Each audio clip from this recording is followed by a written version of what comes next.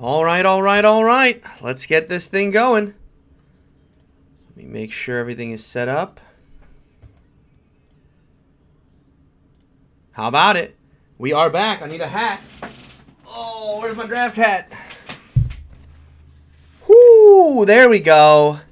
Now we're back. Day 2 of the NFL draft. Today is a little more exciting, isn't it?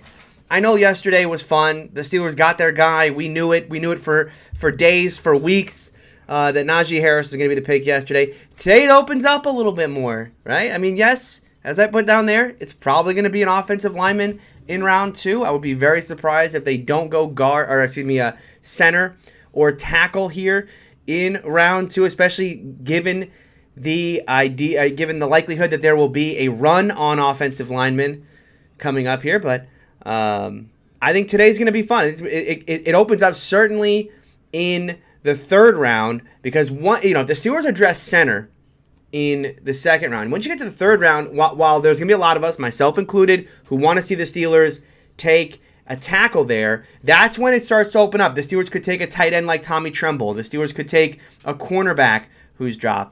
I think it starts to open up here where linebackers in play.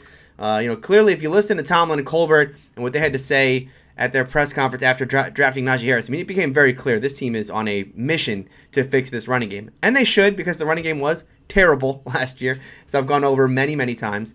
I spent some time today, by the way, watching some Benny Snell highlights. We'll throw that up a little bit. Just to remind myself why the Steelers took Najee Harris, right? Because I know last night, for those of you who watched me last night, while I wasn't displeased with the pick, obviously, I was not one of the fans who was, through the roof with Najee Harris, like a lot of you were. But I went back and watched some Benny Snell, and let me tell you something.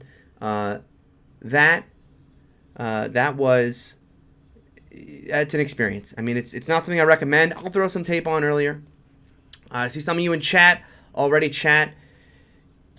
Already going here. Our day 2 and 3 are much better. The pace picks up. Love that. I mean, last night was slow. I think the Steelers picked at 11-15, and thank goodness that this week everyone knew who the Steelers were going to take. The Steelers, knew who they were going to take and just immediately put the pick in. It wasn't like the Jaguars with that opening pick taking 8 minutes.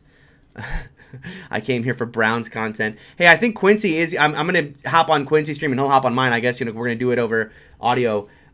So you will have Quincy on the show today.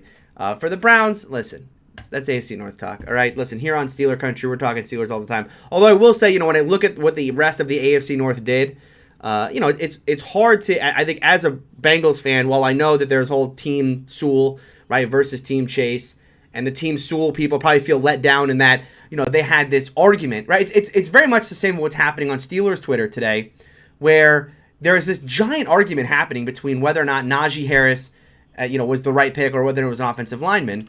And people are just so dug in on that point that no matter what the other side says, does not matter, right? Everyone's dug in. No. Running back is a terrible pick. No. An offensive lineman would have been a terrible pick. It had to be Najee Harris. And neither side listens to the other. I think you get a little bit of that in the Team Sewell versus Team Chase thing.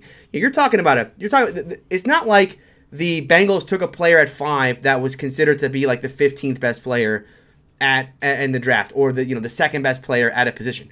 They had a choice between the consensus best tackle, best offensive lineman in the class, or the consensus best wide receiver in the class. They went wide receiver. They will go tackle here in a couple picks. And as we'll talk about, because we'll break down all the players the Steelers are going to take here, or could take as far as offensive linemen, they have their selection. Appreciate that. We're gonna have some fun tonight. Chat was lively yesterday. Hope you guys stay lively today. It's gonna be a long night. I think day 2 usually lasts 3-4 hours, just like last night. I'm gonna be here for the entirety of it. I'll probably bounce off here once the Steelers make their final selection in the third round. One thing to watch for, by the way, round 2 about to get underway here. Moving up in the draft, let's go over some of the prospects I think the Steelers could take here. And we'll whittle this down to offensive linemen just to make this easier. We'll whittle this board down over here. For those of you who were not here last night, what this board you're going to see over on the right side, this is the Steeler Country Big Board, something I built proprietary for the channel. It takes 5 pieces of data into account. So we have Pro Football Focus and their ranking. I know some people don't like PFF.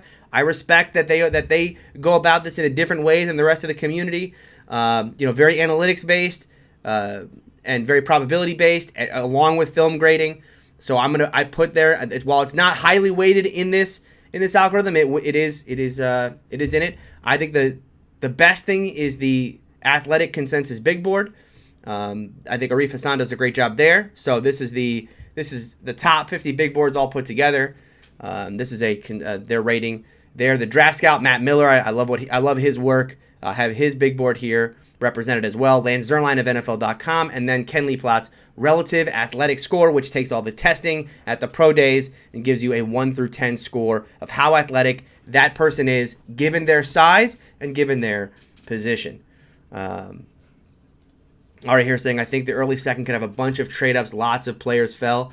I agree. And it's just a question of, is there going to be are there players that fell out of the first round? Take a player like Tyson Campbell. You go to the cornerback room. I'll pull up cornerback here really quick. You go to let's look at cornerbacks, because you look at cornerback, and this is a spot where Asante Samuel, Tyson Campbell fell, and Aaron Robinson as well. There's this drop off that happens between Campbell and Adebo. Does a team who's cornerback needy right now want to move up to get one of those three players, especially if a run starts to happen early on? I think we all expect that there's going to be a run on offensive linemen here shortly.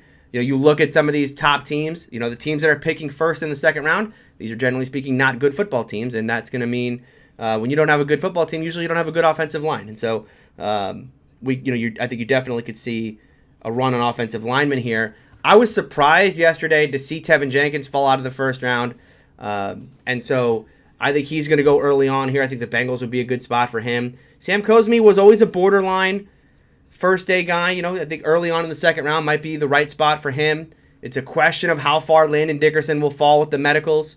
Creed Humphrey, again, probably the best center in this class that doesn't have any kind of medical concerns.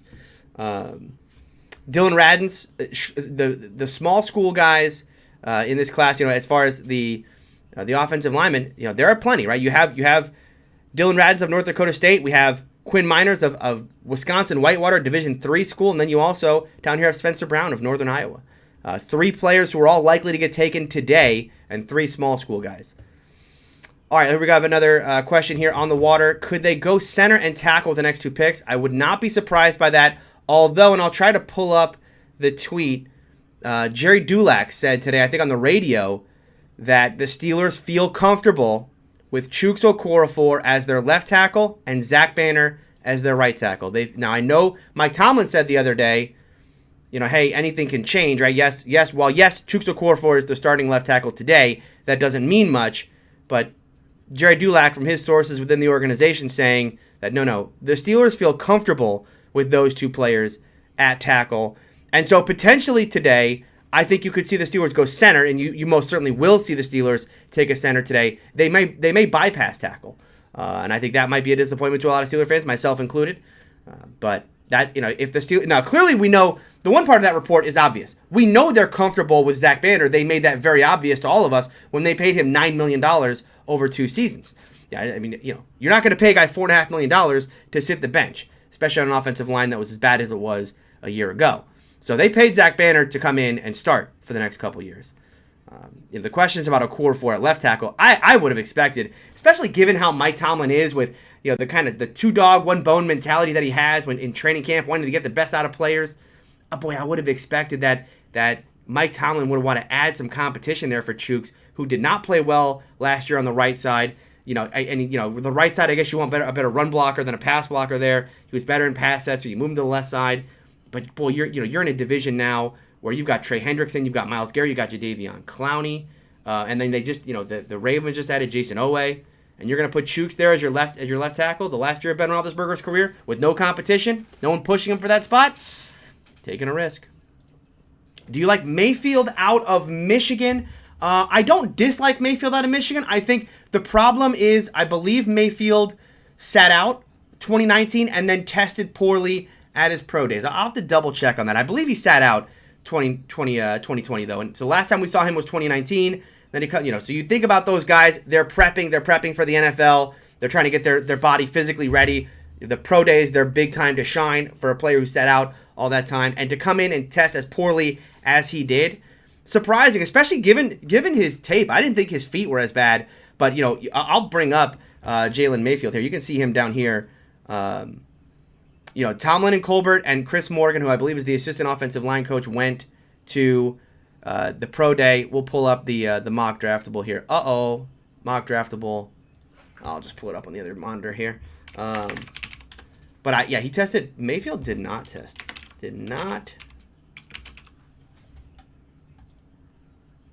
Oh, it's because I have his name spelled wrong over there. All right, let me pull up. Let's see. Which one is it? This one? There we go. So this, if you're not familiar with how mock draftable works, basically these spokes on the spider are the percentile for the position. So we're looking at an offensive tackle here. So, height and weight, he's about average height and a little weight a little more than normal tackles do. But you can see in all the drills, you talk about his 40-yard dash, vertical jump, broad jump, 3-cone, 20-yard. I don't think he did not do the bench press. No, he didn't bench at all. His wingspan is he's got short arms, might be more of a tackle. Really surprising. Really surprising that a guy who sat out for all of 2020, and you would think during that time you're working on your body, right? You're working on this moment because this is your time to shine. And he came out and was that poor. All right. Looks like we are getting started here. The pick is in for the Jacksonville Jaguars, and I think I just had it spoiled for me on Twitter, so that's exciting. I think he's decent value. Late 3, early 4 would be good value for him. Yeah. Because he's a player on tape who I think he's a round 2 player, but you really have concerns about the pro day that dropped him down the board. All right. On my stream, it looks like they're about to announce this pick, and it will be a player that the Steelers had looked at. Not an offensive lineman, though. Don't worry about that. No running offensive lineman just yet. Let me get the board reset so it'll be all prospects. We'll get that going.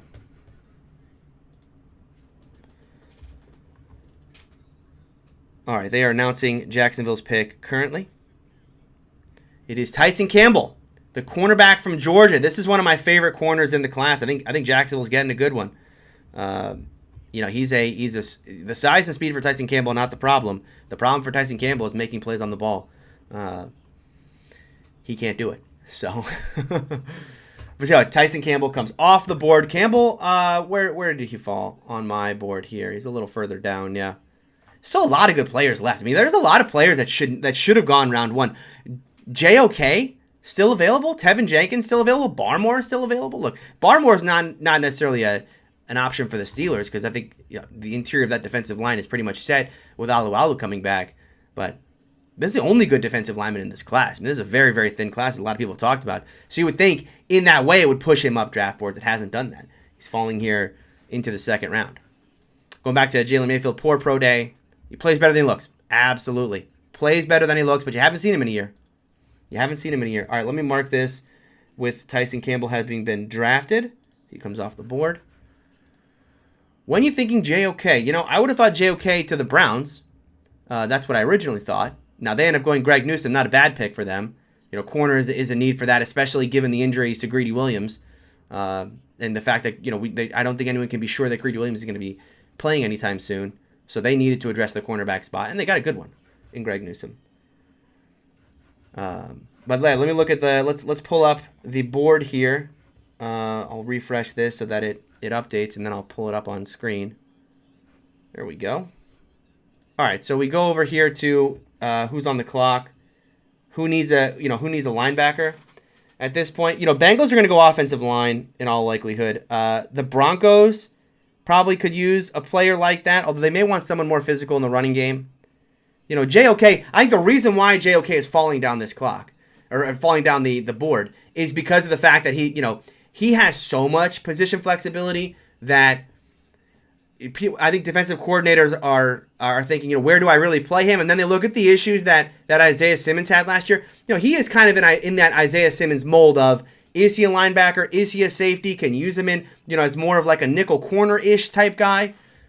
And that's what, Isaiah Simmons was thought of that guy, and he was a top 10 pick last year. But you look at the struggles that they had integrating him into that defense, because at some point you got to play a position. And Isaiah Simmons, they really didn't find a role for him until later on in the year. I think so. Maybe that's a reason why JOK falling down the pick or falling down the board here. Let's go back over to chat.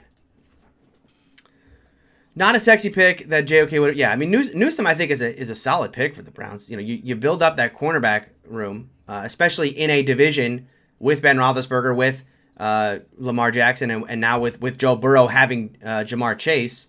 Yeah, you got to build up that secondary, and then the Browns no longer have their sights. I know this is silly to say because they haven't won the division yet, but they no longer have their sights set on just the division.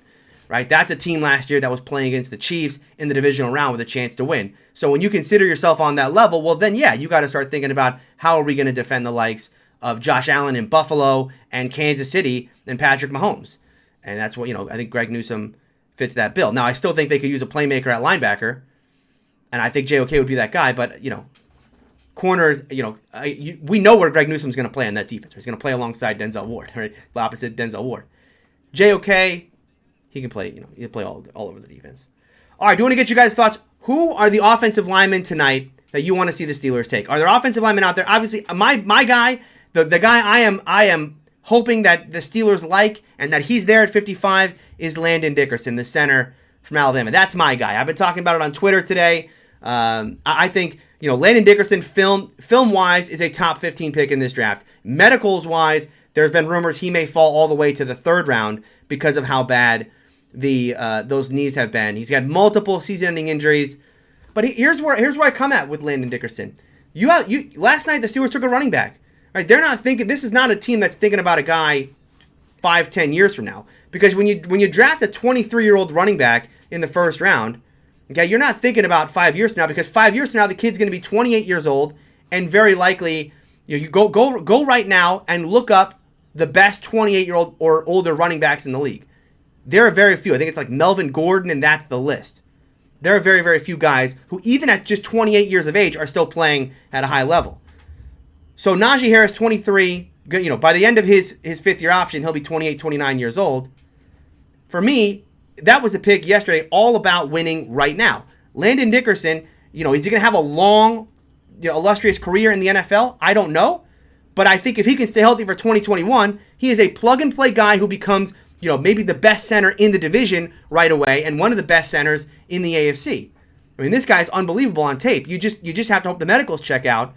But if this is a team that wants to win right now, and you need a plug-and-play guy to fix something right away, you could do a lot worse than Landon Dickerson at pick number 55. So that is my guy tonight. Now, if the Steelers need to pass on Landon Dickerson, I'm not going to hate Creed Humphrey. Anytime you see this number here, 10 on the relative athletic score, and you have an absolute freak athlete at the center position. And what's interesting about him is I keep saying about him, I want to use him pulling, right? I want to use him outside. I want to get him in that second level, get him with a head of steam at these defenders. Because every time he did get to the second level at Oklahoma, he was a monster. You didn't see a whole lot of him pulling at Oklahoma. Now, it's not to say he can't do it, because, again, I think he absolutely can. You watch him on film, and he moves so well. They didn't ask him to do that much. But you look at Matt Canada's system, wanting to get guys out in space, you have to imagine the horizontal part of Matt Canada's offense is going to be just as big as the vertical part of Matt Canada's offense. So Humphrey, I think, would be a very good choice there at pick number 55. And then the other one, the one that, this is the one that kind of tugs at the heartstrings, right, is Quinn Miners, the Division III player, a guy who didn't get to play in 2019, gets invited to the Senior Bowl. I mean, absolutely dominates at the Senior Bowl. He looked like a monster, and it has driven his stock to the point where he may be a legitimate round 2 pick, and a player who, he's definitely more of a project than the other two. I think when we talk about Landon Dickerson, he comes in and starts right away. Creed Humphrey starts right away as well. Miners probably starts. He's more of a project, but the Steelers have B.J. Finney right now.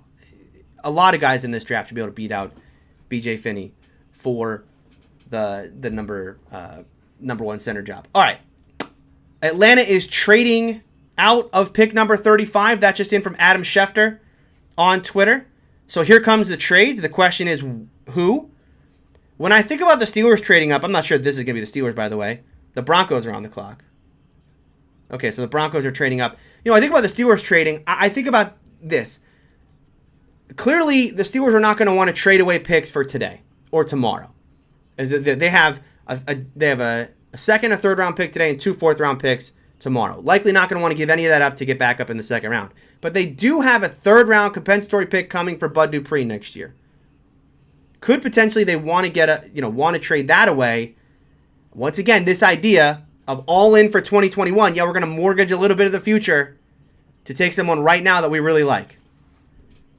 Now, again, it's too early. I would say it's too early right now to do that. There's no one that I value so much that I think won't be there at 55 that I need to go up. Now, if a run starts to happen, if let's say we start to get to a point where Miners comes off the board, Dickerson comes off the board, Jenkins is off the board, now you're left with, hey, you know what?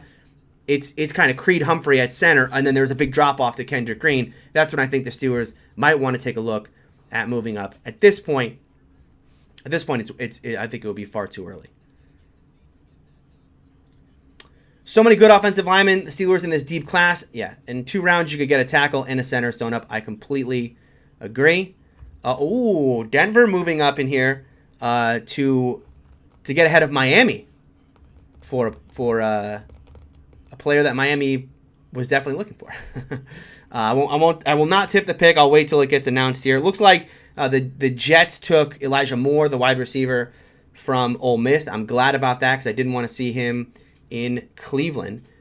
Glad to see him off the board. And yeah, Denver has moved up above Miami. I'll just say this upcoming pick is going to make the Steelers taking a running back in round number 1 and not waiting until round 2 more justified in a lot of Steeler fans' minds. And this is always the thing about this class, right? That when it got said, hey, this class at running back is not as deep as it usually is. It's not a class where, like last year, you wait until round 2 and you can find a Jonathan Taylor in day 2. You can find a J.K. Dobbins on day 2. You can find a Nick Cam Akers on day 2. No. This is a year where all the top runners are going to go early. So looks like the Broncos gave up, what is that, a 4th round pick to move up 5 spots. 10 spots is the sweet spot for trading up. I agree with that. I mean, it really comes down to, how thin does the offensive line get here in round 2? How fast do they start coming off the board? We haven't actually seen one come off the board yet, so maybe they keep falling. Good job spoiling the pick, Tony. I apologize. All right, I'll stay off Twitter. I do not want to spoil picks for everyone. For those of you watching the broadcast, I apologize for that.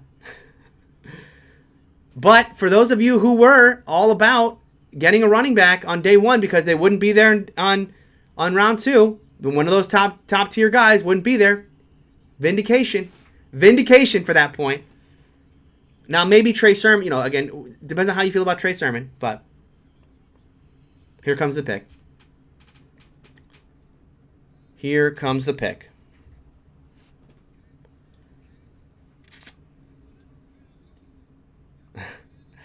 I don't want to say anything because I don't want to spoil, even though I already have. By the way, Franco Harris announcing today's pick. I really like the idea of Franco Harris announcing the next great Steeler running back, but that's not going to happen. Problem with running back is you can find one in the. You can find them later on, right? Aaron Jones was a 5th round pick. We saw James Robinson last year, but here's the problem with that. It's a numbers game. Yes, you can find them that late, and teams do that, but there's there are so many guys taken late in the draft. For every Aaron Jones, right, there are 10 Anthony McFarlands. Now, to say picking one early doesn't necessarily guarantee you that there's no guarantee that Najee Harris's game is going to immediately translate to the National Football League and that he's going to be every bit the player we saw at Alabama. And a lot of it is going to depend on how Matt Canada uses him and how the offensive line looks. This was Javonte Williams. I really like Javonte Williams on tape. He's one of the players where, again, and this is the kind of Pittsburgh, those of us who grew up in the Jerome Bettis era, when you watch a player like Javonte Williams, I don't know, something happens to you as a Steeler fan, where you say, I want that in black and gold, right? A guy who is not afraid of contact, and by the way, seeks it out. I mean, he is a bowling ball out there, contact balance like you cannot imagine. Guys just kind of float off of him, right? He is so hard to bring down. Love that about him. And again, the big problem for him is, okay, how much do we see him in the running game or in the passing game, and can he do all of that? You didn't see it. That doesn't mean he can't do it. I'm not going to be surprised. Let me say this on air. I'm not going to be surprised if 5 years from now we look back at this draft and Steeler fans are a little disappointed that they didn't get Javonte Williams. Not that Najee Harris was a bad pick, but that Javonte Williams would have been an even better pick at the time. Obviously, there was no way the Steelers were going to pass on Najee Harris, knowing what we know about Harris today and what we know about Javonte Williams today. But it's not always the case that the best guy and the best player at a position ends up being it. In fact, when was the last time the first running back taken was the best running back taken? Max saying this makes the Najee pick way better. It certainly justifies the idea that if you are stuck in on getting one of those top 3 guys, there was no waiting to 55 to do that. And there was no taking a player at 24 and then trying to move up at 55 because it would have cost you too much. The only way to take one of the 3 running backs the Steelers coveted, it was to either take him at 24 or move back a little bit. And when we talk about trading back, we talk about trading back as if you just call up a team and go, hey, give me this and I'll move down to your pick. That's not how it works, right? The team has to want to come up to you as well. And, in the Steelers' case now, according to Tillman and Colbert, they didn't entertain a trade down whatsoever. Would you take a punt on Kyle Trask? He's as good as Jones. I don't like Kyle Trask. I'm not a Kyle Trask. Not a Kyle Trask guy. I'm in Florida. I am from Orlando, Florida, so I've seen a lot of Florida Gator tape. Not there on Kyle Trask. Not there. Amos saying Saquon Barkley was the best. Was he the best in his class? Wasn't Christian McCaffrey in his class? I don't even know. I mean, well, I guess it's open for interpretation, but what was that, 2016 draft? 2017 NFL draft? Wasn't Christian McCaffrey in that draft?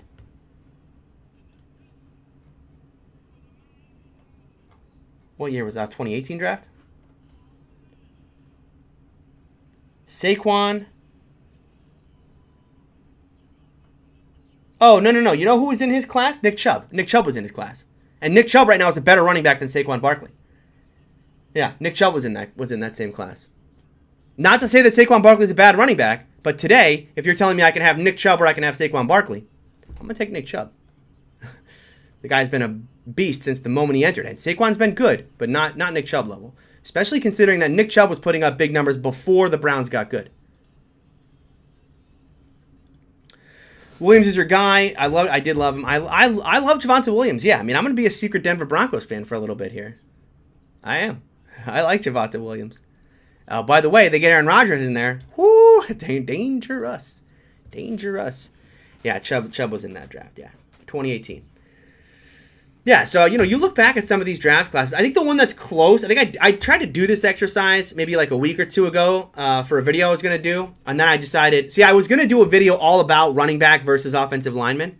But that, I don't know if you guys follow it on Twitter as much as I have, as far as, the different going back and forth. It just got so toxic at some point, I didn't even want to enter the debate. Like, it's just, no one wants to listen to the other side. It's the typical, just kind of both sides are completely dug in. If you are team Najee Harris, take a running back, there is nothing that anyone can say to convince you otherwise. And if you were team, there's no value at running back, there was no convincing you of the other way. So it just, to me, I just wanted to stay out of that conversation. But anyway, I went back and I think the Josh Jacobs versus Miles Sanders debate, I think is the closest one between, who was the best running back out of that class. Was it Josh Jacobs or was it Miles Sanders? Miles Sanders probably putting up better numbers, like on average, yards per carry. But Josh Jacobs putting up better raw numbers to this point in his career. Well, yeah, I'm a big Javonte Williams fan. Now, we still have, we look at this board now. I'll take Javonte Williams off the board. But we are, a couple picks in now, 4 picks in. The Eagles are on the clock. We have not seen an offensive lineman get taken. I mean, this continues to fall. Oh, Javon Holland got taken by the Miami Dolphins. I missed that pick completely. There has not been an offensive lineman taken, and we are 4 picks into the second round. Okay, the Steelers are up in 24, 25 picks from now? What do they pick? 55? Yeah. So this is nice. It's 18 picks from now. What do they pick? 55? Yeah. This is good. This is good for Pittsburgh. And the more that this keeps happening, I wonder, I wonder if the Steelers, while they draft by need and then best player available of their needs. That's what happened yesterday with Najee Harris. I think the Steelers have two big needs right now, tackle and center. You can throw corner in there, you can throw tight end in there, but really we're talking about fixing the running game, center and tackle. Now, we've talked about the fact that there are 3 centers right now that you feel comfortable coming in and likely starting day one. At tackle, when I think about what the Steelers need at tackle, and let me throw up tackle. Let me just change this so it will only show tackle so you guys can better see what I'm talking about here. There are 4 guys on today's board that I think the Steelers would consider taking and coming in right away to compete at tackle. Jenkins, Cosme, Radins, Eichenberg. Walker Little we haven't seen since, 2018 is the last time we saw tape from him. So the idea that he's going to come in and start right away is probably a dream. Jackson Carman from Clemson. Again, there's just such a big drop-off between Eichenberg once you get down to these players. So, point here being, if let's say Eichenberg falls down to the Steelers at 55, but none of the centers have been taken yet, do the Steelers then try to say, hey, let's take Eichenberg now and hope that one of these 3 centers falls to them? Given that, they probably like Dickerson, but they don't like the medicals there. You got the question about Miners as a small school guy. And Creed Humphrey, there's not a whole lot of questions about. I mean, that guy's going to come in. I guess there's question about functional strength, because the one thing I watch him on tape is I think, if you got zero techniques on him, the good zero techniques might be able to take advantage of him. But you don't see that at Big 12. You don't see that. I mean, you don't see that at Oklahoma because they don't play defense in the Big 12. But the idea would be you take a tackle. You take a tackle like Eichenberg, who I like a lot. I talked about him yesterday. A guy who can come in, start on the left side, very technically sound, immediately competes with Chooks, and then you just wait to see if a center falls later on into the 3rd round. And that's, again, the idea of maybe trading away assets from 2022 to move up in the 3rd round to assure yourself one of those 3 centers that you want. Something to keep an eye on if the tackles continue, or all the offensive linemen continue to fall here in round number 2. This has been a very good start to the 2nd round for the Pittsburgh Steelers. A lineman from Notre Dame is always sound vet. They translate well to the NFL. Eichenberg, certainly you watch him. Now, the thing about Eichenberg is he's in a class with so many athletic freaks. You look at all of these tackles that have been taken so far, and like, wow, this guy. You watch Tevin Jenkins on film, and my goodness, the guy's just burying people. You watch Sam Cosme, who is not technically sound whatsoever, but he's so strong, he just gets away with it because he doesn't care. I'm stronger than you. As soon as I get my hands on you, we're going for a ride. No matter how my base is, how my feet are, it doesn't matter. Hands on you, and you go for a ride. Well, there's Landon Dickerson just went to the Eagles. Oh, that one hurts. That hurts. That one, not right. You see, it was all fun and games. Tell my boy, that was early. That was earlier than I expected. Yikes. All right. Sad Tony.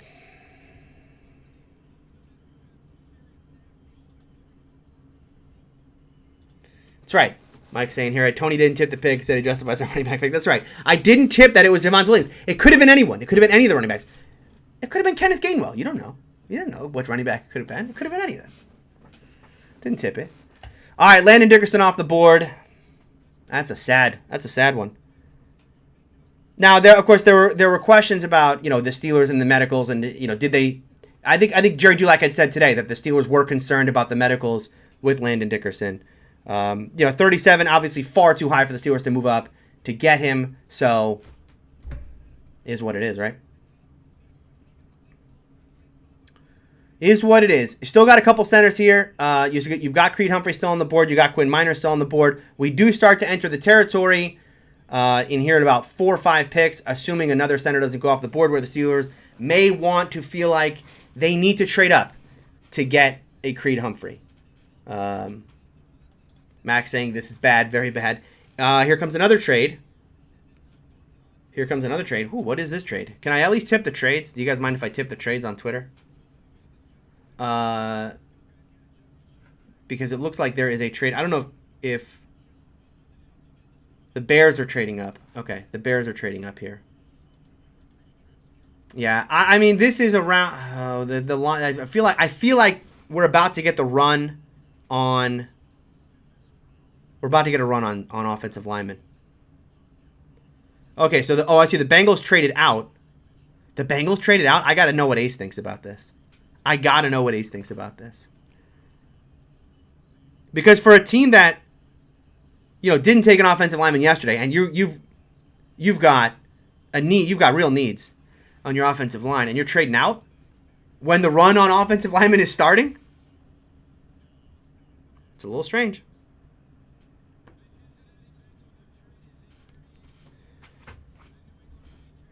All right, New England is selecting now.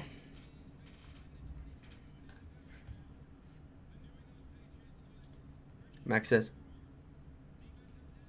Okay, the Patriots got Christian Barmore. Real value there. Real value for Christian Barmore. Had to trade up to get him, but hey. All right, tip the trades. I'm going to tip the trades for sure. We'll not trip the... Who would win in a race? You or Ace? If Ace's hamstring holds up, he's going to win easily. Although there's no question. I mean, there's no guarantee my hamstrings are going to hold up.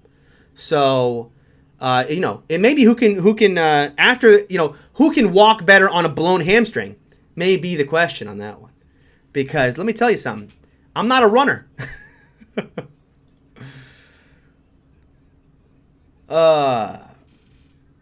Linemen take to the third year. They're rarely out of the box. Amazing. True. Although, Chooks is in what now? This will be year 4 for him coming up. So, Ace is happy. They got 2 4th-round picks. Okay. I know how much the Bengals fans want an offensive lineman, and knowing that a run on offensive lineman is getting underway here. Although, hey, that was Barmore, not an offensive lineman. So maybe it's not starting. Maybe it was just Dickerson. You think Dickerson is who they wanted and trade out? I'm assuming you mean the Bengals. And I was told today by Ace who he thinks who he's heard the Bengals are looking for. I won't say here because I don't think his source wants to say, but it was not Landon Dickerson. I'll say that. It was not Landon Dickerson. So, no. They were looking at offensive line. I guess I could say that. Max, what do you think? Is Asante Samuel still there at 55? Ooh. I would say if Asante Samuel's still there at 55, the question is, are you comfortable? Let's say at that point you have to figure Miners isn't falling to you in the 3rd round at 87. So you're going to then talk about the Kendrick Green, Wyatt Davis, Trey, what is his name? Trey Hill, Josh Myers. Sorry, Josh Myers from Ohio State. You're going way down the board for a center. Now, Kevin Colbert said that he thought that there were more than a few starting centers in this draft. And I think, to me, 4. I think he probably meant 4. Now, maybe he thinks Josh Myers is a plug-and-play day one guy. I actually just watched film on him right before I got started today. He's kind of ho-hum. The thing about watching Josh Myers on film is you're also watching film of Wyatt Davis, who was the right guard for Ohio State.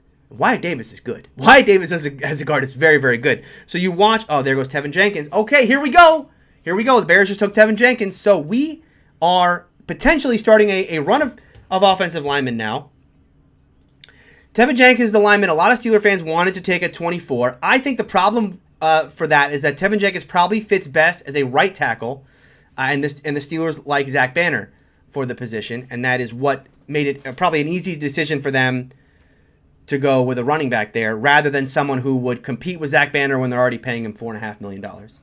Now, going back to the discussion about Asante Samuel.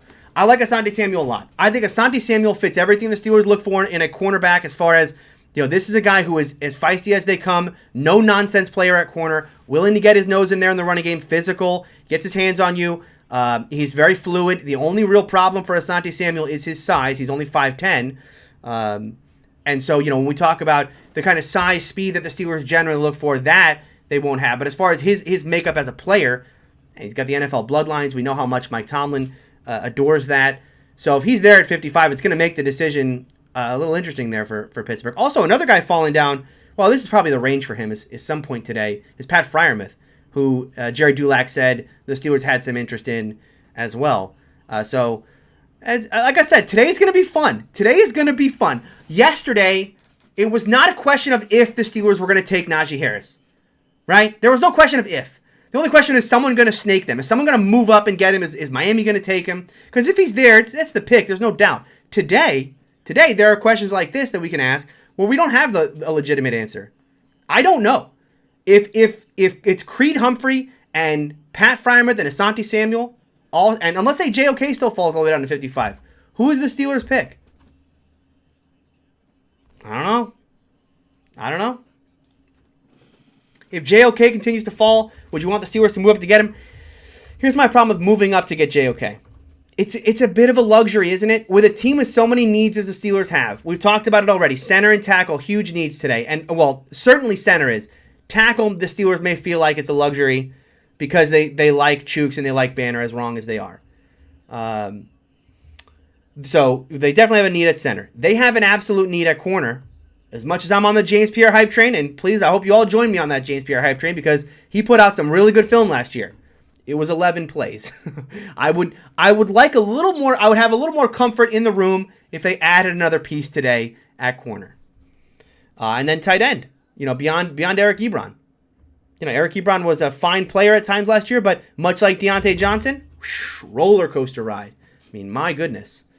So I don't know if moving up to get a linebacker to play alongside Devin Bush is something I want the Steelers to give up multiple assets to do. I'd love for him to be on the team because I think it means that this defense for many, many years is going to be a top defense in the league. When you put him alongside Devin Bush on a team with Minkah Fitzpatrick and TJ Watt, I mean, you've got a recipe for the next great Steeler defense that extends 5-10 years into the future. But do you sacrifice, picks to do that? And I don't just mean that, obviously you're going to sacrifice the pick you take him, but then, picks in the future as well. I don't know. The chatter with JOK has a medical issue. Oh, that is it's usually something like that this time of year, right? It's hey, there's some kind of medical issue that came up at the combine checks, or there's some kind of off the field thing that's come up that didn't get a lot of media attention, that a guy like that starts to fall. Because it is interesting when you watch a guy like this who's his tape is good. And he just, they're falling down. It usually is something like that. It's a medical issue that we weren't aware of or some sort of off the field issue. Amos is a part of the James Pierre hype train. I appreciate that, Amos. And listen, I know that the Duck thing got a little silly a year ago, and rightfully so because Duck Hodges is a future Hall of Famer. But James Pierre, I'll tell you what, put up some really good film, not in a training camp setting, in an actual NFL game scenario. James Pierre put some good film out there. I think it was one of the things that I'm sure played into the mind of Mike Tomlin and Kevin Colbert when they released Steven Nelson. When they felt like that's how they're going to create salary cap space for themselves, I'm sure they thought, look, we do have a young player in Pierre who, while he's not proven just yet, it's arrow pointing up for him, no doubt about it. We've all seen the Ross Cockrells of the world, the Antoine Blakes of the world. We've seen those guys. There were rarely even 11 play stretches that were as good as the 11 plays that James Pierre put on tape a year ago. So I am genuinely excited for James Pierre and what he could be on this football team, especially as we project for him, not just for 2021, but you talk about what does this team do in 2022. We all keep thinking corner is going to be in big need, not just this year for nickel, but then long-term beyond Joe Hayden. I'm interested to see what James Pierre can do this year and whether or not he could be a long-term answer for Joe Hayden at the position. I'm excited. It is a big reason why I want to go to training camp this year. If they're going to allow fans, I'm not going to be covering it for Locked On, so I don't have like a real business reason to go. But just as a fan, for wanting to see what he looks like, the maturation process for him after having that NFL experience, I want to see him. I want to see him at practice. So I'm probably going to go for a weekend or so at training camp. All right. Moving along here. Let me make sure I didn't miss any picks here. The Falcons took Richie Grant from UCF. Okay. Richie Grant off the board. I believe that he was a player the Steelers had expressed some interest in, although safety's another one of those that's probably going to be a tomorrow pick. There's definitely a need for depth, but as far as a starter, or someone on day two where a guy who's going to compete for a starting role. The Steelers just picked up the 5th round option for Minkah. They will likely pick up the 5th round option for Terrell Edmonds here in the coming days. So you're going to get someone for depth. That's round 4. That's round 6. That's what those picks are for. Today is for starters. Today is for guys who can come in and contribute right away. And that's why it's going to be an offensive lineman. It's going to be an offensive lineman. And guys who can come in right away. Guys who are, you want, again, I like, now that we're down to 2 centers, as far as this kind of top tier, Quinn Miners could be a good center for a long time. Can he compete, or can he play at a high level right now? He can beat out BJ Finney. The question is just how good can he be as a rookie? It's all about 2021. How good can this team be in 2021? Creed Humphrey I'd be more comfortable with at this point, which is why I imagine the Steelers are starting to think at this point about moving up potentially, because I think there is a big drop-off between Creed Humphrey and the rest of the center class when it comes to coming in and contributing from day one. You should do an AFC North training camp trip with Quincy. That would be a lot of fun. I don't know if he's going to do it this year. If he does, I would certainly meet up with him in Pittsburgh. The great thing for Quincy, and Quincy has parlayed this YouTube gig into a full-time gig, and congratulations to him for that. I unfortunately do have to hold down a full-time job in addition to doing all the podcast stuff. I do all this is just for fun, but I would love to meet up with him in Pittsburgh. Yeah, if he's going to do that, absolutely, that would be a lot of fun. I have thought a lot about if there's any way for us to do an AFC North talk in person, because I think that would be a lot of fun.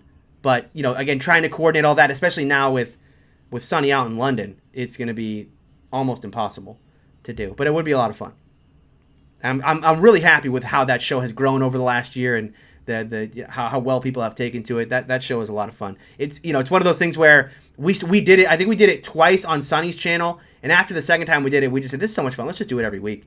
And so we've been. That is how the show was born. It was very organic like that. It wasn't something we planned on doing. It was just after the show we just said, should we just keep doing this? This is fun. All right. Where are we here? The pick is in for the Detroit Lions. We are at pick number 41. So there's about 14 picks left. 14, 15 picks left before the Steelers are on the clock. We still have, looking at the board here, still have some interesting players that are not offensive linemen, right? I think Owusu-Koramoah we've talked about. I think the problem for him is, what is he? Ojulari, surprised to see him falling down the board, because I think of all the edge rushers in this class that I've watched, and I didn't watch Jalen Phillips, but of all the edge rushers I did watch, I thought he had the best tool set as a pass rusher. He was the guy who could probably come in right away and contribute early, whereas obviously a guy like Pay and Owe would have to develop over time. I thought Ojulari was that guy, but still fall into the second round. Asai I haven't watched, but another highly thought of edge in this class. And then you got the corners. Ooh, Aaron Robinson's a good player too. Levi. Oh, I'm not going to be able to pronounce that. Thank goodness Steelers didn't take him. All right, so defensive tackle goes off. Interesting to see that. So we've gotten a couple offensive linemen now. So we've got Tevin Jenkins off the board, and we had Landon Dickerson come off the board, but it hasn't been a real run just yet. Still some really good players out there on the offensive line. We talk about Cosme, Radins, Eichenberg, Creed Humphrey, Quinn Miners. Still some really good players. How about Kendrick Green? Could he start at center? Woo! He's probably the last one. He's probably the last one in this class. So when I heard Kevin Colbert say during that press conference on Monday, was it, when he said there are a lot of centers in this class who we think could start in this league, I thought he meant everyone down to Kendrick Green. So I do think now whether or not he could start day one, the bar is so low with BJ Finney that, quite honestly, you can make an argument that the kid from Ohio State, Josh Myers, could also start above BJ Finney. The question is, could they be a quality starter day one, and could they help this team in the way that the Steelers need, which is to vastly improve the physicality of that offensive line, and specifically the run blocking of that offensive line. They'll be better than BJ Finney. Will they be good enough to really make an impact as far as this team moving from what was the 32nd best running game to where do they need to be a contender? Do they need to be 20, 15? That's when the question starts to come in. Kendrick Green can eventually get there. Can he do that year one? It's a lot to ask for. Lot to ask for of a rookie. All right, the pick is in for the Miami Dolphins. They did not get a running back just yet. Could this be another running back? Could this be Trey Sermon? Haven't tipped the pick on Twitter, by the way. No spoilers here. Just saying, if this is Trey Sermon, then every Steeler fan who said you can't wait till the second round should take the biggest victory lap of all time. Because even those of us, myself included, who said, no, just wait for Trey Sermon, ooh, that hurts. That hurts me. There goes Eichenberg. This has not been a fun second round, but that's what was going to happen. Too many good offensive linemen left for all of them to be available when the Steelers are on the clock. This chat is about to become a Creed Humphrey fan club. That's what we are, right?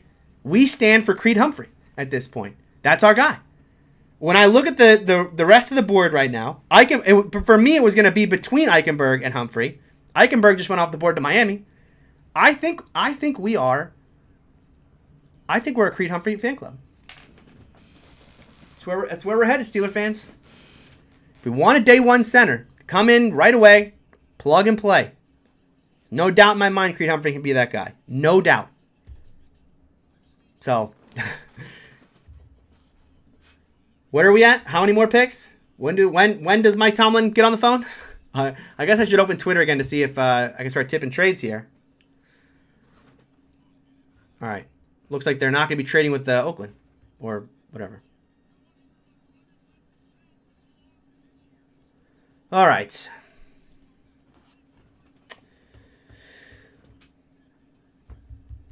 $12 more picks until the Steelers are on the clock. That is a long time to wait for what is becoming a thinner and thinner group on the offensive line. Now, I don't want to be naive here, right? There was never a chance that the Steelers were going to have their pick of 5 potentially, first-round offensive linemen when they got on the clock. I want to make that pretty clear. The idea that we've already seen Jenkins and Dickerson and Eichenberg and those guys go off the board shouldn't be that surprising. This is a deep offensive lineman class. We expected a run to happen. But I will say this, these next 12 picks are going to be interesting. You definitely get a lot more followers similar to Quincy, especially when you're the only Steeler fan me as a Browns fan would watch. I haven't done it on YouTube, but I have gone to training camp for 2 years. I did it for Locked On Steelers. And yes, you are right. Let me tell you something. When you are reporting daily from a training camp, the amount of people who want to hear your takes is through the roof. The Locked On Steelers podcast grew exponentially through the month of July and August, the 2 years that I did that. It was a real shame last year that Chris didn't get to do it when he took over because of obviously the pandemic.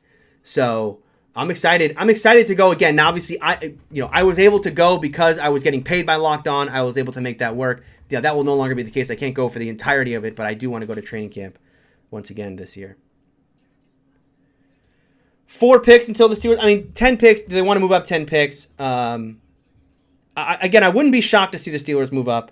Now that, I think if, let's say Miners went off the board or Humphrey went off the board, then once it goes down to these, you have very limited options as far as the players the Steelers consider to be starting centers, that's when I think you could see the move up happen. Let's get Creed then, 12 more picks. I'm with you. We want Creed! Great movie, by the way. Great movie. Prefer Tony Sticks. Appreciate that. All right. How about Drew Dahlman? Okay, I'm glad Julie. Thank you for bringing this up because I wanted to talk about Drew Dahlman today. What an interesting process this has been where it starts to come out that, hey, Drew Dahlman it could be selected today. Let me show you. And again, what my board does is it takes into consideration a bunch of different big boards and puts them all together, similar to what Arif Hassan is doing. Drew Dahlman on my board. Where is he? Did I pass him already? Is he not on my board at all? Ooh. Did I miss him? There he is. There he is. Way down there. This is a day 3 player. This is easily a day 3 player. Drew Dahlman. I am shocked to see that that there's so many people saying that legitimately he could be a day 2 guy, and especially a round 2 player. But you look at where he's considered to be, especially on the Athletics big board, and that's a consensus of like 70 different big boards. Let me pull that up real quick. Pull up Drew Dahlman here. On the Athletics big board, he is 200th. 200th. That's like round 5, round 6 type guy. But yeah, and I think what's playing into it is the pedigree, and I think it's also the athletic score, right? That athleticism, the kind of thing you can't teach in a player. We talk about traits in a player, sure. And I haven't watched Drew Dalman, so I can't speak to the tape, but I imagine that he's the kind of player where you would say he's more traits than he is productivity. But those guys get overdrafted, especially in a year like this where the tape, how much can you believe because of the fact that there was a pandemic going on. Some of these guys didn't even play in 2020. You're drafting, you're already drafting on traits, and this year you're drafting on traits even more.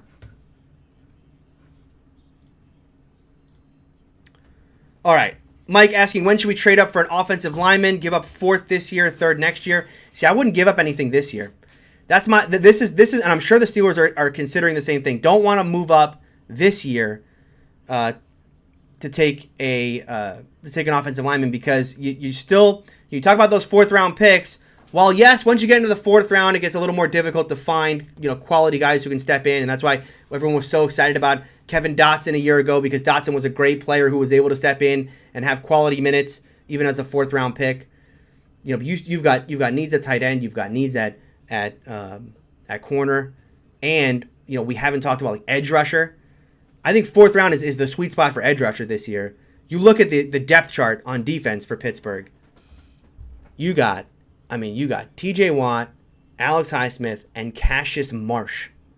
Cassius Marsh right now is the first guy off the bench. Look, no one was happy 3 years ago when it was Anthony Chickillo coming off the bench, but what I wouldn't give right now to have Anthony Chickillo back in a Steeler uniform. If we really have to go through another game of Cassius Marsh playing outside linebacker for this football team, no, thank you. There is no chance, and I know he got a hat over Ola Adini, and that might have had something to do with off-the-field issues, whatever. But Cassius Marsh was an absolute joke at the position. I mean, he really was. So, they got to take an edge rusher. They got to take an edge rusher tomorrow. How many teams are going to be looking for a center realistically? I don't have everyone's team needs in front of me. I probably should pull that up. I think PFF usually does a good job of that. So it's a good question. Although it is it's a very deep center class. So if you're looking right now as a team who needs a starter, this is about the time you want to get them, because these are when the starters are coming off the board.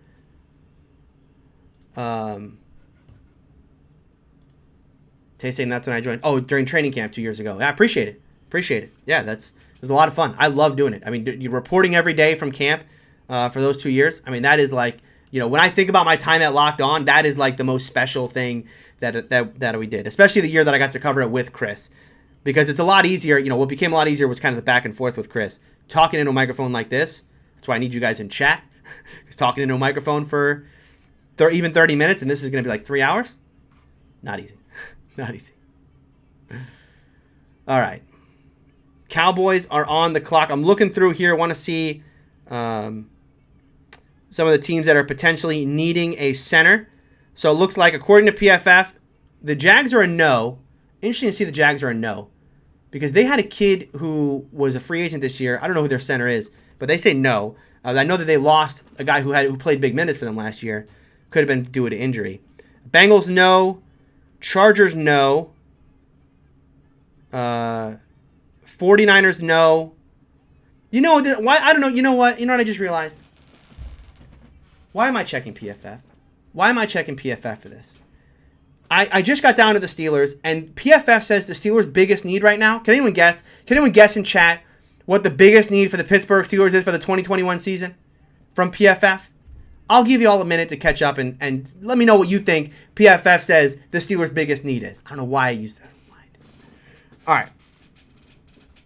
Let's get back into chat here. Q asks, do you think center's our next pick? I do.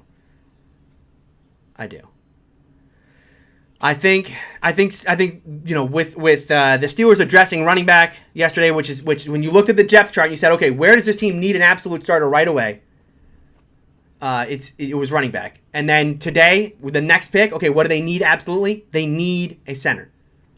So, yeah, I think center is going to be this pick. And this is around the time, right? You still have Creed Humphrey on the board, and you still have Quinn Miners on the board. Kendrick Green is an option. And even, even I guess, the kid from Josh Myers from Ohio State as well. Oh, it looks like wow, look at this. Everybody got it right. Points for everyone.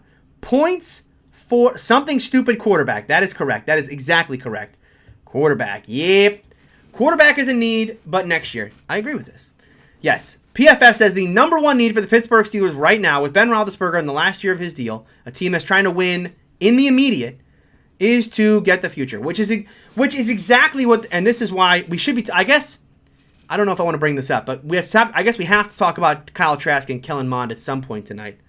But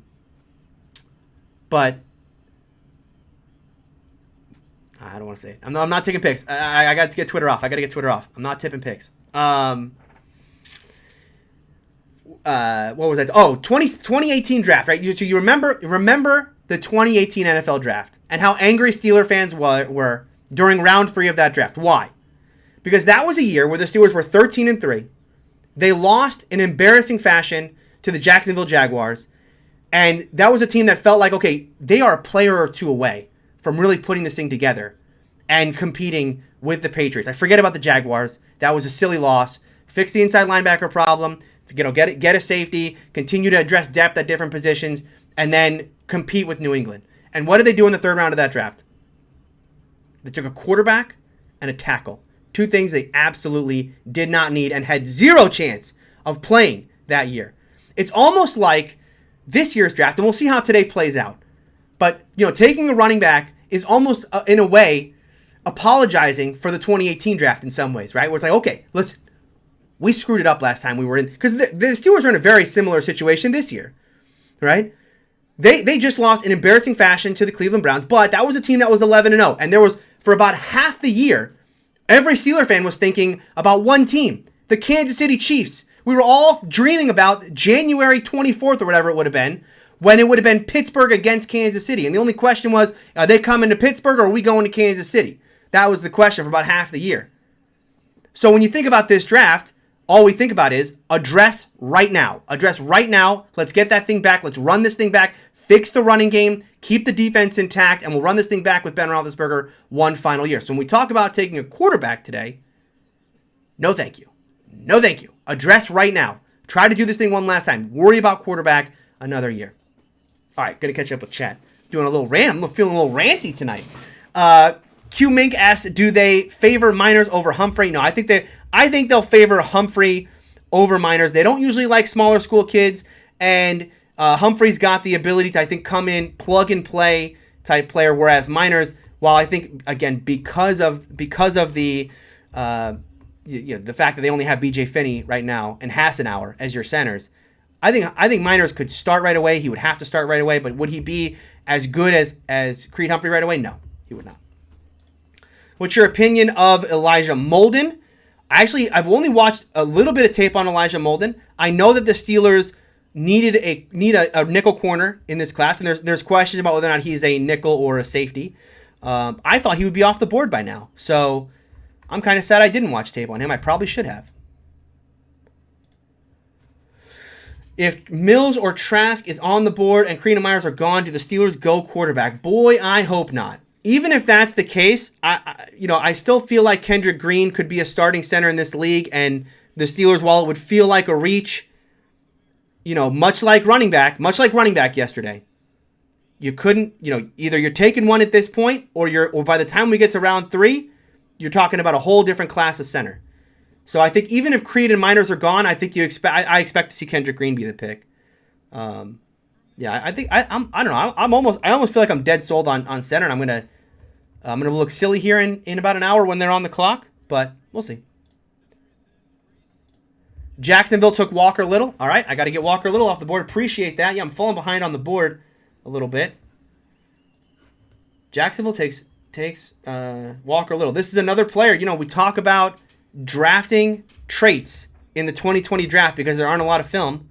Well, there's no film on Walker Little for 2 years. The guy played 1 game in 2019, no games in 2020.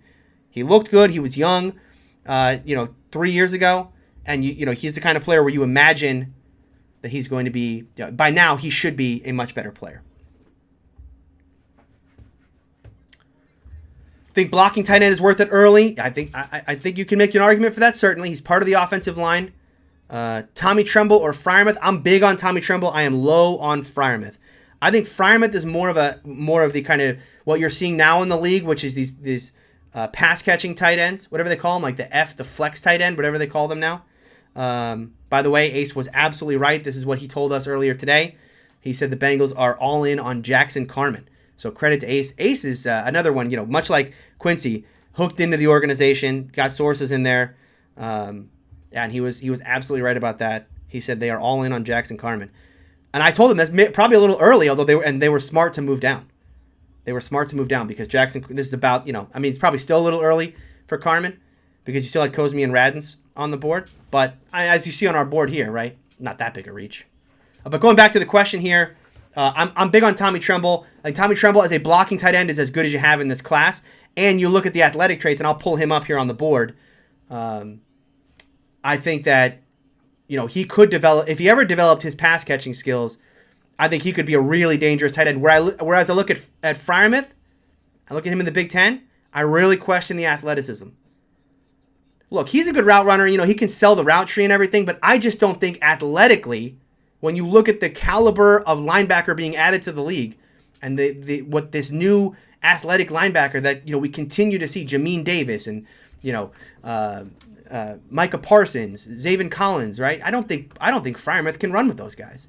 I think he's going to look silly at the next level, and he's not big or strong enough at the catch point to bully those players either. So I'm not as high on Freiermuth as a lot of people are. Willing to be wrong on that one because the guy was an absolute monster in Penn State's offense. But when I look at the traits, I don't see an NFL caliber tight end. All right, let me update the board here. We had Jackson Carman go off the board. Jackson Carman off the board, taken by the Bengals. Yep, and by the way, credit to Ace. He had that one. Jackson Carman needs a lot of work. You think they throw him in at guard for a year? That's what I thought when I watched the tape. I thought, boy, this kid's a guard. This kid's a guard. Yeah. Yep. All right, let me reset the board here to not just be offensive linemen so we can get a full look at everyone the Steelers could possibly take. Because as I said, I'm kind of selling myself as I talk here on the idea of the Steelers taking a center. And it's mostly based on the idea of the Steelers, kind of going all in for this year and trying to address needs by best player available. And when you look at the center class right now, we are down to 2 players who are highly thought of, and then there's a pretty steep drop off before we get down to Kendrick Green, and then there's a little drop off again to Josh Myers. And then however people feel about Drew Dahlman. Obviously, the draft community probably is a little lower on Drew Dahlman than the scouts within the organization because there's been a lot of buzz among people in the know with the organization that feel like he could be Drew Dahlman could be a pick today rather than tomorrow. All right, let's see here. At some point, I do want to get on with Quincy and Sonny and Ace. We have I don't want to block that. Blocking my own board here. We have a way. We're hoping to hook up with one another throughout here. Actually, the Ace just took Jackson Carman. Let me try and see if I can get on his stream, and I will try to make that work. Let me see if I can make this work. Live tech. See if we can make this happen. Let me pull up his stream. Just make sure he doesn't have another guest on, so I don't just jump on someone's stream for no reason. Hell yeah, doing awesome, man. All right, so he's taking guests right now. So we will wait it out. All right. Let's go back. Actually, let's update the board here, and then I will go back to switch this up. Go over here. All right, so we're at pick number 47. The Chargers on the clock, followed by the San Francisco 49ers, Arizona Cardinals, New York Giants, Washington Football Team, Carolina Panthers, and Tennessee and Indy. And then it is time for our Steelers. All right. Top needs for the Chargers offensive line, first and foremost on the board. Could this be Creed Humphrey? Boy, I hope not. San Francisco 49ers. Man, you look at all of these, and they all say all these teams need offensive linemen. Although, again, I don't know. I'm just not familiar enough with each of their rosters to know who their starting center is. especially in a year like this where there was so much movement in free agency with everybody having to get cut for salary cap purposes.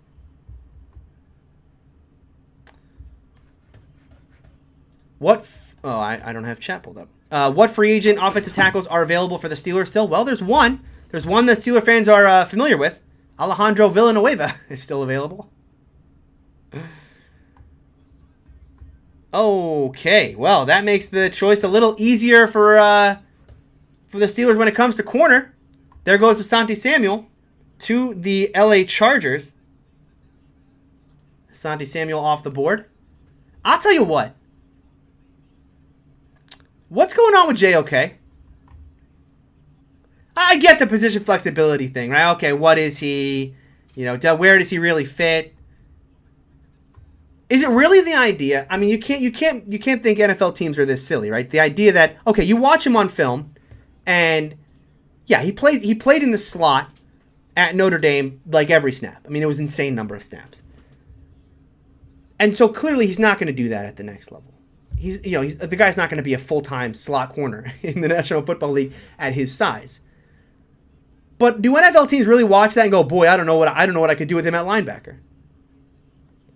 And aren't there enough teams in the NFL right now that are devaluing run blocking?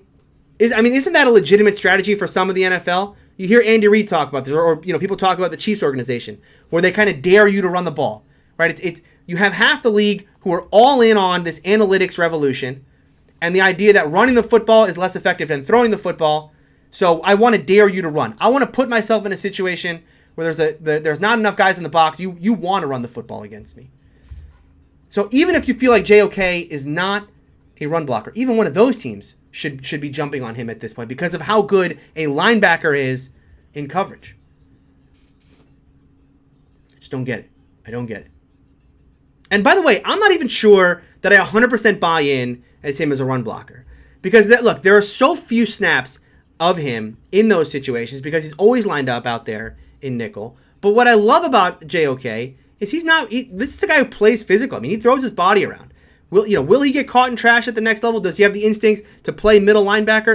I mean, it's hard to tell at Notre Dame, and maybe that's part of the problem, is that, being instinctual at that level is such an important part of playing middle linebacker, and because he was lined up in the slot so often, you don't see that from him. Maybe that's part of the reason why he's falling. I don't know. Or saying that, when I was going through trying to look to see, okay, who needs offensive linemen, who needs centers. Everyone needs an offensive line, which is true because there are like very few really great offensive lines in the National Football League.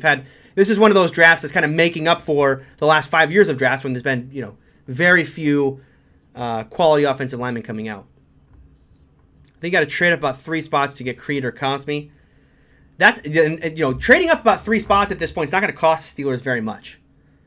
You're talking about, they don't have a 5th round pick. So it'd probably have to be one of the 4th or maybe next year's 4th, something like that.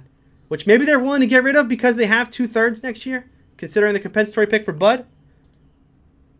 If JOK falls to us, will the Steelers pull the trigger over getting a center? It's someone who I thought the Steelers might pull the trigger on above Najee Harris. So, yeah. I think the farther he falls, the more interesting it gets for Pittsburgh. Now, I don't imagine he gets to 55. His fall has to stop at some point. He's too good.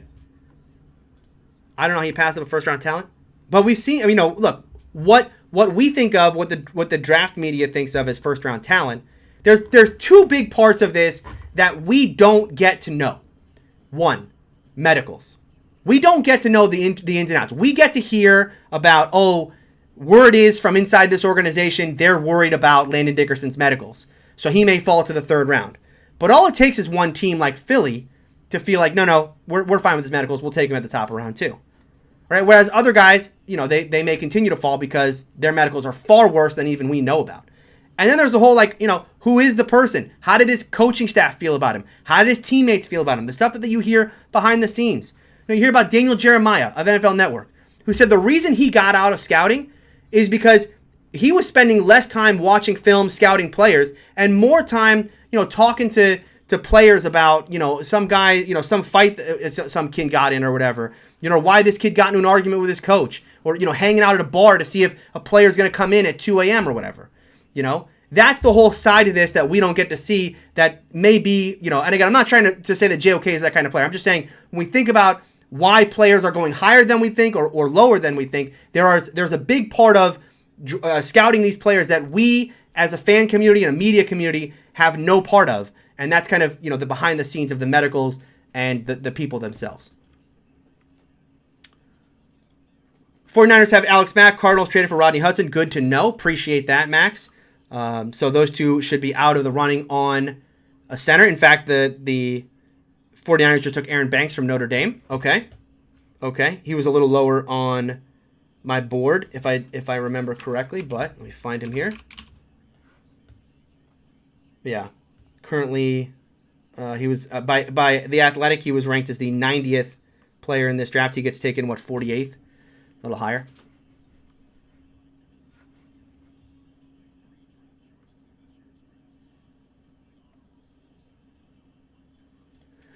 They have to move up to get Creed or Miners. They have to. I think there's a lot of people within that front office that are telling you that it would be saying the same thing as you, Julie. I think so. I think especially, considering this team was so all in on a running back. I mean, remember, when Najee Harris was on the board at 24, the Steelers were on the clock for 10 seconds, 15 seconds? I mean, they didn't entertain anything. They knew that they wanted that guy. You're taking a running back right now because you need to win right now. And the other thing you need to take right now to win is a center. So, all right, pick is in for Arizona. We are getting to it here. We are about 5 picks away. No trade here. Oh, we got Quincy here. Let me put my headphones on because we may be joined by one Quincy Carrier here shortly. Yes, we are going to be joined by Quincy. Let me switch to this. Make sure you guys can hear him. Hey, Tony, can you hear me? Yeah, I can hear you. Can you hear me? Yeah. All right. So you guys got Tony Firmino on here on the stream here. He also is streaming on his channel, Still in Country with, so make sure you guys check that out and sub there. This is an interesting draft, isn't it, man? It has been. I'll tell you what, my chat right now is going nuts. We expected a run on offensive linemen here. It has happened a little bit. There are still a couple good offensive linemen left, and so my chat right now. We are a Creed Humphrey fan club. We are waiting for Creed Humphrey to just fall another 5 or so picks, and the Steelers will get not only a good running back but a good center to go along with him. All right, so let's talk about Azeez and especially JOK. The slide that is happening. It is like these two players just don't exist on the draft board right now. Like, there are players I'm like, yo, they took him. Yeah, you know what I mean? Like, yeah. It's been shocking how teams are operating as if they're not even on the board. What do you think's going on with those two? It's hard to say. I've been saying for a little bit here. Like with JOK, one of the things that could be hurting him is the idea that what is he really, right? It's one thing to talk about a guy as being a chess piece on your defense. Oh, he could be a linebacker. He could be a safety. He could be, he could play some nickel. But for a defensive coordinator who's going to draft JOK, he's thinking to himself, no. But where am I going to line him up? Like on 3rd and 7, where am I lining this kid up? Or where does he fit?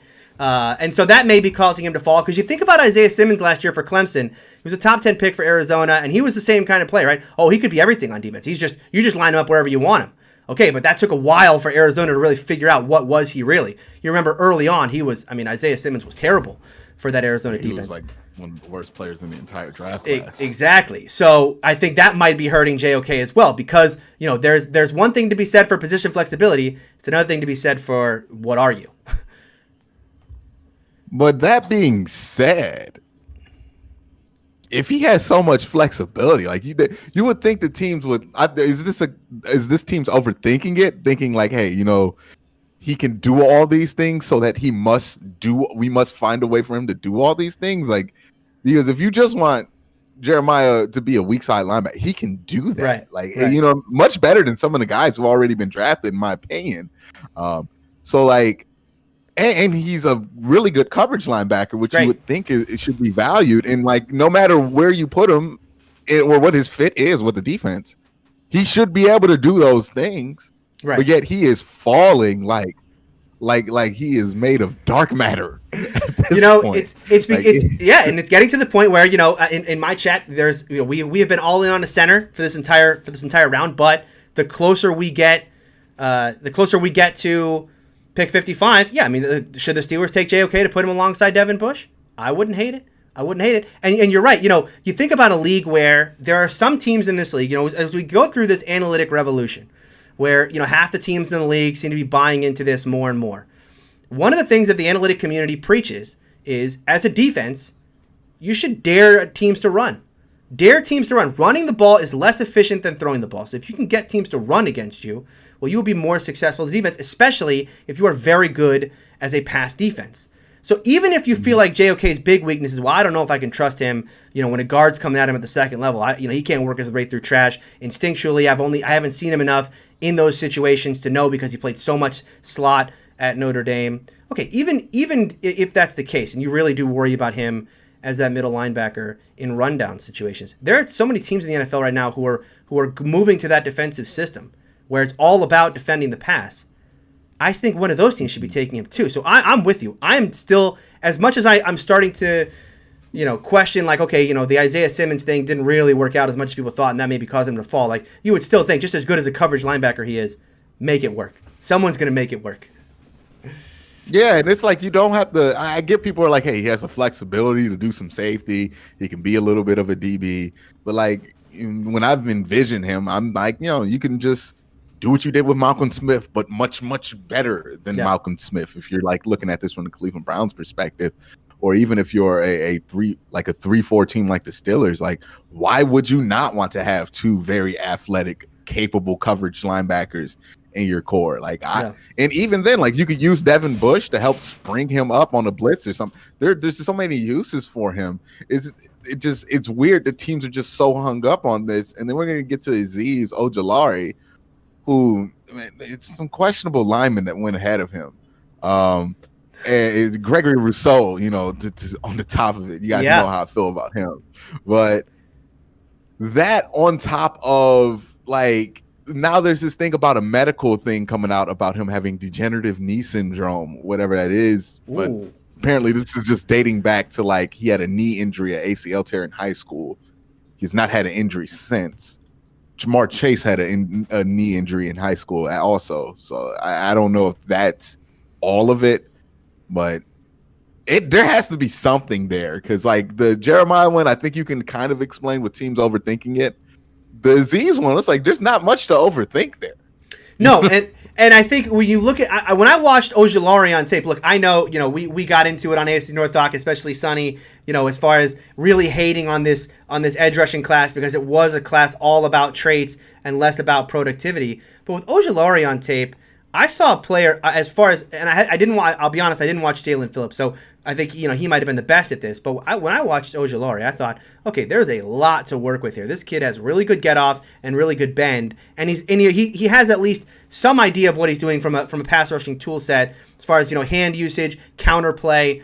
I thought Ojulari, as far as someone who could come in and contribute right away, was maybe even the best of the guys that I saw. And I watched Pay, Owe, and Ojulari of this kind of top group. So I'm with you. I liked Ojulari the best out of those three, and he is going to end up being not only the last of the three pick, but by a mile. Yeah, a significant amount. Kwity Paye went like 19 or something to the Panthers, or where he go? He went early, and I thought that was probably like the last guy you can make it. You can like get away with in the first round drafting. When it comes to edge, I thought it was him, Jalen Phillips, and Azeez. It sounds like Azeez is going to go 50 here to the New York Giants, so his slide is going to finally end here. Yeah. But yeah, I think that he has that one move, right, where he goes long, slap with the offhand, and then he just gets to the quarterback. That shows me that this dude was taught that move, committed it to memory, and was able to execute it to a very high level in game situations, which tells me if you can learn one move, maybe you might be coachable, right? Like, I remember Barkevius Mingo had no moves coming out of college, right? One of the reasons, if you remember, and this is a throwback to the 2013 draft, when Ezekiel Ansah And Barkevious Mingo were both coming out. The reason Ziggy Ansah went earlier is because in the Senior Bowl, they were able to teach Ziggy a move. Ziggy learned the move, and he was successful with it during Senior Bowl practice. Yeah. And they felt like, okay, Ziggy's coachable. It's coachable. They did not feel the same thing about Barkevious Mingo, who he did like a spin move, or he would get trapped outside a ton, and he would never just set the edge. It was just frustrating with Barkevious. It's very uncoachable. Yeah. But Azeez Ojulari, him and Kwity Paye both showed that if you teach them something, they can do it. Mm-hmm. And it's just, man, I mean, I like Peyton Turner. I didn't like Peyton Turner in the first round, but I get why somebody would do it. Who's the guy that went out of Washington? Joe Tryon. Did not understand that one. A lot of people. I mean, a lot of people were high on him. Yeah. I don't know. I think sometimes people just see like big, tall defensive ends and just like get horny. Right. Like, exactly. Well, I mean, it's a little bit Jason Oweh, obviously, it's not just his size, but it's all of the athletic traits that he brings to the table, right? I mean, you don't see, what is he, 6'4", 260, and he runs a 4.3. I mean, even if he's about 240. Even with the juiced combines this year, the juiced pro days, like still, you just don't see these kind of players. But yeah, Tryon's got he's got the physical build. It's a bit like in Moneyball, right? Where there's, the scout just going around talking about the player's body and not about what they can do as a player. But the Buccaneers have a good front office. You got to admit that front office knows how to build a good defensive line when you look at all the talent that they have. So I guess we have to trust them with a guy like Joe Tryon. Well, with Joe Tryon, like I'm thinking they're thinking like we can just let this guy sit for a while and build him up, right? Mm-hmm. Like and make him into a pass rusher while we still got Shaq Barrett on the roster. So like I can see it there. My thing with Rousseau was that everybody, like, when there's somebody who doesn't have like a lot of polish, everybody kind of defaults to, well, he's a high risk, high reward guy by default. And I just object to that in the case of like a guy like a Gregory Rousseau, where it's like, I think he's high risk and like, medium floor. Like, I don't know where the ceiling is with him, but I didn't think it was that high, to be honest with you. Like, I don't see why you would think, like, at least with Jason Oweh, right? That's where I'll give Sonny slack on it, where it's like, it's not as bad as taking Gregory Rousseau. Right. Is that Jason Oweh is legitimately lowest floor you could imagine, because he might not ever get a sack in his NFL career, right? Like, he might get like a couple pressures. Like, it could happen. He might not be able to get heavy enough. He might end up being Tyus Bowser. Like, that could be his floor for him. His ceiling, though, he could be one of the best defensive ends in football. Mm-hmm. If he gets it all together, if he has decent bend, because sometimes dudes are really athletic, they can't bend well. Right. I don't know how he bends. Yeah. But I thought his bend was okay. We're talking about Oweh, right? From Penn State? Mm-hmm. Yeah. I thought his trade up. I thought his bend wasn't that bad. There's a trade. You see, there's a trade. Yeah, the Browns would trade up to 52. What? With JOK on the board. They jumped in front of Pittsburgh and Tennessee and that? Indiana. This might be JOK. It's got to be. There's no way. It's got to be. Oh man. Yeah, I'm trying to think who else is available right now that would be on there. I guess Osai, the edge rusher from Texas. They better not trade up and take like Ronnie Perkins or something. I like Ronnie Perkins. It's just like, come on, man. You didn't have to trade up for Ronnie Perkins. You could have stayed back there. What did the Browns give up? Chat box. Tell me what the Browns gave up. I got it here. It's they gave up 52 and a fourth for 59 and a third. They got 52 and a fourth for 59 and a third. Okay, yeah, so they gave up their extra third. Yeah. Okay, well, that's a day 3 pick. That's good. It's going to make the stream shorter. Oh, are you streaming tomorrow? No. I'm not streaming tomorrow. That's what I'm saying. Okay. Because the Browns had 2 third-round picks. I was like, all right, I got to stick around for those.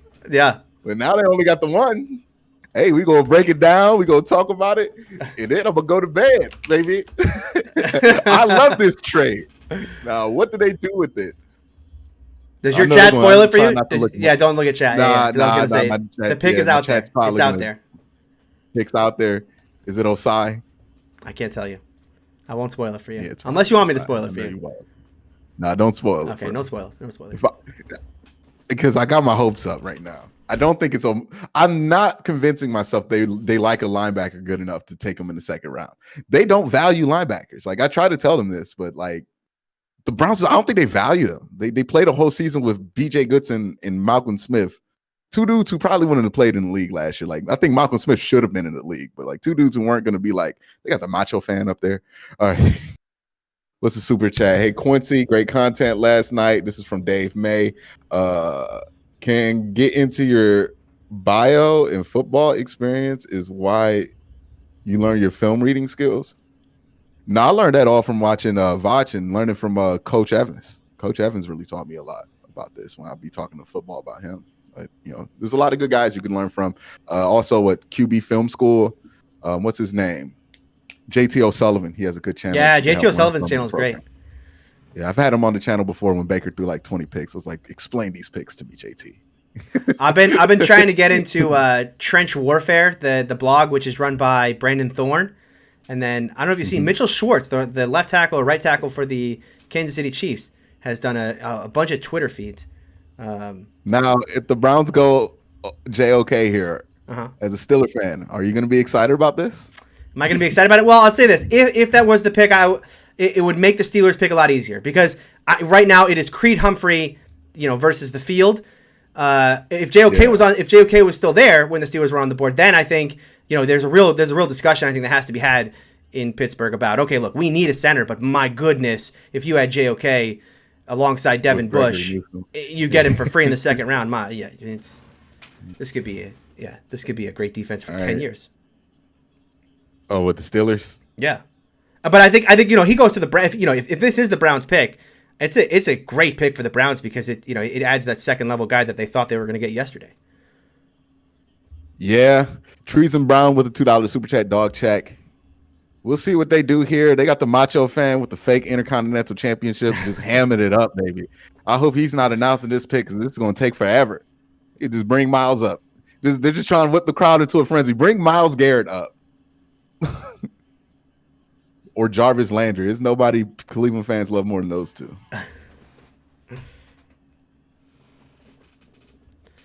All right, Quincy, I'm gonna let you go. Enjoy the pick. All right. We'll talk later tonight. Definitely, man.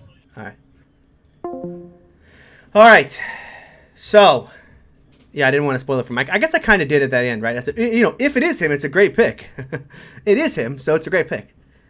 Oh boy! Oh boy! Oh boy! Oh boy! Oh boy! Yeah, I know I spoiled the pick for you guys. I apologize, but it's not great.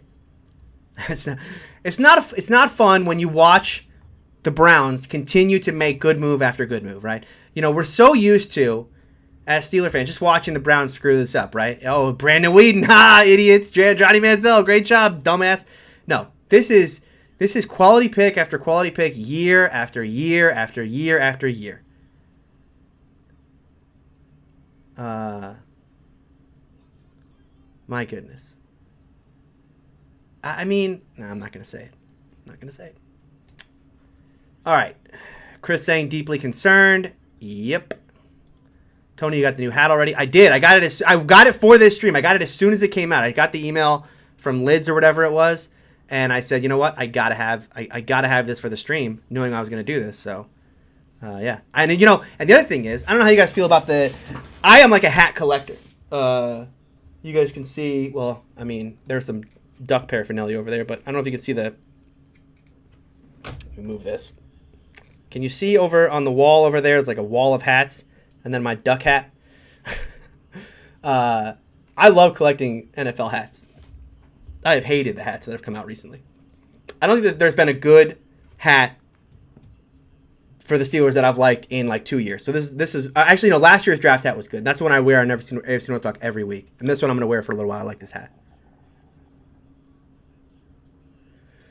All right, start catching up now. Get the F in, Tony. Great pick for us. Congratulations, Browns fans. Listen, are the Steelers going to take Kellen Mond or Kyle Trask right now? I'm going to shut the stream down. I'm going to warn everyone. I'm going to shut the stream down if that's what happens. It's so weird. They're doing great things now. Yeah, I mean, the Browns just continue to make good picks. They just continue to make good picks. The only hope is that Baker Mayfield absolutely tanks next season. Absolutely tanks. Goes back into his shell. That's it.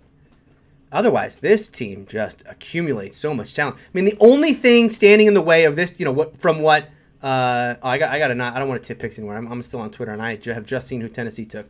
The only thing in the way, or the only thing that is stopping Cleveland right now is these injuries they keep getting. Right? I mean, this freak injuries. Greedy Williams goes down with this shoulder injury, the nerve damage in his shoulder, he can't play. Right? Or Grant Delpit tears his Achilles. Otherwise, those were two good picks for them. Those were two guys I really wanted for Pittsburgh.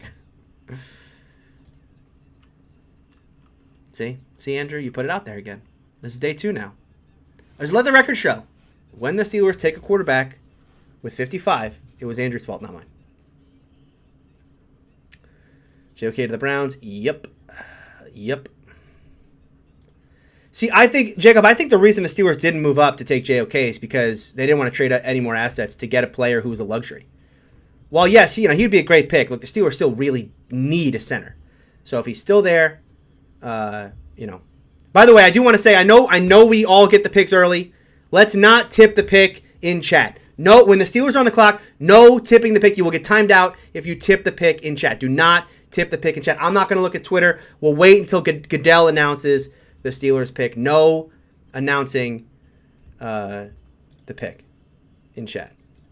The Duck hat. Yeah, listen, you guys think this Duck thing was a joke. I mean, it was not a joke. I love Duck. I'm a secret Rams fan, by the way. Like, you'll see. Once Duck makes the team, and he will, goodbye Browns is my backup team. Rams are my new team. All right. Did you wear that when Duck was starting? Yes. My wife and I both wear it. We have 2 of those, and we both wore them. Yes. North is going to be tough to climb this year. Yes, it is. I mean, Baltimore's not going anywhere. They have Lamar Jackson, and the concerns about Lamar Jackson as a playoff quarterback are one thing. The concerns about him in the regular season, he's a fantastic player. Greedy was not a good pick. Greedy ends up being a pick was Senquez Golson not a good pick for the Steelers? No, because he ends up getting hurt and you never saw him on the field. But Greedy was a good player in college. Now, I will say, and I've said this before, for the brand of Greedy, who didn't want to tackle anyone, the fact that he got hurt in a tackling drill is hilarious. All right. Sources say we're picking Humphrey. I'm not surprised by that. Dylan Radden's off the board. I'm kind of glad Radden's off the board, although I don't think the Steelers were going to take him. I think Adrian Clem worked him out at the pro day, but I think he's more of a guard. It's funny because listening to Quincy talk about guys who can get coached up at the Senior Bowl, I thought about Radden's that way. I thought anyone at the Senior Bowl who had any sort of a plan against Radden's made him look foolish in one-on-one drills. But he took to coaching, and as the days wore on and the reps wore on, I thought he looked better and better as that week went on. I think that's why he ends up being a day 2 player, is because even though his Senior Bowl wasn't fantastic, he got better as the process went on and took to coaching really well. So, all right, we are at pick number 54. Indianapolis is on the clock.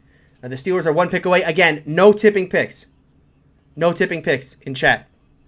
We're waiting until we hear Goodell say it. Jacob saying, "No, I meant for." Oh, okay. You're saying they're gonna be sad they didn't trade up for Creed. Well, I don't think Indy needs a center. So if they want Creed Humphrey, Creed Humphrey's there for the taking. The question is, do they want to take him? By the way, I need to update my board here. So we're gonna say Wusu Koromoa got taken, and Radden's got taken. So options for the Steelers. Okay, let's imagine a world where it's not Creed Humphrey. I think Miners, Aaron Robinson, Pat Freiermuth.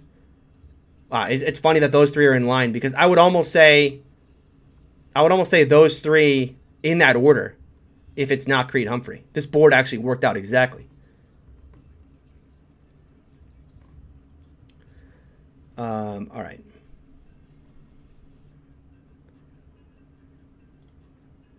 You're welcome. Don't worry. 55 is my lucky number after my soccer team won their 55th league title this year. Oh, good for you. I'm a Tottenham fan. So what we've done is embarrassed ourselves for the 55th straight year in a row. So it's been a lot of fun. Who's your soccer team, by the way? Big Tottenham fan here, and it has just been brutal. It's been a fun year. Watching the Steelers lose to the Browns and then watching the Mourinho era collapse in on itself after firing Pochettino. A lot of fun. Great sports here. Great sports here. Humphrey would be good. Humphrey would be very good. Very good. Awesome stuff, 1983. Duck was not a joke. Might have to give you a timeout. Tackle for the Titans, yep. Grady couldn't tackle. I know this is very un-Steeler fan to say. I want my corners to cover. I don't care about the tackle. Don't let him get the ball. Then you don't have to tackle him. Radins went to the Titans. Yes, he did. Creed is going to be there. I'm tipping the pick for the Steelers take Najee Harris. Yeah, that is factually correct. Duck was gritty, just not much talent. Yeah, well, it's true, right? The arm talent wasn't there. What I loved about Duck, though, was that he had...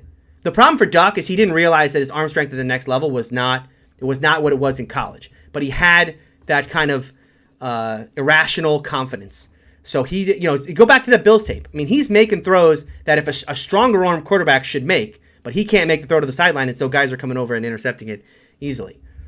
But he never stopped throwing those balls. I mean, the one thing you have to say about him in the Bills game, he threw 4 interceptions in that game, I believe. Actually, I think I called that on Locked On Steelers too, because I just figured like this is the game where it's all going to catch up with him. In fact, a lot of Duck's balls, when you watch them, I mean, he threw 2 touchdowns against Cleveland. Neither one should have been caught. Both should have been interceptions. He got away with it. He absolutely got away with it. I feel like we're going offensive tackle right now. Ooh, I don't know about that. Which tackles are you thinking? Because I'm looking at the tackle class that the Steelers have talked to, and it's very thin.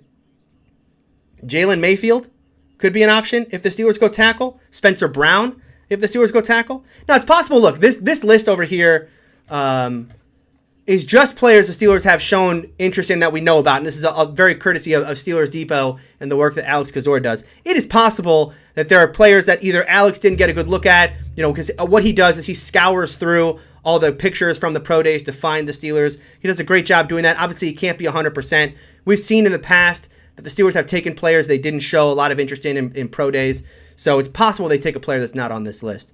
But future Hall of Famer offensive lineman, please. Yeah, I mean, in the second round, hey, listen, that would be ideal. All right, we got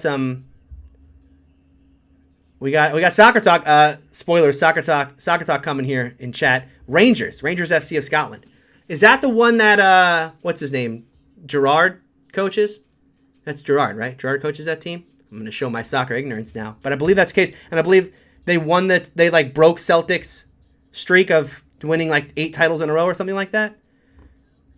If I'm wrong on this one, I apologize. Big fan of Premier League, Tottenham, Scottish soccer. Not my forte, but I believe I'm right on this. Chelsea fan here, Daniel. Daniel, congratulations on your Champions League victory. Unbelievable.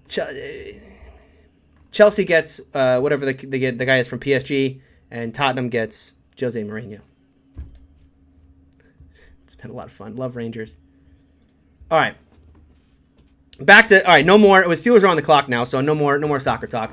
They need a slot corner in the third. Sean Wade's a corner who prefers the slot. Yes, although he looked so bad last year. You wonder about... See, I wonder with a corner, you need a corner with a short memory. Because guys, corners can't be...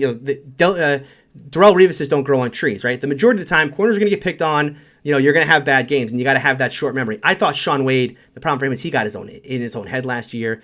The body language stuff. I think Sean Wade, as a 4th-round pick, I wouldn't hate because this is a guy who put out good tape in 2019, but man, 2020 was so brutal for him. So brutal. All right. The Colts have gone Dio.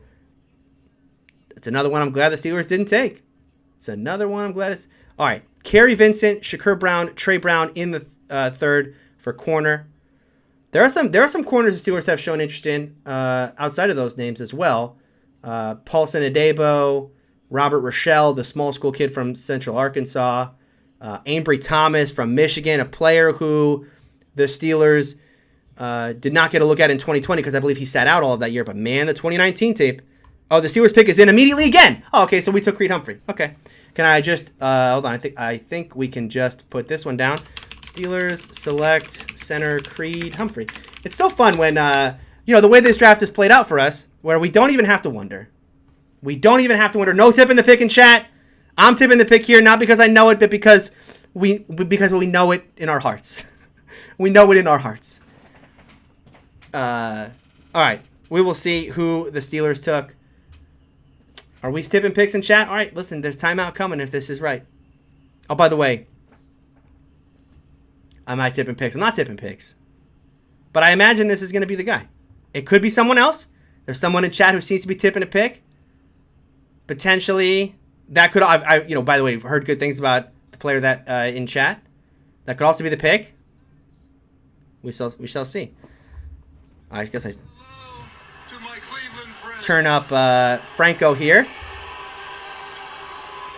here we go, Steelers! Yeah, Steelers, here we go. With the 55th pick in the 2021 NFL Draft. Just not Kyle Trask, right? Just not Kyle Trask. Just not Kyle Trask.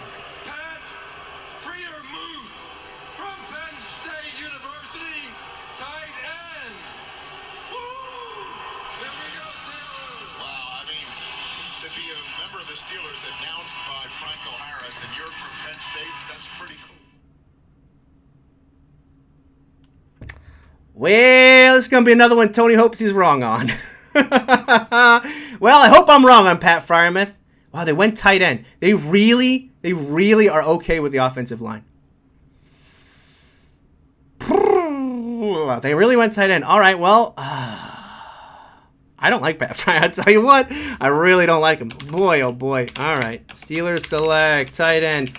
Pat. How do you... I hate how you spell his name because it's like E-I-E. Isn't it E-I-E? Yeah. I even hate how he spells it. That's how much I don't like this player. Steelers select tight end. Pat Freiermuth. No, they don't select Creed Humphrey. They broke a heart. Steelers select... tight end Pat Freiermuth. Put it on the board. Let's talk about him. All right, tight end was always a need here. Now they went with more of a receiver tight end than a blocking tight end. I'm a big Tommy Tremble guy. As I've said about... Oh, it's Pat Freiermuth? Yeah, sure, thanks. I don't know. Hold on. We fixed that.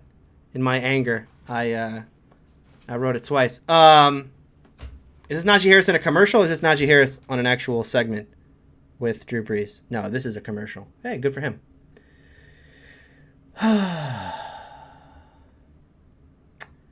Pat Freiermuth.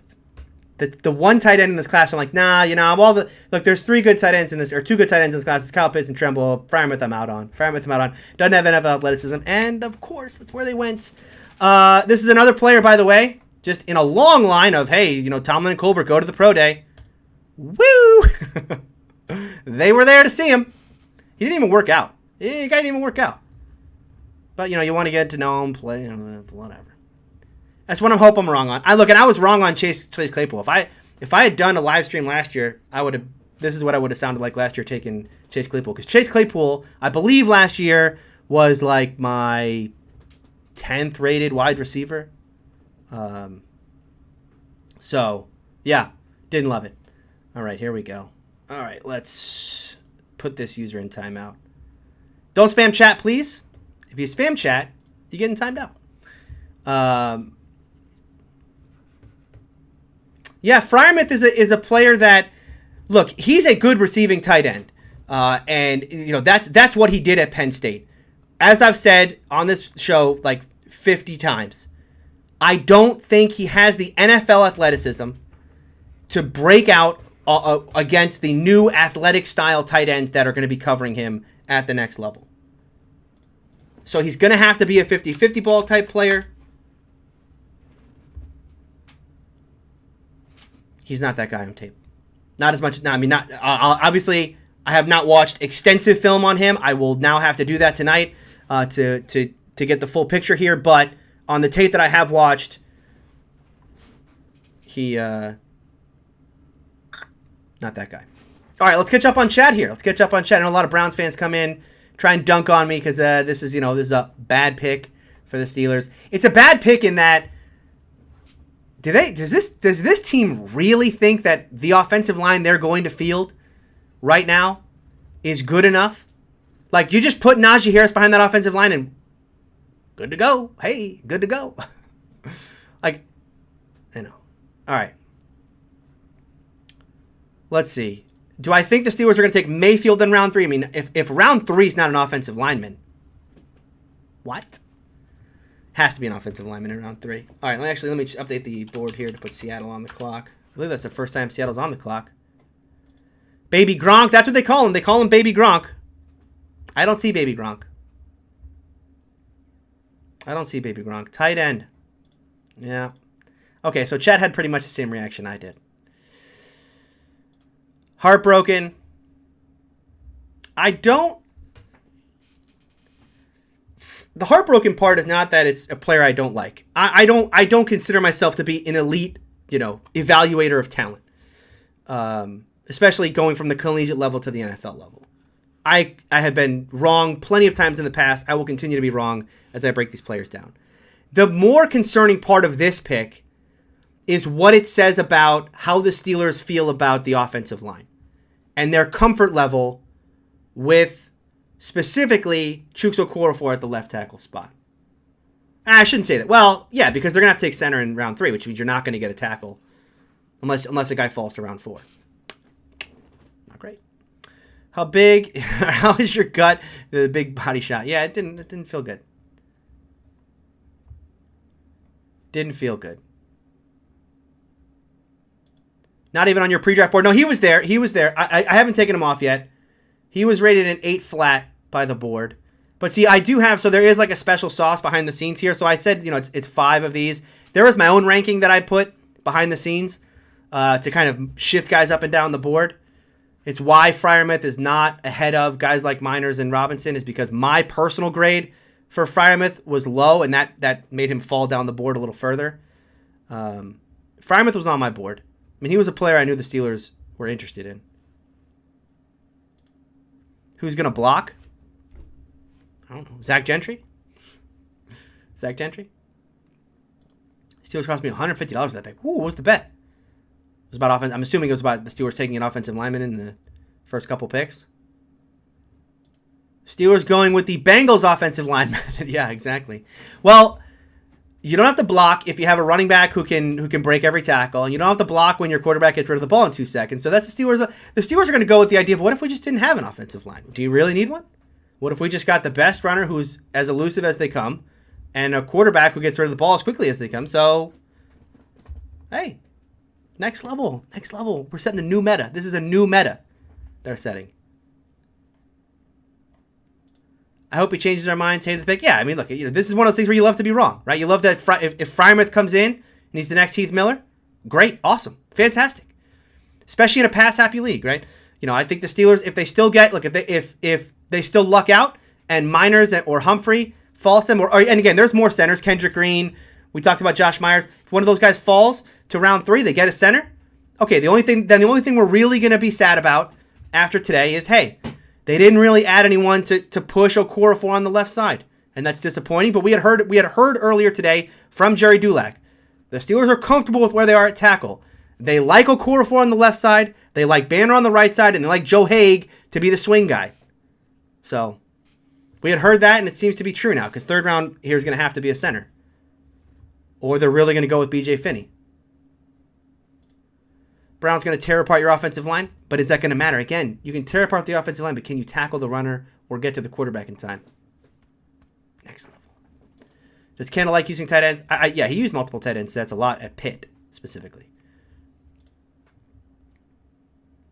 Let's hope this will be a future ice cold take. Listen, this is what I do. If you go back, the video's not live anymore, but if you go back and watch my reaction to Terrell Edmonds, I was very upset at the time. Now, Edmonds doesn't turn out to be a superstar at safety, but he has been far better than I think a lot of us had anticipated at the time. He has been a capable starter throughout his entire career. And in fact, I would argue that in 2019, he was more than just a capable starter. He was relatively good and improved a lot as a pass defender. So, and then Chase Claypool I was way off on last year, so I want to be wrong. It was all Sean Sarrett's fault, and Randy Fichtner too. Okay, we go back to a quote, and Tomlin tried to tell us this. Mike Tomlin on Monday, as everyone started saying, "Hey, Mike, how great is this offensive line class? Which one you going to take? Which one you love?" What did Mike Tomlin say to us? I'll read this quote again. Improvements to the running game go beyond the acquisition of additional players. schematics, formations, the things that we do to give ourselves a strategic advantage need to be improved as well. That was Mike Tomlin during Monday's press conference. Did he tip the pick? Did he tip the idea of, hey, listen, you think we have this big priority on the offensive line? We don't think so. They may think as a franchise that the big problem last year was the way Randy Fichtner ran that offense and the way Sean Sarrett ran that offensive line. It's a bold strategy, but that's, trust the process. I mean, listen, obviously Kevin Colbert and Mike Tomlin are smarter than us, but I think the entertainment from this show comes from us trying to get in their heads, right? And Mike Tomlin and Kevin Colbert are not fallible. I'm not, look, I respect their work, and obviously they're smarter than me, but I'm not going to be a cheerleader. If I don't like the pick, I don't like the pick. I hope I'm wrong. I don't like the pick. All right, chat is booming now. Appreciate everybody in chat so far, and if you could do me a favor, leave a like down below. It helps me spread the word about this channel. And if you're not subscribed to the channel, go ahead and hit that subscribe button. Going to have a video out tomorrow breaking down all the prospects the Steelers have taken so far, including whoever they take in round number 3. So don't miss that. Go ahead down below, hit that subscribe button. All right, great pick. The way the draft is flowing, built to 12 personnel, get a center in round 3. Dotson, Quinn, DeCastro. I mean, yeah, I guess. Okay. You know what? This is a glass half full post, and I like it because I've been a little too negative for the last half hour, and I appreciate this post. There is something to be said for the idea that while core 4 on the left side is still going to be an issue, Zach Banner on the right side is going to be an upgrade from what Chooks was on the right side. All right, Zach Banner, when he was that 6th swing offensive lineman back in 2019, he was relatively good. In fact, PFF's grading for him as a run blocker was relatively good. He beat out Chooks for that spot last year. That should be an upgrade. As much as a lot of us don't love an idea of a guy just getting the starting role even after coming off of an ACL tear, with only starting, I think, 6 games in his career. As much as I don't love that, I think he's going to be an upgrade there. DeCastro last season as a blocker had a real problem because he was injured all year.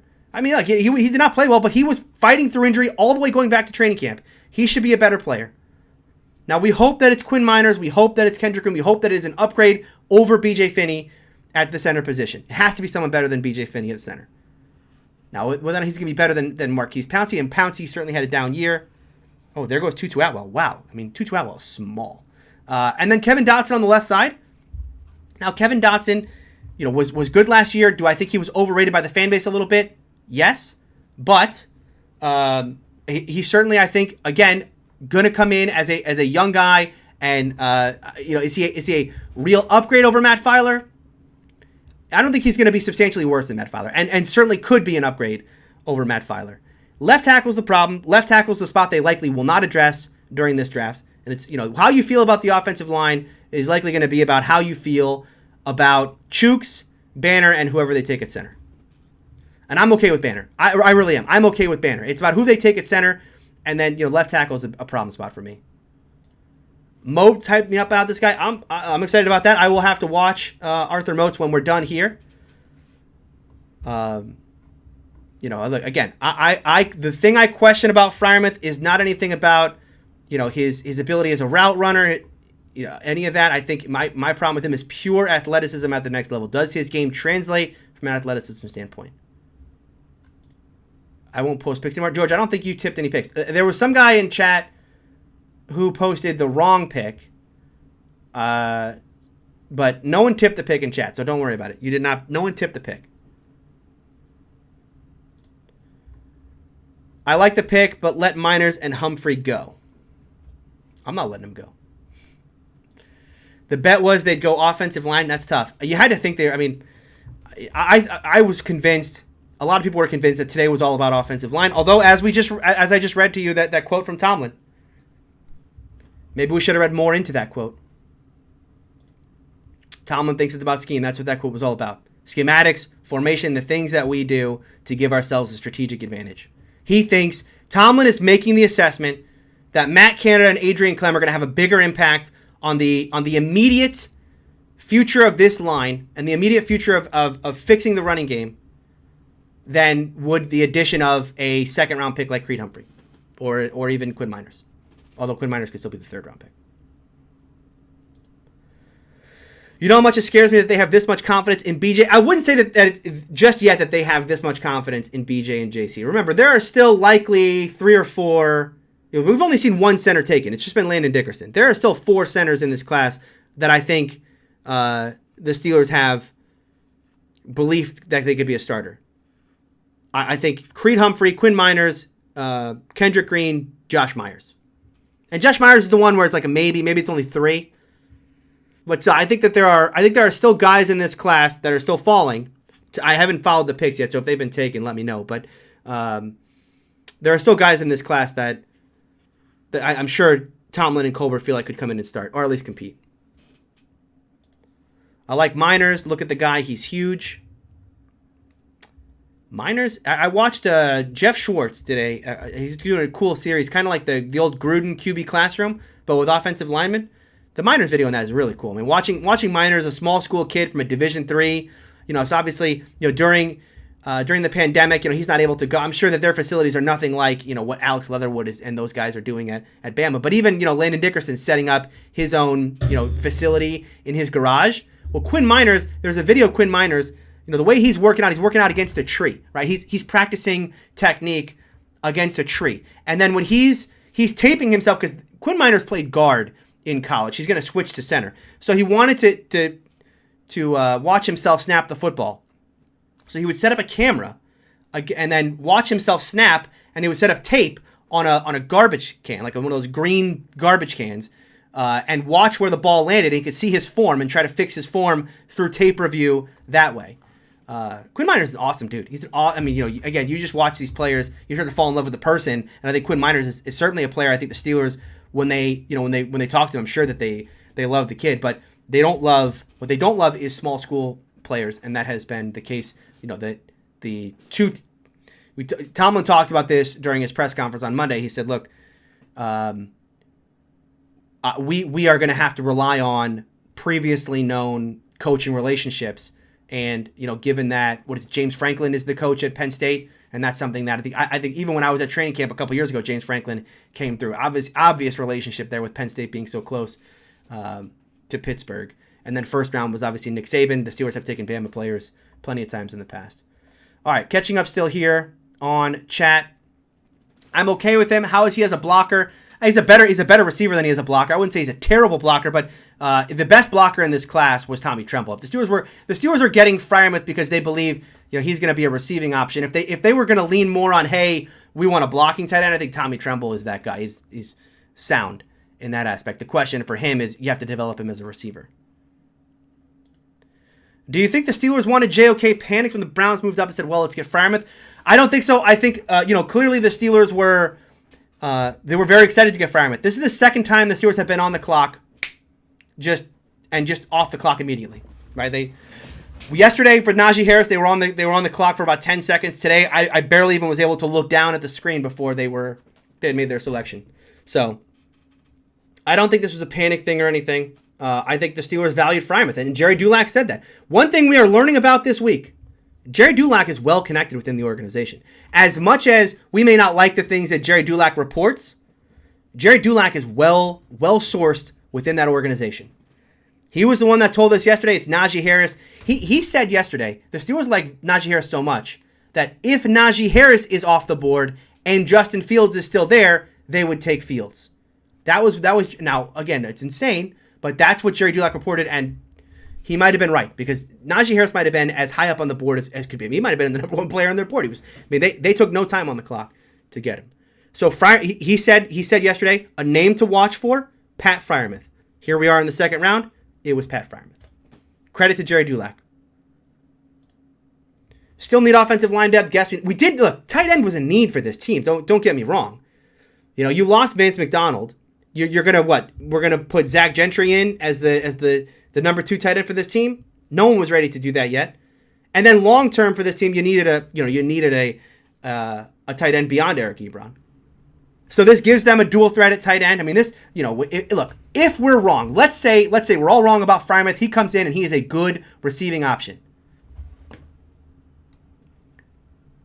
the amount of weapons on this offense now for Matt Canada to play with, when we talk about Juju and Deontay and Claypool and James Washington, and you had Najee Harris, Eric Ebron, and now Pat Freiermuth, that's 7 dudes. That's 7 dudes for him to play with. Good luck, defenses, if the offensive line holds up and Ben Roethlisberger plays at a high level. Good luck. All right. What else do we got here?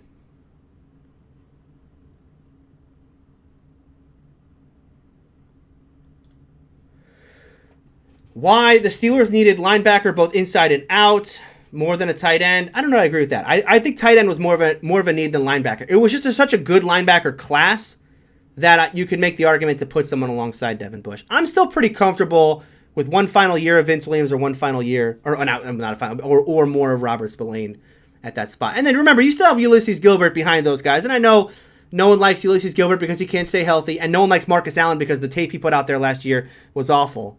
But give those guys some time as well. I don't know that linebacker was a real need. Now, obviously, outside linebacker, edge rusher, huge need, but it's a depth need. You don't really need someone to come in and start. You have Alex Highsmith. He played well at the end of last season. He's not Bud Dupree, but they're not going to draft a Bud Dupree. That guy's not out there. Trying to figure out their thought process. The thought process in Pittsburgh right now is we're okay on the offensive line. The thought process, if you're in Pittsburgh right now, if you're the Steelers in that front office, you are saying, I'm comfortable with where we are at the offensive line. I want to add more weapons for what Matt Canada wants to do. And if Matt Canada wants to run 12 personnel, then he's not going to do that with Eric Ebron and Zach Gentry. If 12 personnel is a big part of how this team is going to get back the running game, running out of 12 personnel and running play action out of 12 personnel, if Matt Canada would make that, tell them this is how I'm going to do this, well then tight end comes up the board. And if the reports are true, and Jerry Dulac reported this, that they're comfortable with Chooks at left tackle, they're comfortable with Banner at right tackle, they got to get a center, and they feel like we'll get a center in round 3. Or we're comfortable with BJ Finney. He's been around the organization forever. Solarverse here, when do you think we're going to get edge depth behind Watt and Highsmith? I think that is going to come in round number 4. And there are 2 players that I'll point out. The 2 kids from Florida State I think fit so well for what the Steelers look for at the position. They are far down the board again. They are round 4 players. Where are they? Ellerson Smith from Northern Iowa. Look at that RAS. Look at the relative athletic score. But the other 2, same thing. Janarius Robinson, and where's the other kid? Joshua Kando. I think just from a traits perspective at that edge rush position, these are 2 kids who they can come in as spot players at the edge rush, but that number 3 edge guy needs to be a very good special teamer, and I think Kando, either Kando or Janarius Robinson could fit that bill. All right, let's keep going here in chat. Whoops. I would have liked offensive line, but Tomlin and Colbert obviously know what they're doing. I trust them. We still need playmakers. We still have some playmakers, especially in Najee now. And yeah, as I just pointed out, look, if Matt Canada made the case to Tomlin and Colbert that 12 is the answer here, 12 is another way to get this thing going, 12 is a more immediate way to get this thing going, then that's the calculus on Freiermuth. I don't like, the problem for me is, even if that is the answer, if 12 is the answer, 12 personnel is the answer, okay, fine. I don't like Freiermuth as a tight end, so it's hard for me to cross that bridge. But Freiermuth looks like a more athletic Spaeth to me. Yeah, but Spaeth was like a statue. So yeah, I hope I'm wrong. I hope I'm wrong on Freiermuth. Also, what the annoying part about Freiermuth is going to be? And I don't mean to call y'all here awesome stuff, because I did it when I was typing it in, for this thing here, when I was typing this thing in. Freiermuth spells his name F-R-E-I-E-R.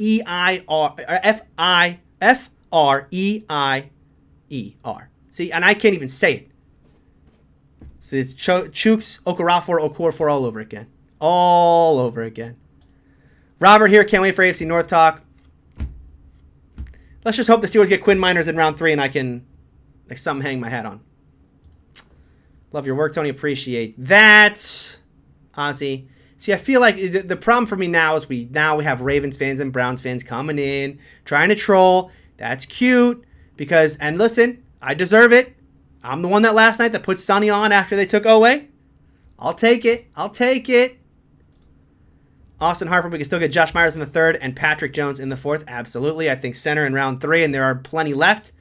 And I should check the board. Have any come off the board? I don't think any have come off the board, right?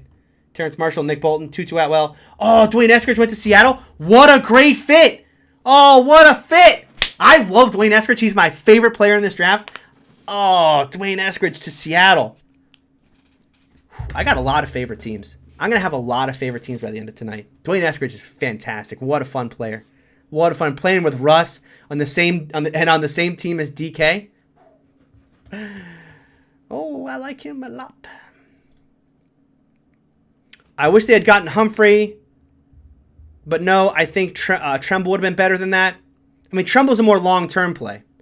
You're betting on Freiermuth because you think Freiermuth's game is going to translate right away, and that way he becomes a receiving threat from day one.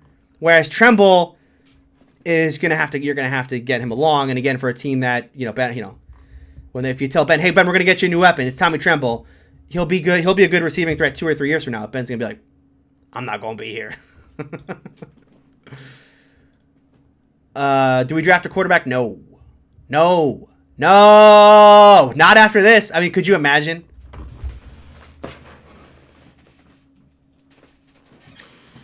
Could you imagine a world where this team doesn't take an offensive lineman and they instead go running back, tight end, quarterback is their first 3 picks? Do I need to find a new hobby? I can't be Tottenham. I can't deal Tottenham. I mean, I stopped Tottenham to do this, right? I mean, this is better than Tottenham right now. But if my Steelers are going to take a quarterback in round 3 after taking a tight end in round 2 and a running back in round 1, which I normally would hate, and this year I can at least justify in some way, that would be hard to swallow. My goodness. Don't forget the random star wide receiver. Oh, yeah. Anthony Schwartz is one of those round 4 picks. Yeah. Anthony Schwartz in round 4. Yeah. Don't forget about that. Tomlin and Colbert know what they're doing. Yeah, look, these guys, look. These guys rarely make. The Steelers don't have colossal mistake drafts, right? They don't. This is not an organization that misses out on everybody, right? They don't do that. So likely, I'm wrong about Freiermuth, or I'm wrong about the longevity of Najee Harris, or just the immediate impact of Najee Harris could be, far greater than we even imagine. But let's live in a world where Matt Canada's right, and 12 personnel is a bigger answer to fixing the offense and fixing the running game than, whether or not we get Creed Humphrey at center or Quinn Miners at center. That's now you add more weapons to that offense. You get Najee Harris in the running game going. This is an 11-0 team last year. Teams had a tough enough time, with Claypool and whatnot. Now you add another receiving threat to that in Freiermuth alongside Ebron. And a real back out of the backfield that is just as good a weapon out of the backfield as a weapon as he is in the passing game as he is in the running game. Makes the defense makes things harder to attack. And it is, so I think someone earlier said they're taking the Bengals approach. I mean, the Bengals approach is, look, you can't cover everybody, and my guy's going to get rid of the ball so quickly that it won't matter if my offensive line is bad. That's kind of what the Steelers wanted to do last year. Now, Matt Canada is a much smarter human than Randy Figner, so maybe that works. All right. Let's keep going here in chat. Any chance we trade up in the 3rd? Oh, good question. I suppose there's a chance, yeah. I mean, they still need a center, and centers still aren't coming off the board, right? Pete Werner was taken recently. Okay. Wow, before Baron Browning. Yeah, see, the problem with Baron Browning, and Colbert and Tomlin talked about this on Monday. They said, look, instincts are so important as a linebacker. You got to have good instincts. You know what Baron Browning doesn't have? Kind of a back foot type of player. Not really instinctual to the ball. So, he goes before. I know I haven't been updating. I'm trying to catch up on chat. I have not updated the on the clock or anything like that. Jabril Crocs, Baron Browning, McGrone, Monty Rice. Lots of linebackers left. Yeah. There is a lot of good linebackers left. Absolutely. You scroll down my list here. I mean, I know Pete Werner's gone. I know Nick Bolton's gone, but you still have Baron Browning, Cameron McGrone, Derek Barnes from Purdue, who I believe Olszewski saw. Yes, he did. Dylan Moses from Alabama. Moses, and the tough part about Moses is he was so highly thought of, and then he fell off a cliff. He still could be a decent player at the next level. Seth Williams is another wide receiver. We're talking about those two Auburn kids. We're talking about the Steel wide receiver later on in the draft. I like the Auburn kids. Steelers will get a wide receiver. They always do. And this year, it's the Juju / James Washington replacement. 2.0. Last year, Claypool was supposed to be the Juju replacement, and then came back. Asai, Patrick Johnson, in round number 4. Shaka Tony's a guy I like as well, from Penn State. I would like an inside linebacker, but outside linebackers is need. Yeah, as I keep saying, I think the thing about linebacker in this class is while there are a lot of good ones, it's just not a real need when you start thinking about, okay, who do you feel more like if a starter goes down at inside linebacker, that means Spillane's going to play. If a starter goes down at edge, that means Cassius Marsh is going to play. Which of those two things are you more comfortable with? No one's going to answer Cassius Marsh after that game against Cleveland. Wide receiver in the 6th to help Juju and Washington being free agents after next season. Yep, totally agree. And this is such a deep wide receiver class. I mean, there's still so many good guys on the board. Nico Collins is Nico Collins still available? He is. Amon St. Brown, who I heard the PFF guys compare to Wes Welker. Did they compare him to, or Julian Edelman? One of those two. One of the Amari Rogers still available, and a player a lot of people like from that same school, Clemson, Cornell Powell. By the way, Tomlin Colbert, Matt Canada, both got a good look. Tommy Tremble would have been a great fit if 12 was the idea. Yeah. But, oh, wow. The Buffalo Bills just went Boogie Basham from Wake Forest, Carlos Basham Jr. That gives them back-to-back edge rushers, and I believe my iPad just died. Yep. You generally, if you're going to do a 4-hour stream, you should charge your iPad before the stream. Tony didn't do that, so he's going to have to switch to his phone. 12 personnel. Why can't I? There we go. 12 personnel with this receiving core. I mean, I think the idea there is to fix the running game. But, run play action, that kind of thing. Mismatches, right? The idea of keeping the linebackers out there so that you have a mismatch against Freiermuth on a linebacker. But, as I've said before,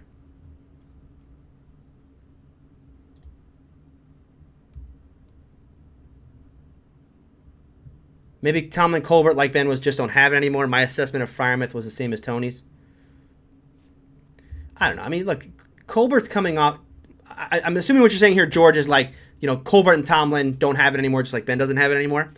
And if that's the case, here's what the only issue I would say there is, Mike Tomlin is still, look, 2 years ago, Mike Tomlin coached his team up to 8-8 on a team that should have been like 4-12. As much as I love Duck, I mean, that kid should not have been winning football games at an NFL level, and neither should Mason Rudolph, and yet that team finished 8-8. And then Colbert's coming off of a draft where you got Claypool, Highsmith, and Dotson out of that class. So, and that's without a first-round pick. Oh, by the way, their first-round pick was Minka, and he pulled off that trade as well, right? Trading away to get Minka and understanding what the impact that would have on the defense. Well, I know we don't like Freiermuth. I don't know if again, if you're what you're trying to say here is that Tomlin and Colbert don't have it anymore, but I don't know if I'd go that far just yet. It's a disappointing pick, but let's see how it plays out. I've been wrong certainly in the past on these things.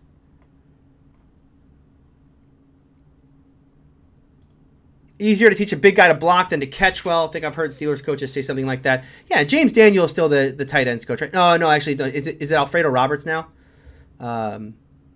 They look, every single Steelers practice at training camp starts with tight ends at the blocking sleds. That is every single practice at training camp. Pads, no pads, doesn't matter. They're at the blocking sleds. That's how it starts. And Eric Ebron, I believe, when he first got to Pittsburgh, said, "I never had that before in my career. Never experienced that. Not at Detroit, not at Indy, where they put so much emphasis on tight ends blocking." So it's a good point here from Awesome Stuff 1983. All right. If you're going to draft draft a quarterback, you would have need to have picked up an offensive line of 1 and 2, draft for the future. Yeah, but I don't think Yeah, I guess there's a point here. Yeah, I can see this. So if you were thinking about the future of the team, you would take an offensive lineman, not a running back, not a tight end, guys who can help more immediately.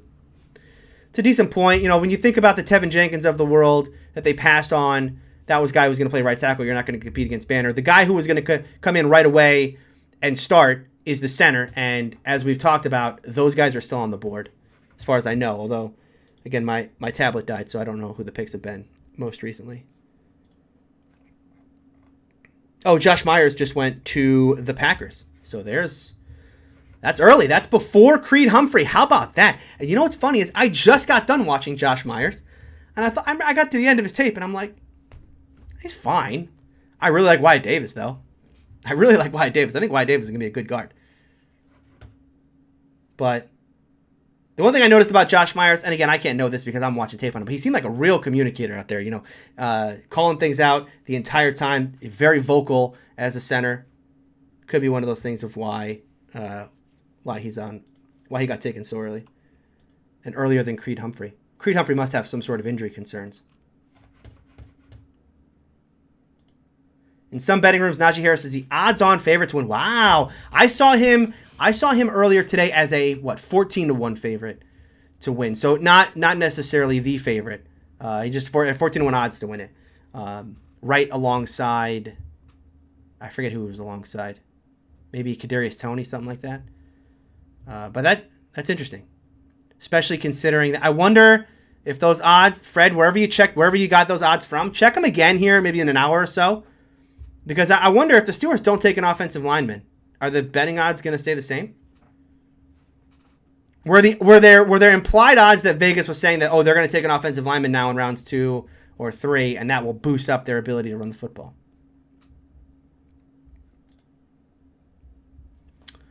Pat Freiermuth at left tackle gave up 0 sacks in his 3 years at Penn, just saying.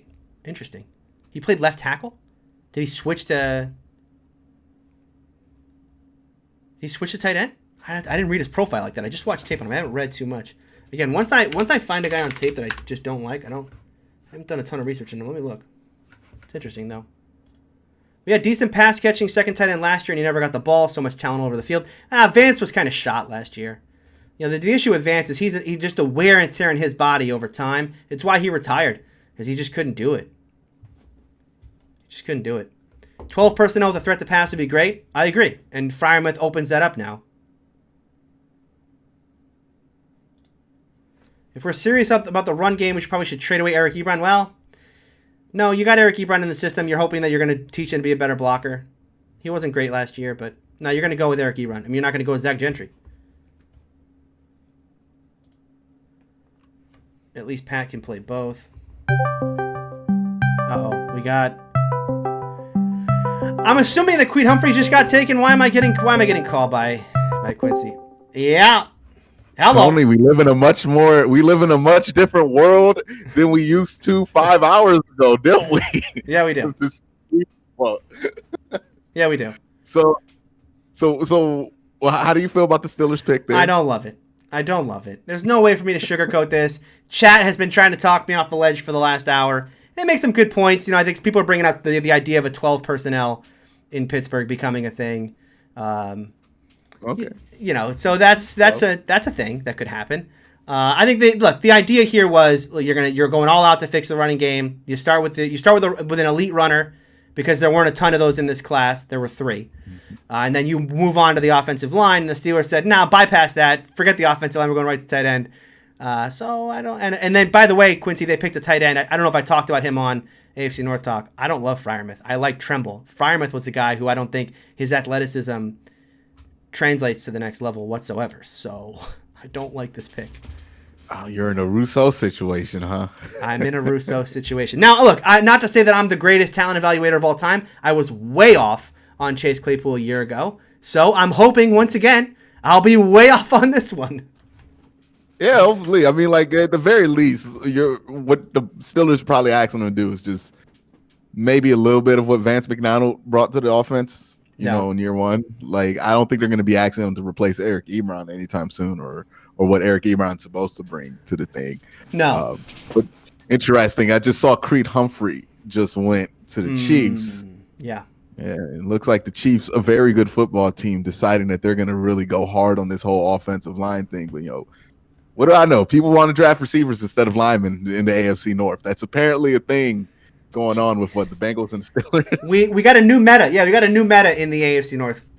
As long as you can get rid of the ball really quickly and you have a running back who can break tackles, you don't need an offensive line. Forget about it. Who cares about an offensive line? Yeah, offensive lines don't matter. Not That's running right. backs don't matter. That's Offensive right. lines. That's right. Offensive lines. don't It's the new meta. It's the new meta in the NFL. They're irrelevant now. So also before we left before the Browns pick came in. You mentioned something interesting during AFC North talk. I don't know how many people went with you on it, but you said that JOK was the one guy you did not want to see end up to the Browns. Mm-hmm. Seeing that he ended up to the Browns in the second round, just as a Steeler fan and as a watcher of football, what are your thoughts on that pick? I think the Browns are, once again, I talked about this. We talked about this right in my chat right after it happened, and yeah, it's tough as a Steeler fan to watch the Browns consistently hit on quality players. As I talked about with Chet, the only thing stopping the Browns right now with these selections is catastrophic injury. You got the Greedy Williams, the nerve damage in his shoulder where the guy can't play anymore, or Grant Delpit goes down with an Achilles injury. Otherwise, they just continue to hit. It's hit after hit after hit. Not to say, look, we're on draft night. We have not seen these guys play a single down in the NFL.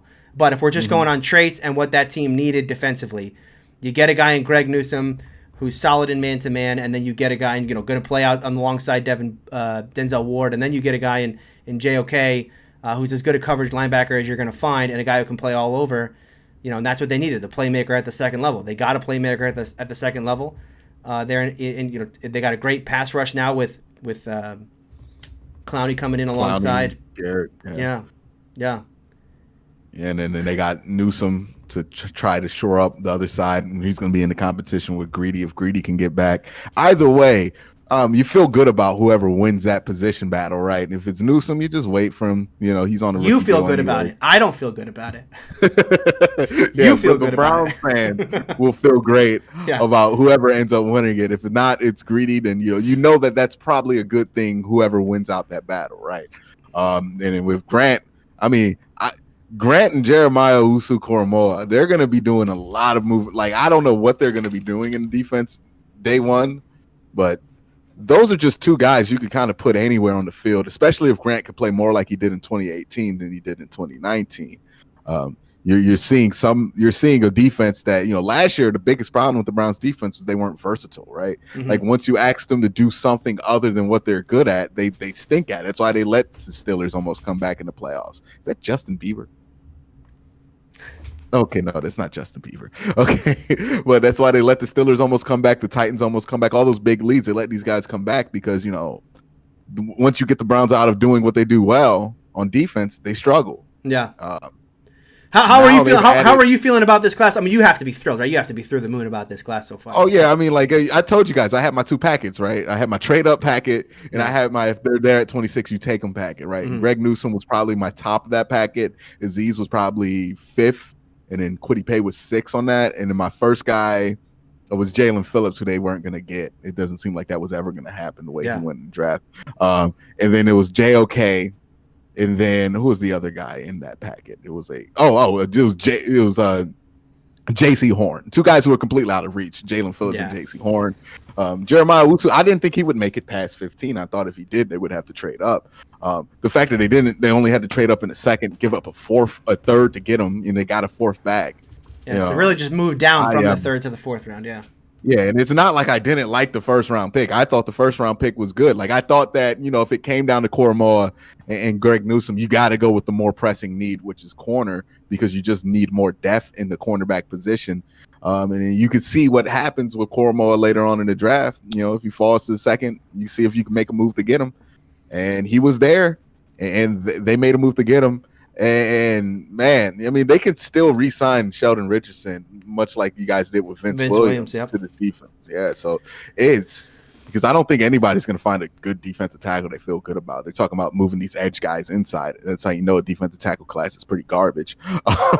But yeah, it's going to be interesting. They have gone, like, I got to give Andrew Berry credit, right? Last year, the offensive line was an issue and the tight ends were an issue. He went really hard at that line of scrimmage, right, with the offensive line and the tight ends. And then last year, not last year, this offseason, the defense was an issue, especially the back end. You bring in John Johnson, you bring in Troy Hill, you draft Greg Newsome, you get Jeremiah Owusu-Koramoah, you get a little lucky there and get him. You bring in Clowney to help out Miles. You got Tack, who's a little bit of a developmental guy at that position. You know, Anthony Walker's on the team, and everybody says Anthony Walker taught Darius Leonard everything he knows. So, you know, what can Anthony Walker do with JOK? Hopefully the same thing. And, you know, hopefully if the Browns have a version of Darius Leonard on this defense with Myles Garrett and Denzel Ward already on it, with how good that offense is and with the offense's ability to run the ball at an elite level, that's a very, very tough team to beat if they put it all together. Yeah, I said this earlier. Yeah, if the Browns, the only thing stopping the Browns is Baker Mayfield at this point. You know, Baker would have to go back to being bad Baker for this to happen. And you know, as I've said to you before in the past, I don't think that the coach there, Stefanski's going to let it happen. So. Yeah, and then the interesting thing was, yeah, when and like, you know, I get people get offended when people say stuff like that, right? Well, only thing stopping the Browns is Baker Mayfield. But I think honestly, if Baker Mayfield is the closest thing you have a weak link to your team, and he was like borderline top 10 when it comes to like some of these stats in the PFF grading and the QBR, however much stock you put into it, you're at a pretty good place. Yeah, like that's a pretty good place to be at. And I mean, who knows? Baker might even be better now with Odell back. And maybe they can get an Amari Rodgers in the third round and they add to that wide receiving room. They're literally at a point though.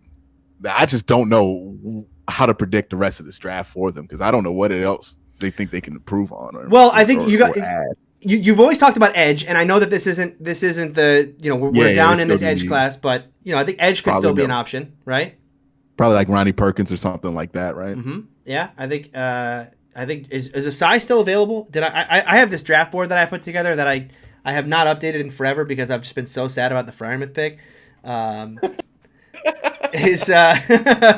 Is Joseph Asai still available? I don't even know. I have to look. Yeah, he's still there. Joseph Asai is still there. Rashad Weaver is still there. Shaka Toney, Ronnie Perkins. Yeah. And then Quincy Roach. So there's a steep drop off after a few names. There is. You know what I mean? Like once you get to Quincy Roach, you might as well just call it a day. Well, there's a couple guys I like. I like probably more of a tomorrow type guys, but three guys I like, especially for the Steelers: Ellerson Smith from Northern Iowa, Janarius Robinson from Florida State, and then the other kid from Florida State.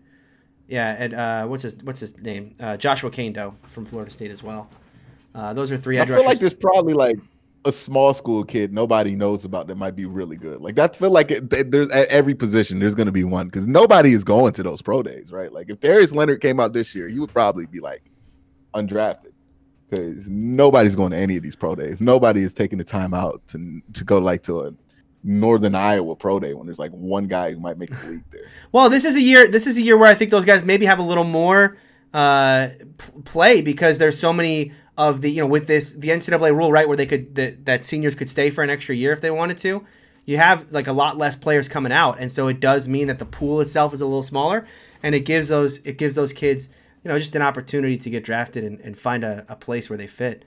Yeah, I don't know. It's kind of rough though. Being an FCS dude, there was no season this year. Yeah, and you're already in the FCS, so that's one less pay up game that you can play in against a Power 5 school. Yeah, that's really tough.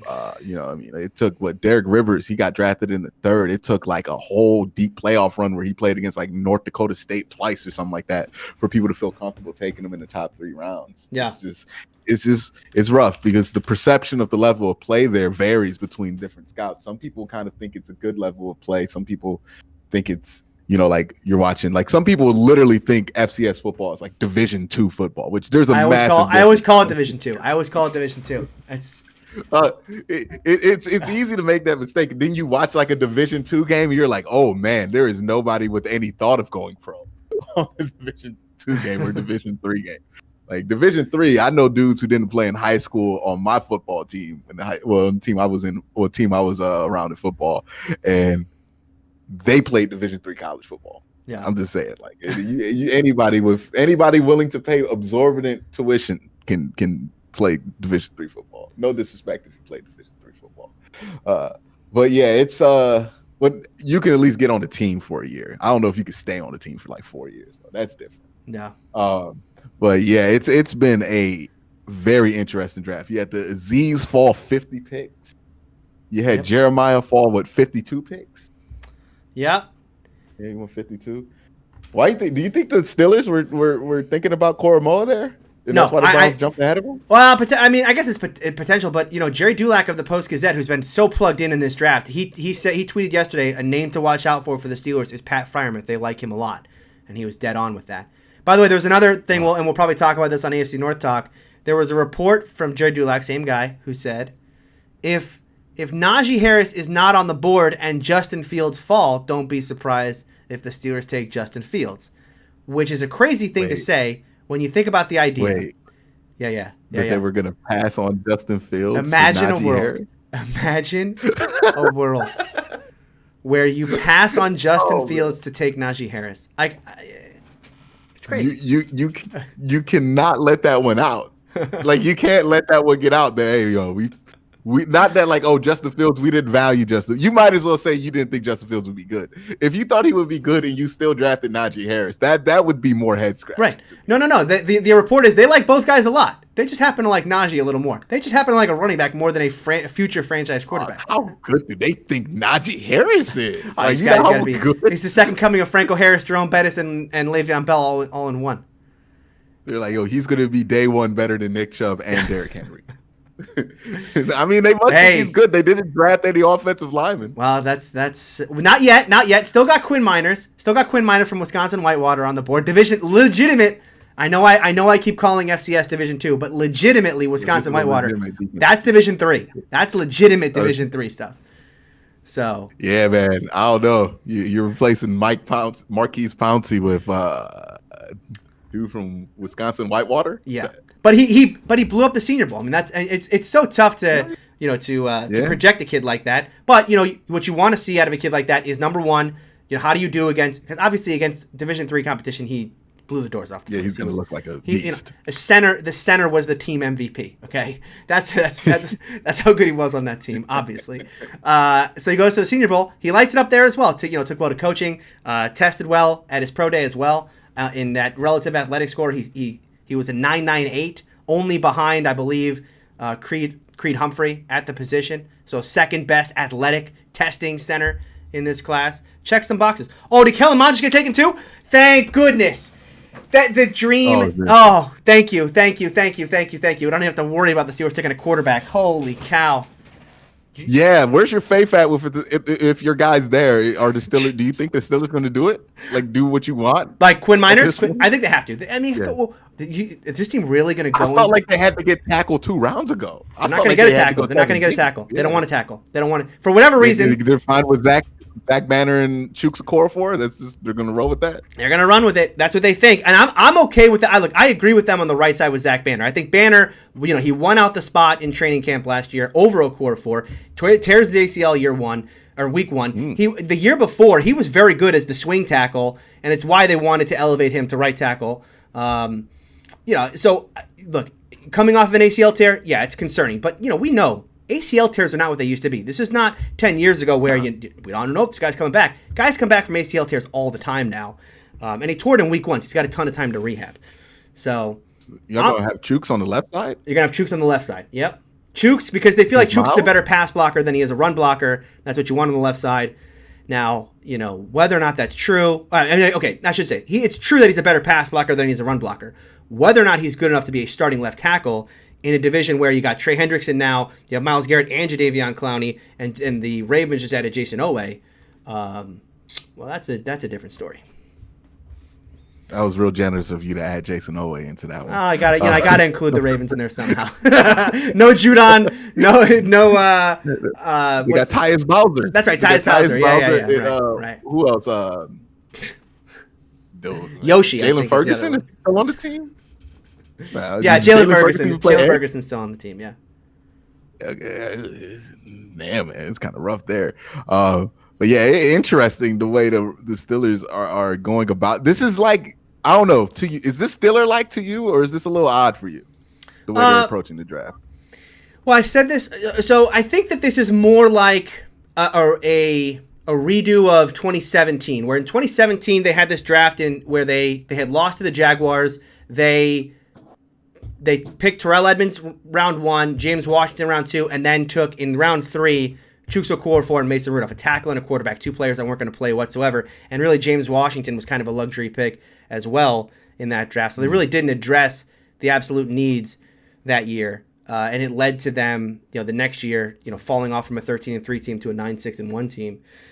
So I think this year, at least they are addressing the things that they need to address. Right now, look, I don't like Pat Freiermuth, but Pat Freiermuth as a tight end, I understand like where Matt Canada's coming from. If Matt Canada and Mike Tomlin are making the assessment that, look, we can fix the running game with using more 12 personnel, right, running more play action from that, using that as much of a weapon for us as we use our 4 wide receiver sets, then, okay, I get that. And then Freiermuth was the next best tight end in this class. But, they just have to address offensive line at some point. They just have to. Real quick, Rex Fortune with the super chat. While Tony is here, I caught it on AFC North Talk. 3rd year in a row, a first-time round defensive talent player falls to Cleveland. Yeah, it's crazy, right? The Browns have kind of been 2nd-round masters at this, right? Yeah. Greedy was a 1st-round graded guy. Grant was like number 1 safety to a lot of people that year, except for like people had concerns about his 2019 tape. But 2018 tape was very good. And then this year, the tape ain't even an issue with JOK. It's just, I don't know, but maybe people just overthought that one. Yeah. They were trying to get Paul DePodesta to explain why he fell, and Paul was like, "Look, I'm not going to question why this happened. Yeah, exactly. I'm just going to make the pick." It's just a good thing happened here. Let's not look into it. Let's not Cleveland this one up, man. Yeah. But run on quarterbacks. My goodness, run on quarterbacks. Oh, is the quarterback going? Did Kyle Trask go? Kyle Trask has gone to Tampa, Kellen Mond to Minnesota, and now Davis Mills to Houston. Davis Mills, the Stanford kid. Yeah, I know. Davis Mills went in the 3rd round. Deshaun Watson's got a little bit of. I understand, but Davis Mills ain't going to do nothing for you. It's their best. It's their next best. It's like their only hope, right? Didn't they trade for Tyrod? Did they trade for Tyrod? Did they? Oh, did they trade for Tyrod? Yeah, they traded for Tyrod. Well, get some competition in there. No, I know Tyrod's a walking meme at this point. Where like every time he goes out there, he gets benched by like week 3 for somebody who ends up being massively better than Tyrod, and he gets a bad rap for that. But Davis Mills is he a better quarterback prospect than Kevin Hogan was coming out of Stanford? I didn't watch enough Davis Mills. I think Davis Mills even has less games played than Trey Lance, so he has less reps than Trey Lance. Yeah. Davis Mills. Davis Mills. I was kind of shocked Kellen Mond went in the 3rd round, but I understand why Kellen Mond went in the 3rd round. Yeah. Kyle Trask, he wasn't even a starter in his high school team, right? Then he sat behind the dude who's at Miami right now. I think that's right. King. I think that's right. Yeah. By the way, somebody brought up a good point. How mad would you be at your high school coach if you're Derek King? You started for 4 years at this high school, and you go to Houston, and Kyle Trask goes to Florida. True. What did he say? You got to talk to somebody. Yeah, you got to say something. Yeah. How did the backup go to Florida? But I'm at Houston? Oh, come on.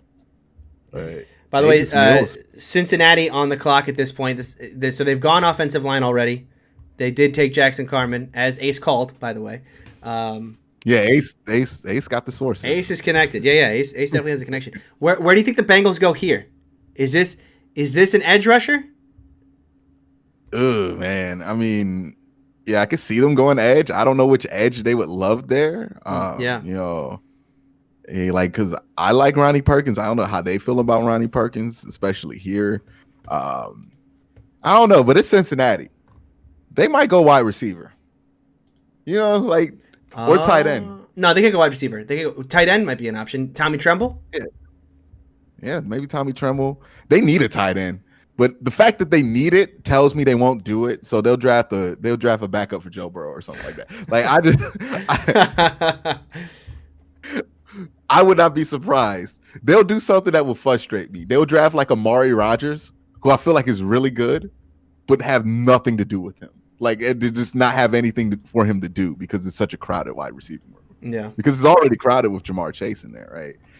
They draft another one, which I feel like they're gonna do because it just would seem Jalen Mayfield, the tackle, just went from Michigan. From Michigan.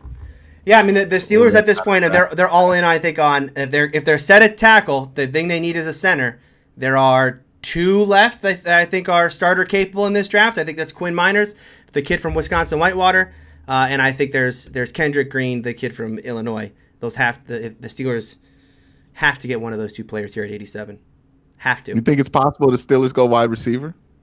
I think it's too early. Tomorrow's the wide receiver day. Seth Williams from Auburn. They get a wide receiver. They get one every year. Seth Williams from Auburn, yeah. Yeah, my only exposure from him is I watched the J.C. Horn game against him. That was a rough day for him. Well, I mean, it's going to be. That's why Seth Williams will be a 4th round pick, and J.C. Horn was what, pick 9, 8? Well, it was like pick 6 or something. Yeah. No, it was just a funny tape because there's like one part. If Vach points this out, and Vach Lombardi does good stuff on his channel. You guys check it out. But Vach points this out. He was like, yeah. At one point, Seth Williams gets like a little slant. They ain't really had much to do with J.C. Horn, but he comes up and he talks all this mess to J.C. Horn, and then J.C. Horn decided that he took that personal because like Seth Williams did not do a single thing the rest of the game. Like Seth Williams be running out there trying to block for a run play, and J.C. Horn is still out there just pressing him like, nah, it ain't over. Like. Yeah, I watched another game for Seth Williams that's fun to watch is Tyson Campbell, the kid from Georgia. I watched someone break down that game, and they're talking about like, oh, look at Seth Williams. He's so good in 50-50 balls. Tyson Campbell's all over him, but he makes a play. And I said, no. That's because Tyson Campbell can't make a play on the ball. This is not a Seth Williams thing. This is a Tyson Campbell problem, right? Tyson Campbell makes everything 75-25 for the receiver. So, by the way, the Bengals did go edge. They went Joseph Asai from Texas. Went Osai. Yeah. I wasn't a big. I'm more a Ronnie Perkins guy than Osai.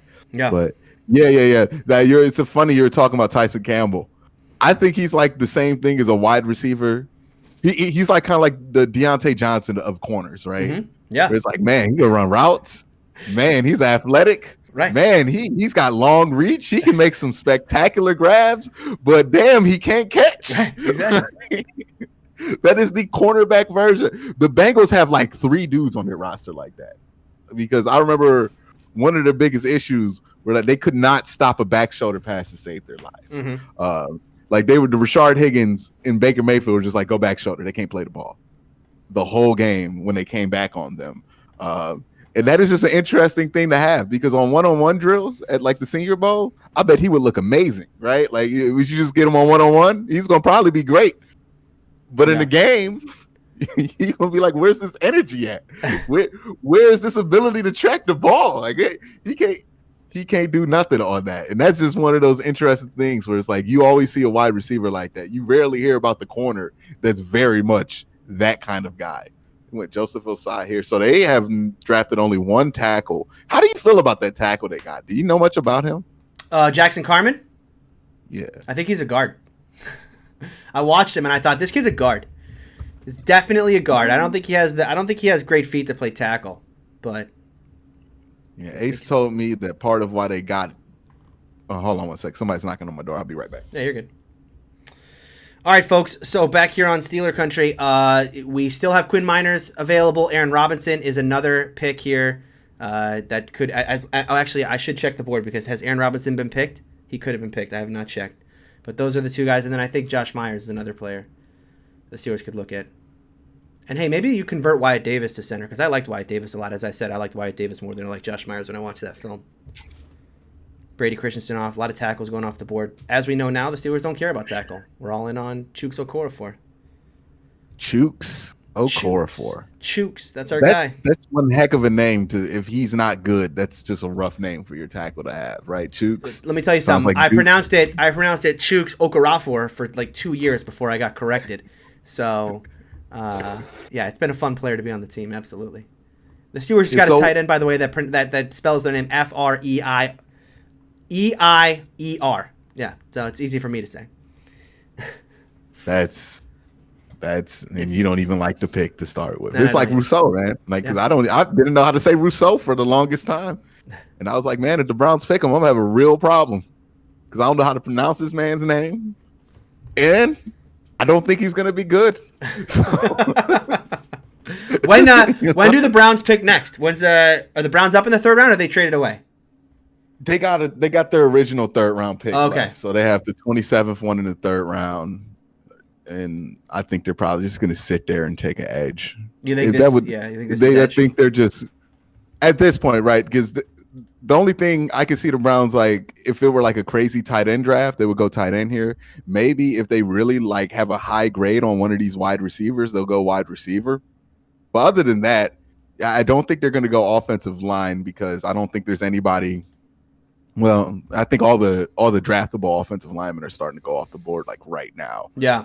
So I don't think they're going to make it to the Browns there because there's an argument to be made that they need another tackle to replace Jack Conklin if he has to go next year because his contract's up.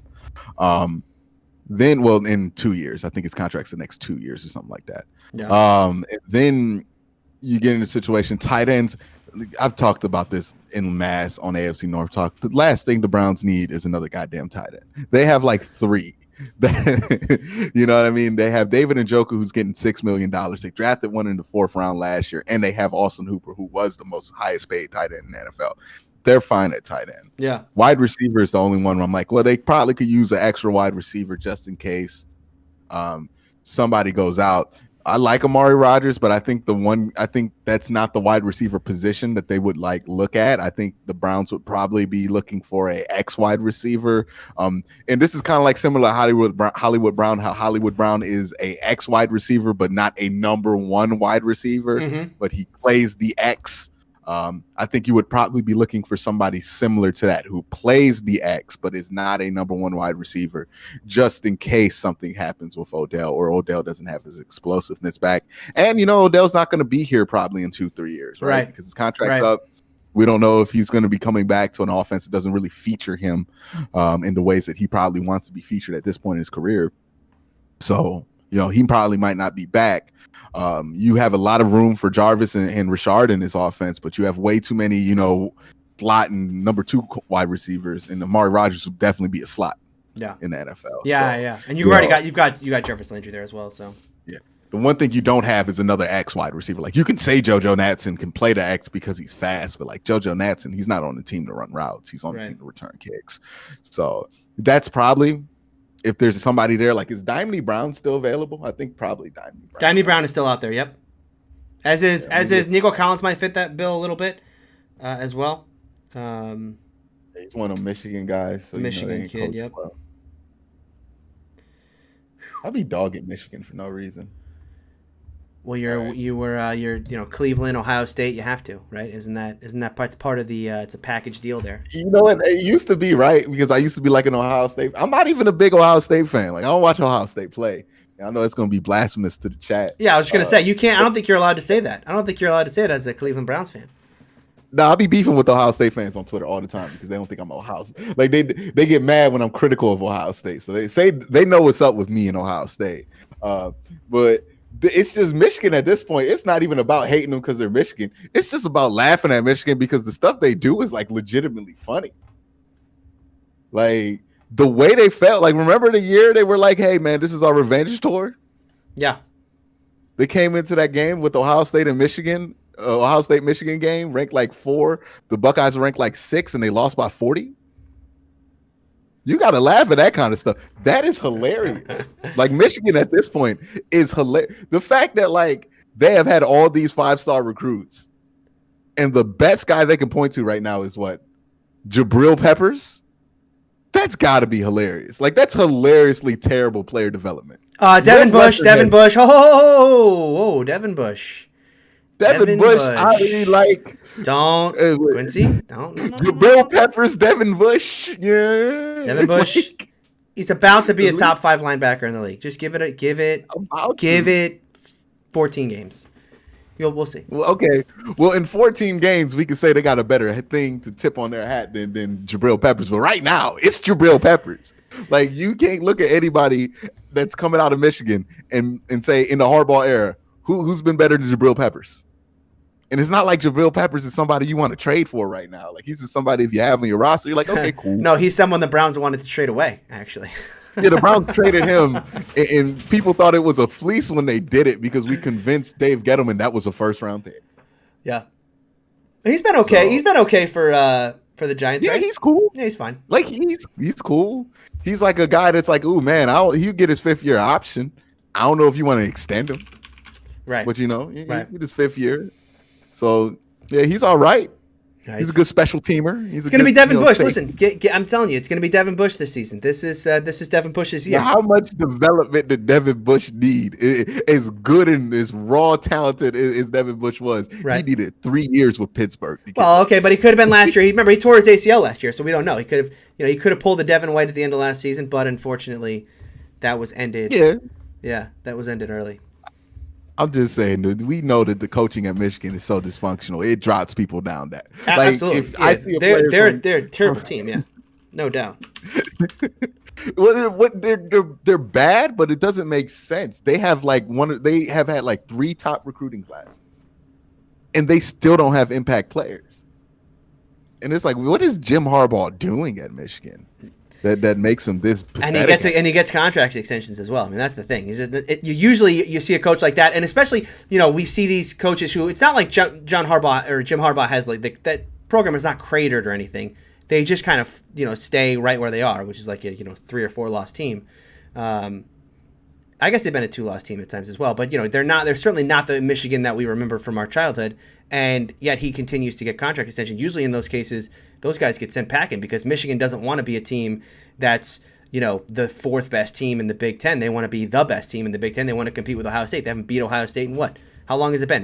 Has it been 10 years yet? We're going to get there soon, aren't we? Oh, they won a game the one year that the Buckeyes were not allowed to go to the playoffs. Oh, that's that the right? one time, and it was Luke Fickell that was coaching the team, I believe. Like, I don't think any Urban Meyer era team has ever even come close. Well, the one overtime game, the overtime game, the controversial one with the spot. Yeah. Yep. All right, man. It was a bad spot. I got to get back to my chat here. I appreciate you coming on. We will talk again on Tuesday as we recap this draft. Yeah, you with the tight end, Sonny with Jason Noah. Yeah, we're gonna have fun. We're gonna have Tuesday. fun. So make sure you subscribe to AFC North Talk. Make sure you subscribe to Steelers Country. Tony, again, man, thank you for coming. Yeah, thank you. Talk to you later. All right, let's get back to it here. Got to get through the chat. All right, where do we leave off here in chat? I'm all for trading Hebron as he's useless as a blocker. You got to keep him for 2021. That's what I'll say. And then after 2021, you can't trade him because he's in a contract year. You have the void years at the end of it, so there's no trading Ebron. They remember they restructured that deal to keep him for this year.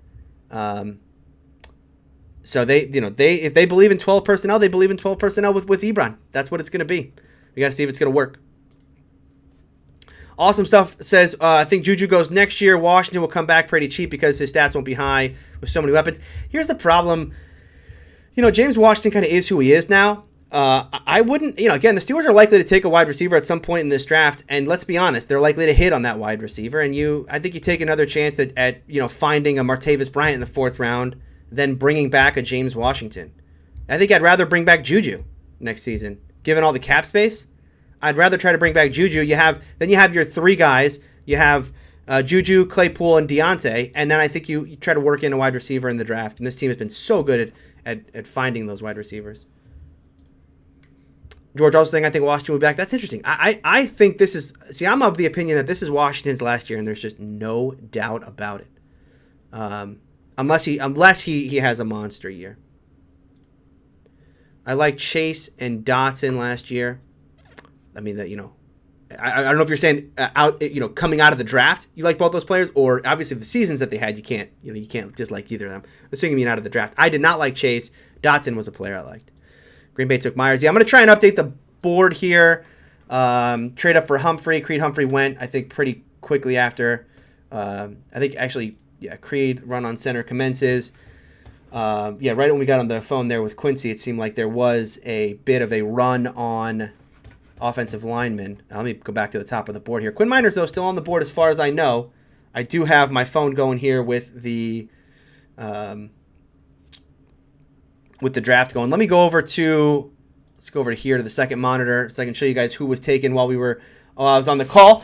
We had Kyle Trask go off the board. The biggest news here while I was on that call, Kyle Trask goes off the board. Kellen Mond goes off the board. Davis Mills goes off the board. That was the list of realistic quarterbacks. The Steelers got a good look at all three of those players. Matt Canada was at Kellen Mond's pro day. So the fact, and there was rumors that that he was enamored there, that some other people within the organization like Kyle Trask. Neither guy will be available for the Steelers at pick number 87, and thank goodness for that. Now, those of you who said Najee Harris had to be the pick at 24, I do want to point out one thing as we look through this list. Trey Sermon's still available. Maybe we go. Maybe the Steelers had gone offensive line first round, Pat Frymer second round, running back third round, Landon Dickerson first round, because Landon Dickerson gets picked in the beginning of the second rounds, right? So Landon Dickerson first round, Pat Frymer second round, and then Trey Sermon third round. Do I have any takers in chat? For that one? I'm gonna guess no. So the other so we had the run on quarterbacks. Jalen Mayfield goes off the board here. Again, Jalen Mayfield, the tackles, I think we just know now. The tackle's not an option for the Steelers, or certainly was not one that they felt like they had to address this early on in the draft. Brady Christensen from BYU, interesting prospect, but the Steelers hadn't really gotten a good look at him. Aaron Robinson from UCF goes off, a player I liked a lot. Does not last to the Steelers pick here at 87. And then a couple players here. Milton Williams, the one guy the Steelers had to look at. I believe Carl Dunbar got a good look at him at Louisiana Tech's Pro Day. It's not a good defensive tackle class, and I believe that was before the Steelers re-signed Tyson Alualu. So, with the Cowboys up, the Saints are now on the clock, and we are 10 or so picks away from the Steelers being on the clock in round number 3. Quinn Miners still there. Boy, if Quinn Miners lasts till round 3, that would be a tremendous tremendous thing for the Steelers, because they need to address center. Wyatt Davis still out there, probably more of a guard. Maybe you can convert him to center. Kendrick Green has played center, certainly. I need to update this because Mond, Mills, and Trask are still on the board. So let me get rid of those guys from the board really quickly. Let's see, quarterbacks. Mond, gone. Trask, gone. Who else? Is that everybody? Did I miss one? I think we're good. All right, let's try to get back here. Back over to chat.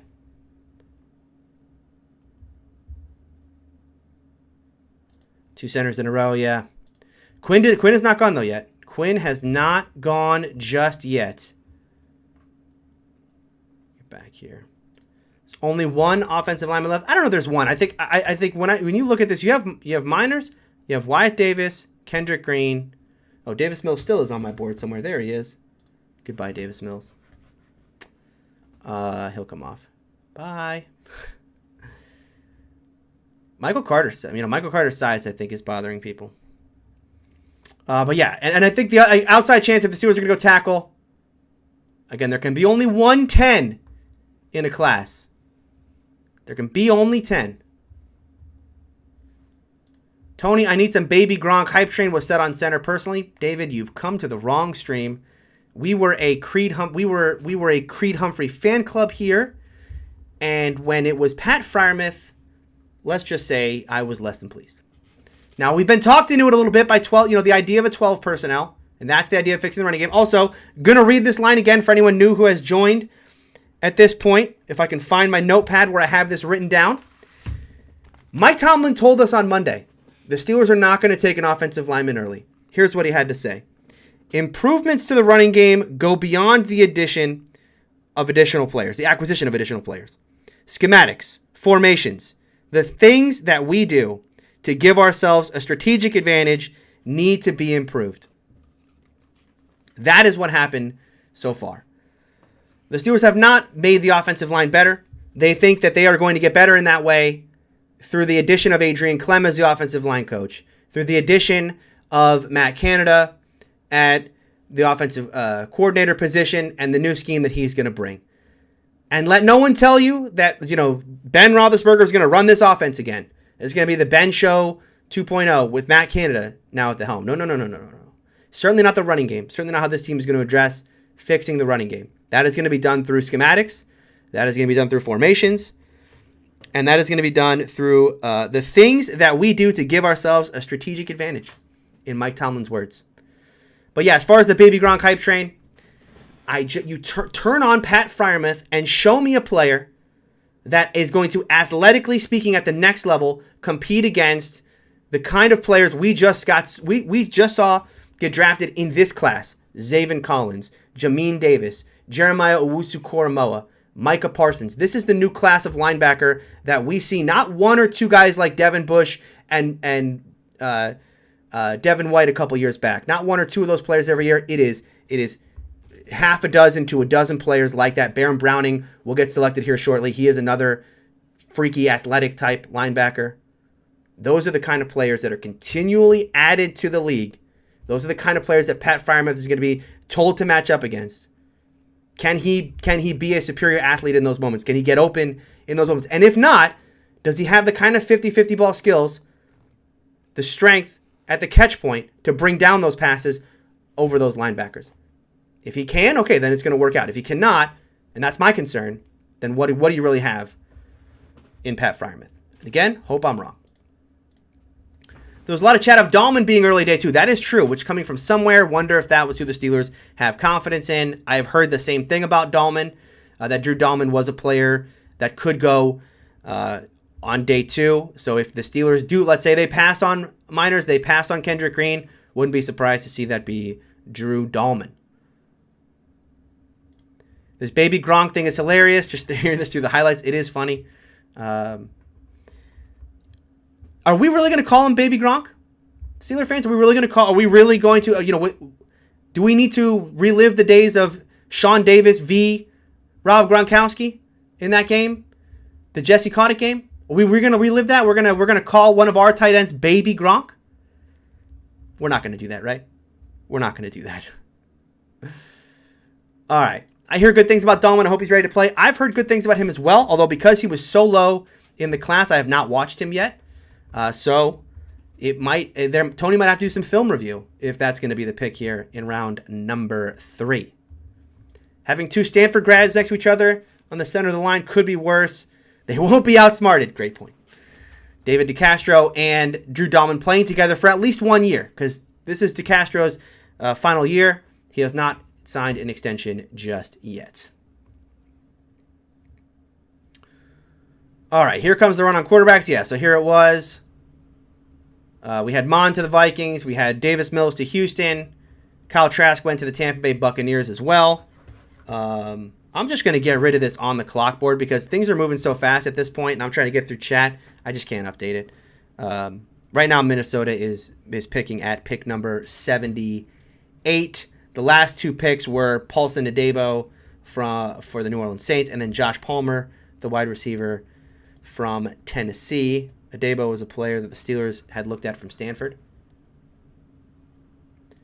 Are the Browns going to win the division year? Personally, I think this is the year. AFC North crown, and then some. Just hope Pittsburgh plays well and has fun. It's one of these things as a Steelers fan, I don't want to put it out there. But I think the Cleveland Browns are not a contender for the AFC North. I think they are a contender for the AFC. If you want my honest opinion about who the Cleveland Browns are looking like they're going to be in 2021. Once again, hope I'm wrong. But when I look at the AFC, I think it's Kansas City, I think it's Buffalo, and I think it's Cleveland. And that's your tier 1. Hope I'm wrong. Hope I am wrong. Any chance you think they trade up? It'd be nice to get Quinn. Here's the thing about trading up that we're starting to learn now. Especially with the Steelers. They don't want to trade. They're not going to trade this year's picks. I just don't think that's going to happen. They have 2 4th-round picks tomorrow, and then they don't pick again until the 6th round. So those picks right there, 1, 2, 3, 4, 4, 5 players that you can add in the first 120 or so picks, right? Or no, 150 or so picks. Those are players I think the Steelers are all going to want to contribute right away. And they're not going to want to trade away those picks. You talk about the 2022 draft. People have talked about those picks, next year's picks, being worth their weight in gold because when you think about this year's class, there's not a lot of film on these players, and a lot of guys who should have been players in this class are not going to come out until next year where you're going to have film on them because we're going to have a full college season without any, hopefully without a lot of COVID disruptions. So do the Steelers want to trade away next year's pick to move up? I think they're just going to wait it out at this point and see what they get at center. Look, if center was a dire need where they said we cannot start BJ Finney, it's just we can't do it. Just like they said in round 1, we cannot start Benny Snell. It's just something we are not comfortable doing whatsoever. So we are going to take a running back, and it's going to be early on in this draft. Then they would have taken a center in round 2. They didn't do that because I think we have to assume at this point that the Steelers are either so comfortable with the amount of centers left that could compete with BJ Finney, or they're just comfortable with BJ Finney. All right. Let's keep going here. Wouldn't mind Wyatt Davis or Robert Hainsey, move them to center if possible. Yep, Robert Hainsey from Notre Dame is another option there as well. And as I said, I right before we started this, I was watching Ohio State film, their offensive line there, and Wyatt Davis is the one that stood out to me as far as being the better of the two. Not to say Josh Myers is a bad player. I didn't think either of them were bad. I just thought Wyatt Davis stood out to me as being the kind of player I would like to see in black and gold. Trey Hill from Tennessee. Now, Trey Hill from Tennessee has been someone I've seen linked with the Steelers in mock drafts quite often. I don't believe he's on my list whatsoever because I don't think there was any reports that the Steelers went to Tennessee with either a position coach or one of the head scouts. So, look, is it possible they take Trey Hill? As I said, not every pick is going to come from the list that I've put together here. It is very possible that will, Juju was a guy that came from outside of this. But Trey Hill could be an option. Wyatt Davis or Quinn Miners? Kendrick Green's in that list too. Don't forget about Kendrick Green. Wyatt Davis, Quinn Miners, Kendrick Green, not in that order. I will not be calling him Baby Gronk. Yeah, neither will I. Neither will I. No, thank you. Their cap space is going to be a vet center. Ben is not trusting a rookie. Can't sign free agents before the draft. Oh, I need to actually let me fix this because, whoop, there we go. You can see the whole thing again. All right, sorry.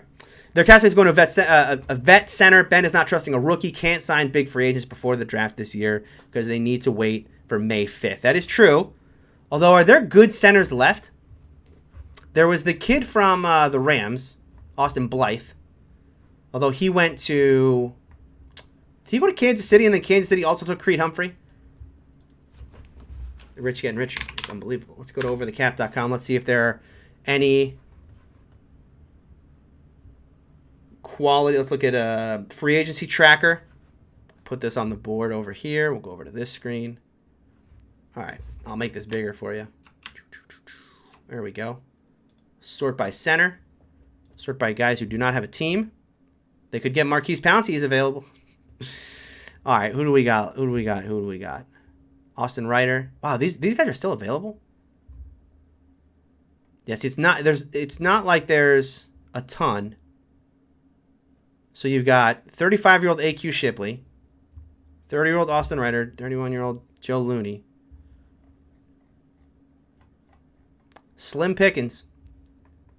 Slim pickings. Blythe went to the Chiefs, right? And then they... Oh, did I get it wrong? Let me go back to this. Chat. Georgia. Oh, Trey Hill is the Georgia... Wait. Trey Hill is Georgia? Ben Cleveland from Georgia. Trey Hill is also Georgia? I thought Trey Hill was the... Am I crazy? Or is Trey Hill the Tennessee center? Am I crazy? I'm going to look this up.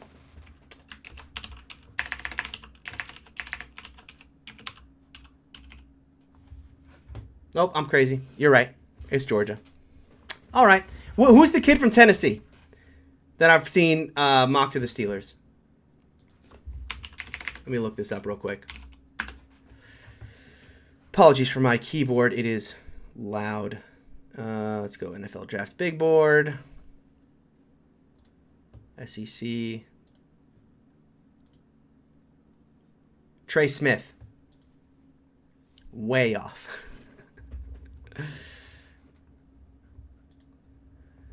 Can you hear the Freiermuth chance? We're just going to be Heath, right? It's just going to be Heath.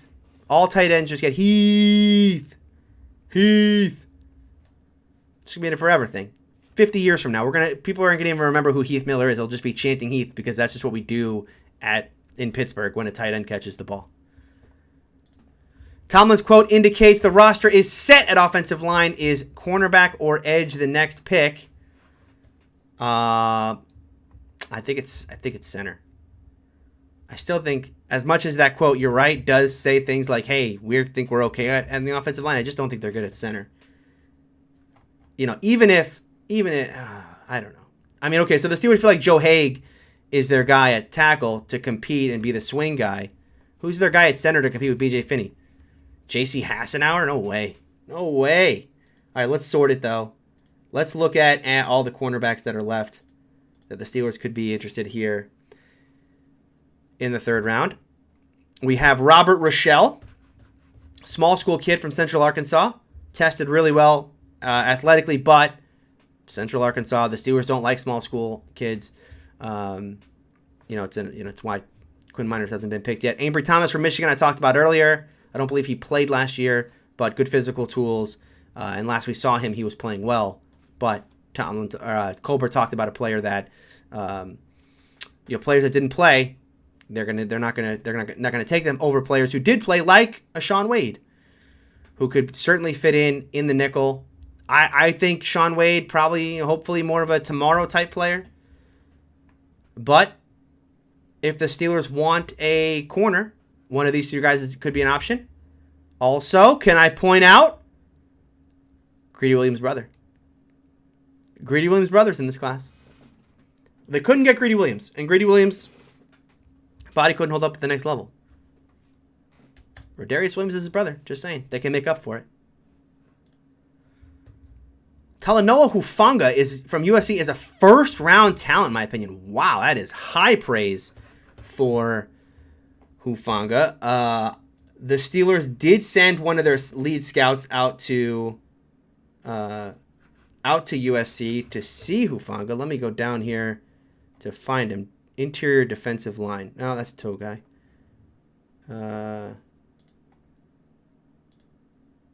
Where is he?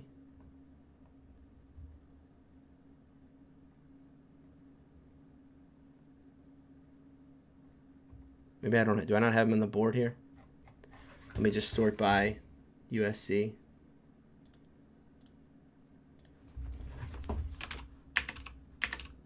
Whoops. Yeah, Brandon Hunt was out there. Safety.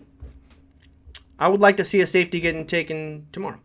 I think tomorrow's all about adding those depth pieces who are going to contribute on special teams. Today's got to be someone. This pick coming up, 87's got to be a player that can contribute right away. If you think Hufanga could play in the nickel, as a safety, that could be a player that can contribute right away, sure. But otherwise, I think that tomorrow, if we're talking about backup safety, we're talking about someone who can come in if Minka or Edmonds goes down. Or playing a 3-safety set. That's a tomorrow player, in my eyes. All right. Reset the board here. He's a safety, yeah. We found him. All right.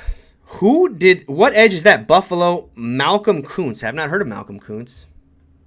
Not a player on my board.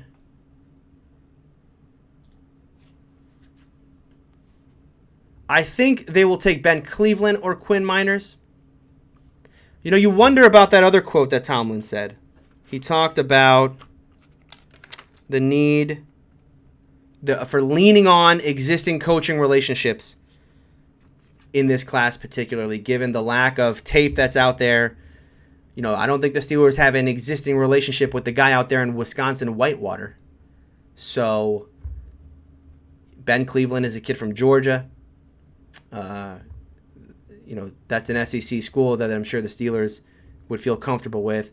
And I think the other guy here is Wyatt Davis, Ohio State system, another one that the Steelers feel probably pretty confident with.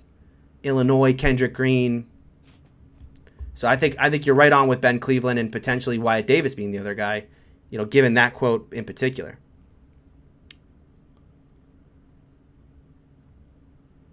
All right. I would love a slot corner and see Sutton focus on the outside. As Tomlin talked about in his presser, he said, today Okorafor is our left tackle and Sutton is our right cornerback, but that means nothing. Well, it means something because they didn't give any. They certainly didn't give a lot of competition to either guy yet. And I agree with you. I think whoever they take is going to have to fit more in the slot. And when we talk about those guys at corner, we brought the list up before. I think the two are Ainbury Thomas and Sean Wade of the guys we talked about. Rochelle is not going to be. You're not going to be a nickel. But I think Ainbury Thomas could, and Sean Wade obviously is much better in the slot.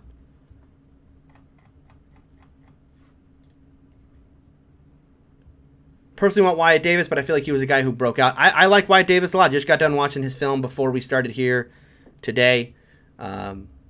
He's a guard right now, but I've talked to Chris Carter about this in the past. And you play guard, you play center. You can be taught to do either one. Interior offensive line. Not say it's all the same, but anyone who can play. If you're a guard, you can switch to center, and if you're a center, you can switch to guard. So, all right, I'm caught up on chat. How about that? We made it. All right. So let me reset the topic here because yes, the Steelers did select Pat Freiermuth. I have not had a chance to see. Did anyone watch Tomlin and Colbert's press conference and what they talked about? Was it Tomlin? And by the way, was it Tomlin and Colbert that talked? Was it Matt Canada who talked, or was it what's his name? Alfredo Roberts is the new tight end coach now. If anybody watched the press conference with the Steelers, let me know who it was who talked. I'm interested to know, and were there any kind of key quotes that you got out of that when they talked about Freiermuth? Interested to know what they say. I'll watch that at the conclusion of today's coverage. I liked what they had to say about Najee yesterday. They said all the things that you see on tape, which is a guy who could just do. He's a guy who's not just a good runner. He can affect the passing game as much as he can the running game, and I think that's gonna be such a big part of how Matt Canada wants to use him in his system. Hunter Long just went off the board to the Miami Dolphins. We're getting close here. We are certainly getting close to the Steelers' selection. Here is the last couple picks as they've come in. We had Chaz Surratt, the North Carolina linebacker, Malcolm Kuntz, the edge rusher from Buffalo, Divine Diablo, a safety from Virginia Tech that the Steelers had some interest in. I think they had interviewed him, and there might have been a position coach also at that pro day. Hunter Long from Boston College going off the board. Washington's pick is in, and the Carolina Panthers are on the clock. So 1, 2, 3, 4 picks, and the Steelers are on the clock. Once again, I will ask those of you watching live, please. I know these picks are getting tipped. I know that the broadcast is behind, but a lot of us are watching the broadcast. We are not paying attention to Twitter. We are not following people who are tipping picks. So let's keep that to yourself. If you know who the pick is, keep it to yourself until it is announced on the broadcast, and then we can talk about it in chat. I don't want to use this platform to spoil the pick for anyone, even though I have done that already a couple times. I apologize. But yeah, let's not tip the pick in chat. All right, so with just a couple picks left here, and again, we get down to this idea of who needs a center between now and Pittsburgh. As we've looked through NFL.com, like everybody needs a center, or everybody needs offensive line these days. The question is, you're one of these teams going to snap up minors again. I just don't think between now and the Steelers board, there'd have to be a hell of a run on center or on interior offensive linemen to take Miners, Wyatt Davis, and Kendrick Green in the next. What do we have? 1, 2, 3, 4, 5 picks between the Steelers. 3 of those 5 would have to be an interior offensive lineman before the Steelers. I mean, they're going to have their opportunity to take one of those players if they want them. And we talk about Ben Cleveland. He's a guy as well from Georgia. All right. Let's see. Jay Hall writing in, how do you feel about Paris Ford? I think he's a sleeper. Here's the thing about Paris Ford. To scroll way down here to find Paris. He's on the list for sure. 2.79. Here's your problem.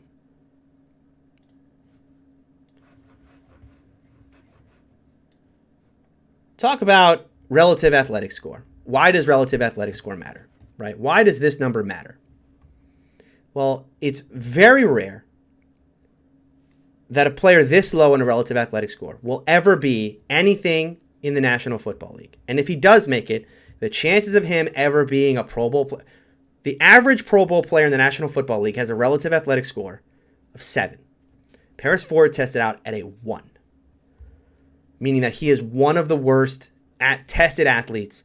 And this is another case like Jalen Mayfield. I believe Paris Ford opted out mid-season, wanted to prepare himself for the National Football League. His mock draftable spider chart looks like this. His 40-yard dash, his vertical jump, his broad jump, his 3-cone, his 20-yard shuttle. They don't even register. That's the problem for him. He might, I mean, look, he might be a good player on tape. You just can't test out like this. He might be drafted tomorrow sometime. But man, the chances of a guy testing out like this and then working out at the NFL, the Steelers, if they want to do that, they should also buy a lottery ticket to go alongside him. Just in case. Hey, lightning strikes twice, right? That's my problem with Paris Ford, unfortunately. I know he's a Pitt guy. He's local to the area. I know Chris is a big fan of Paris Ford as well, but man, did he test poorly. Did anyone, I was gone for a bit, did anyone ask about Stone Forsythe? They have not asked about Stone Forsythe, and I will say Stone Forsythe is not a player you will see on this list, because to my knowledge, the Steelers, through pro days, interviews, have not shown interest in Stone Forsythe. Not say they're not interested, just to Steelers Depot and Alex Kazora's reporting, there has not been a noted interest just yet. But Stone Forsythe's a good player, and my wife knows him somehow. I always forget. I'm sure she's going to message me here in a second because I think she's watching the stream. She knows him somehow, and I don't remember how. Babysitting something, don't remember. But good player. Good player. Whoop. Sorry. Do as I say. Yeah, don't tip picks. Tony can tip picks. Yeah, exactly. Right. Tony can tip picks. You can't tip picks. No, I'm not tipping picks anymore. I apologize for tipping picks earlier in the stream. But when it comes to the Steelers, listen, try not to tip picks. All right. Sleeper name Ronnie Perkins. Yeah, Ronnie Perkins. You heard Quincy talk about Ronnie Perkins. Steelers were at the Oklahoma Pro Day. Although I think it was... Who was at the Oklahoma Pro Day? Let me find an Oklahoma player here. Who was at the Oklahoma Pro Day? Because it wasn't the D-line coach that was there. It was a position coach, though. Actually, it's probably easier for me to just do it this way. Let me go to my scratch pad here. And I'll look to see who... Filter... Where the college is Oklahoma. Chris Morgan, the assistant offensive line coach, was at the Oklahoma Pro Day. No, not to say that he couldn't come back and say, hey, this kid Ronnie Perkins, the edge, was really good while I was there as well. But he's more likely there to see Creed Humphrey.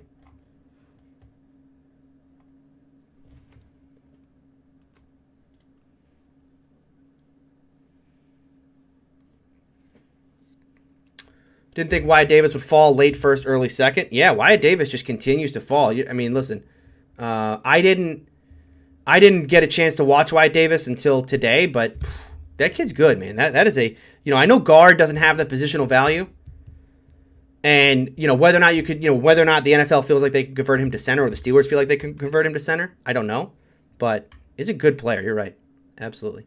If it's not a center, then cornerback is probably the pick for the Steelers. Let's see, what could be the possible picks here? Well, I think linebacker Baron Browning, as long as Baron Browning has not been taken, Baron Browning could easily be the pick. I wouldn't rule out a wide receiver here, even as crazy as that would be. I guess we can't completely rule out wide receiver. And I guess we can't completely rule out tackle when you look at a guy like Spencer Brown and the fact that Phil Kreidler, one of the head scouts, was at the Pro Day and Adrian Clem interviewed him via Zoom. And he did test out unbelievably well as a tackle. Still a small school guy. And again, if the Steelers are going to take a small school guy here, I think there's one we all like, right? But yeah, I agree. If it's not a center, corner could be the pick. Because you need a slot corner, although that is thinning out as we go.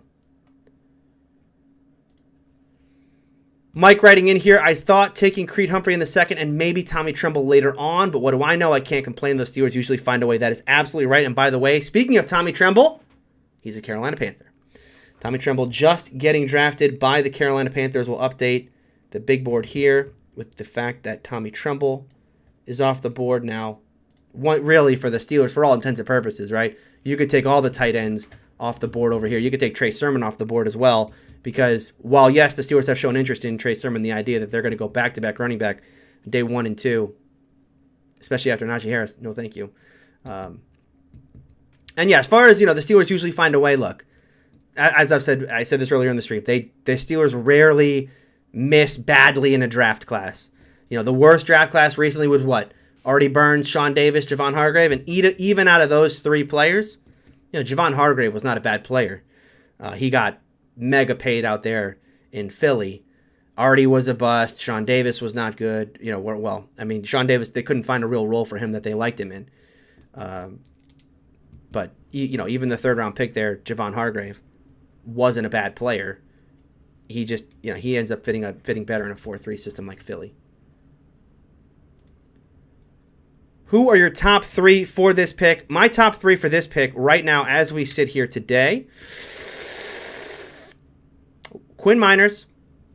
I think it's as it is on the board. It's funny how the board, I didn't know if the board was going to play out like this because, again, I just kind of weighted this to where I think, to how I think the 5 of these matter. So I think it's like, I don't know. I don't remember the exact numbers. Like 25% of this grade, 30% of this grade is in the athletic, like 17 here, something like that. Anyway, what I'm trying to say here is this board is playing out how I would do it. I think Quinn Miners is my number 1 guy, Wyatt Davis number 2, Kendrick Green number 3 if they're sticking to the interior of the offensive line, specifically addressing the center.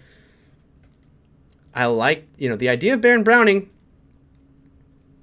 is intriguing. Once again, you put this guy alongside Devin Bush. Now, here's the issue. Okay, so you want a guy next to Devin Bush who's going to be super instinctive and all that. Baron Browning has the athletic profile of a linebacker who everybody should want, right? This is what the Steelers look for from their playmate, from the guys that they're drafting high up in the draft defensively, right? Let's go back to Terrell Edmonds, right? Big old spider web. You want guys who are really athletic. That's Baron Browning. The problem with Browning is when you think about him as a run defender, I don't know about his ability, to get through trash, his instincts. This is why he's falling in this draft class. Because boy, we talk about a traits-based draft class like this one where there isn't a lot of film to grade. How could a linebacker with an athletic skill set like this continue to fall? In a class where we've seen a bunch of linebackers, there's how many linebackers have already been taken? And this guy's not off the board yet? Again, there's got to be some red flags on tape. So, Baron Browning's interesting to me, but I understand why he's still on the board. Nico Collins, a wide receiver. One of the only wide receivers in this class that's really like a big body type. Spencer Brown. Again, I just keep coming back to this. Look, Spencer Brown owned people at Northern Iowa, but it was, an FCS school. Looking down this list, who else is interesting? Not Rochelle, because Rochelle's an outside corner.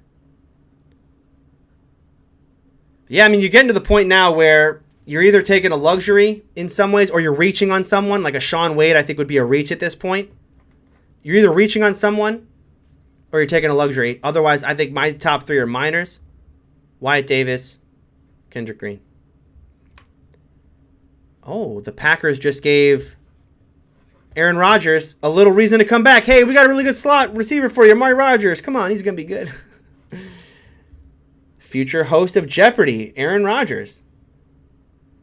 All right, Amari Rodgers off the board. And, you know, it's nice of Aaron Rodgers to retire so that it won't be confusing when it's A. Rodgers, right? On the back of the jersey. Amari Rodgers, Aaron Rodgers. It'd be A. Rodgers. No, come on. Are you going to stream tomorrow, Tony? Oh, it's unlikely. I might stream the 4th round. It's possible I'll stream the 4th round, and then I will call it a draft. The 6th and 7th round, I mean, it's just such a crapshoot. What I might do, it's possible what I might do is just leave this stream up blank. I won't be on it, but I will be updating this list just so you can see how this list plays out. If you're interested in that, I can do that. But, yeah, I don't think I'm going to be streaming throughout those days. All right, I really think if Quinn Miners, it will be him. They do like Ben Cleveland a lot. Yep. Oh, and the Vikings pick is in, so the Pittsburgh Steelers on the clock. Let's put the on the clock thing back up. I'll update it. Here we go. Again, no spoilers in chat. That's Tony's job. He's the one that spoils the pick. He won't be doing that for this pick. Tommy Tremble just went, so in Steelers' eyes, they will think they did the right thing. Yep. You couldn't have waited until round 3 to get Tommy Tremble, so you had to get Freiermuth. And that's, again, given the theory that a tight end was a requirement of this draft class, if Matt Canada felt like 12 personnel was that important. Packers aren't taking a center. Nope, they took Amari Rodgers. Aiden Thomas says, when is the Steelers' next pick? Right now. Baron Browning was underutilized hybrid pass rusher. Yeah. Okay. Again, I just think you have such an athletic linebacker in a class like this where it's all traits-based and he's falling this far. That's my concern. Amari Rodgers, Aaron Rodgers. How about that? James Hudson, maybe. James Hudson is the tackle from Cincinnati, right? Did I get that right? James Hudson's the tackle from Cincinnati. Nailed it. Possible. Steelers have shown interest. They interviewed him.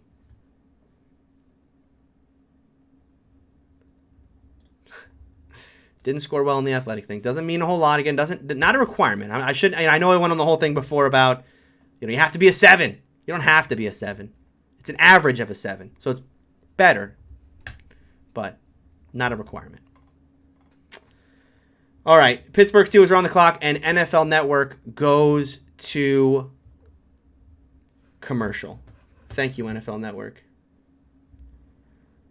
Although I guess they're still on the clock. The Minnesota Vikings pick is in. They have not announced that. What I want to know is, are the Steelers going to be on the clock for more than 10 seconds this time? Is there someone they love just as much again that they're just ready to let's turn it in. We're going in. I have to say about this pick, and I shouldn't say this out loud, I don't think there's anyone the Steelers could take right here where I would be really disappointed, like a Pat Freiermuth type disappointment.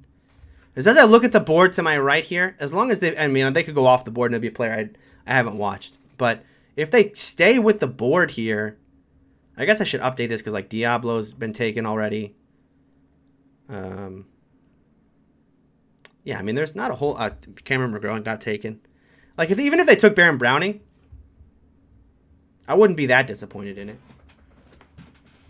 There's no quarterbacks left, so they can't disappoint us in that way. Dylan Moses? Yeah, Dylan Moses might not be... Dylan Moses is not the end of the world. Let's see. It's probably a linebacker. Steelers don't know what to do if they don't pick a linebacker every 3 picks. It's true, they haven't taken one yet today. They need to. Put someone alongside Devin Bush. Now, I'll be shocked. I'll be shocked right now if this isn't... Like, this... You have to think this is going to be either a center or a corner, right? How could this not? How could this not? By the way, NFL.com still says that the Steelers are on the clock. So maybe there we go. Maybe the Steelers are having to think about this one. Maybe it's a tough decision for them. Kerry Vincent, if it's a corner, LSU. The Steelers did visit LSU. I forget what scout went out there. I tried to do some investigation into which scouts correlate more to picks, if that's even a thing. right? If you send a scout to a pro day, meaning that you're likely to send the scouts you trust more in their ability to the pro days of players you are more likely to select. Wow! Vikings, are you serious? Okay, Wyatt Davis off the board. All right. So it's Kendrick Green, Quinn Miners. That's the list. Well. All right, let me mark the board. Wyatt Davis is off. Left with Quinn Miners. Left with Quinn Miners. All right, let's do this because people are asking like who's the best this, who's the best that. Let me just put on the board only the players that we think from the positions we think, right? So I've eliminated a ton of positions who we're all relatively sure it's not going to be those positions, right? We took out running back, we took out tight end, we took out those players. All right, so if you leave just the positions we've been talking about, offensive line, linebacker, corner, this is the list you end up with. And I think Cameron McGrone got taken. Am I wrong on that? Let me check real quick. I think Cameron McGrone was taken earlier. Was he not? Maybe not. All right, Steelers pick is in according to NFL Network. Again, let's not tip this pick. Let's watch it as it comes in, and we will react to it when we hear it. I will turn the volume up here when they're going to announce it. Are they still announcing them? I actually haven't been watching enough to know. Are they actually? Oh, there's a trade. Oh, the 49ers have moved up to the Rams pick. The Rams have traded down to round 4. Another interdivision trade. They said it couldn't be done. Is that the second time this draft? Because we also had of course, the big one was the Eagles and Cowboys trading on day 1, like pick 10 and 12. Kind of crazy. All right, the Steelers pick is in. I gotta think this is going to be a center, right? I'm not going to get disappointed if it's not a center. If this team believes in BJ Finney, or maybe they believe there's still too many centers to take one yet. I don't know. Here's what's going to happen. If they don't take a center right here, then what we have to do is we have to get this Mike Tomlin quote tattooed, right? I mean, that's it. That's what we live by as Steeler fans. We live by the idea that improvements to the running game go beyond the acquisition of additional players. Schematics, formations. That's what we believe in. Take a look at the stage. Oh, are we doing the whole playing with the crowd thing? Been my team since I was a kid. My name's DMC. I'm the king of the rock. And on the football field, we won't be stopped. The king of the rock. Here we go. This has to be a center. It just has to be. And there's nothing better than being a Pittsburgh Steeler. With the 87th pick Quinn Miners, my guess. in 2021 NFL Draft, the Pittsburgh Steelers select Kendrick Green. Just a bit outside. All right, Kendrick Green. There it is. Cleveland, I love you. Oh, DMC better run. There it is. Kendrick Green from Illinois is your 3rd round selection. Steelers select center Kendrick Green. And then all was right in the world. We did it. We got through it, Steeler fans. They fixed the running game. They fixed it. That's it. That's the missing piece. Sure, Chooks on the left side. Yeah, it's a big problem. Who cares? Are they calling him a guard here? No, he's gonna play. He's gonna play center for the Steelers. He's gonna play center. Do we all feel better now? It's like we could breathe a sigh of relief. We did it. We did it. We got through it. Sure, it was difficult. Sure, the second round was a little weird. Sure, no one saw Pat Freiermuth coming. Okay? Yeah, that was a little strange. But here we are in round 3. It's not Quinn Miners. The Steelers don't like small school kids. They go with a Big Ten school instead. This was a player they had shown interest in, as we see here. Go back to this. Denzel Martin was there. Denzel Martin used to be a scout. I believe he is now a assistant offensive outside linebacker coach, I believe. So they had shown interest in him. Let's look at the size and speed for. Ooh, baby. Look at this. Look at this. Is it interesting? That's an interesting chart, is it not? Arm length. Wingspan. Height and weight. Athleticism. Okay. We can deal with this. There goes Trey Sermon in the 3rd round. All right. Poll time. A or B? I'm going to post this in chat. Draft A. You can't do. Okay, draft A is Najee is the one that we just had. Najee, Freiermuth, and Green. Why can't I can't think today. Draft B is Dickerson, Freiermuth, because we can't change that pick. Sermon. What would you rather have? What would you rather have? A or B? I need to know. Draft A or draft B? Najee Harris, Pat Freiermuth, Kendrick Green, or Landon Dickerson, Pat Freiermuth, Trey Sermon. Draft A or B? Type it in chat. I need to see. Let's see it. I expect to see chat about 99.9999% A, but I'm interested to know what you guys think.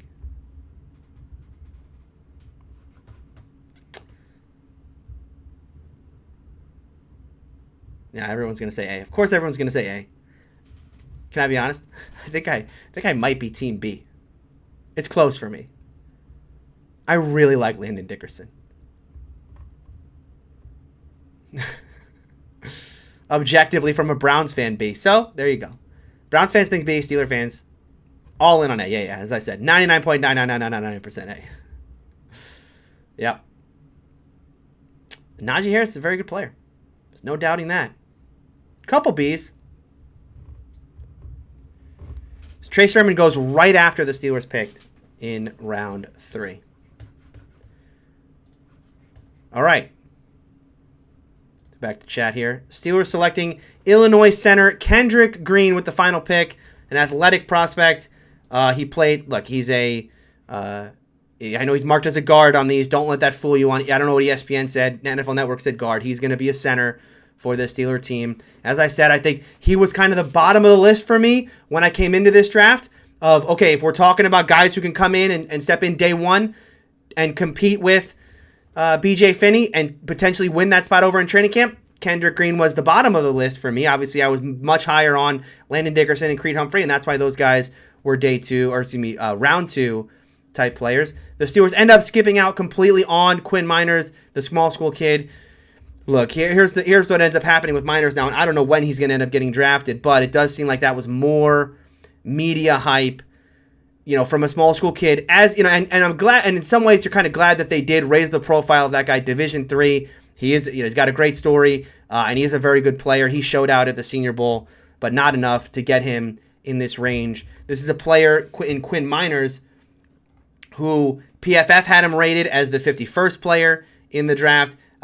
Matt Miller had him 74, and The Athletic had him 65. So they all had him as basically a end of round 2, early round 3 type player. And here we are at the end of round 3. He's still not taken. And in fact, we've had to run on centers that include Kendrick Green going off the board. That include the Josh Myers from Ohio State coming off the board, and Quinn Myers still on there. So we'll see when Quinn comes off the board. But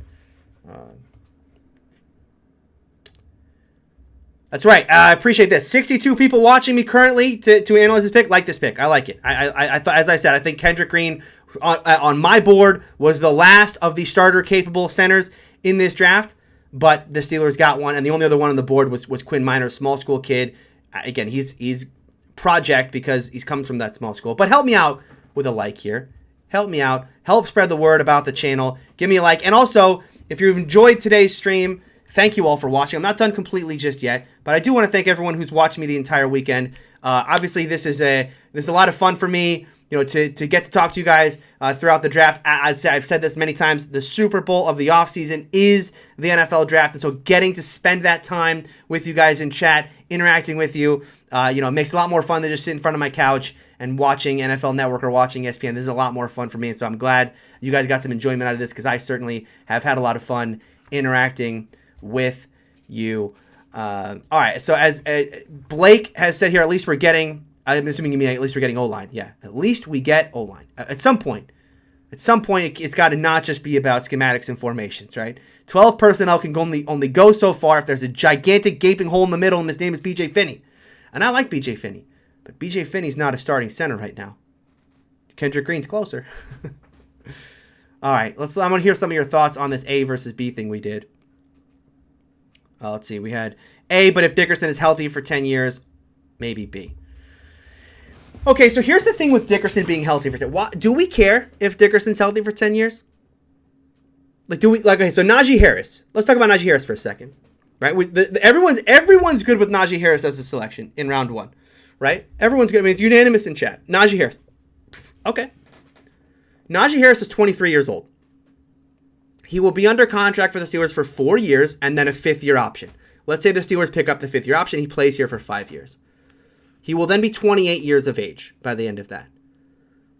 There are no running backs in the National Football League who are playing at a high level at 28 years of age, other than Melvin Gordon. That's like the list right now of 28 or older running backs who are really playing at a high level.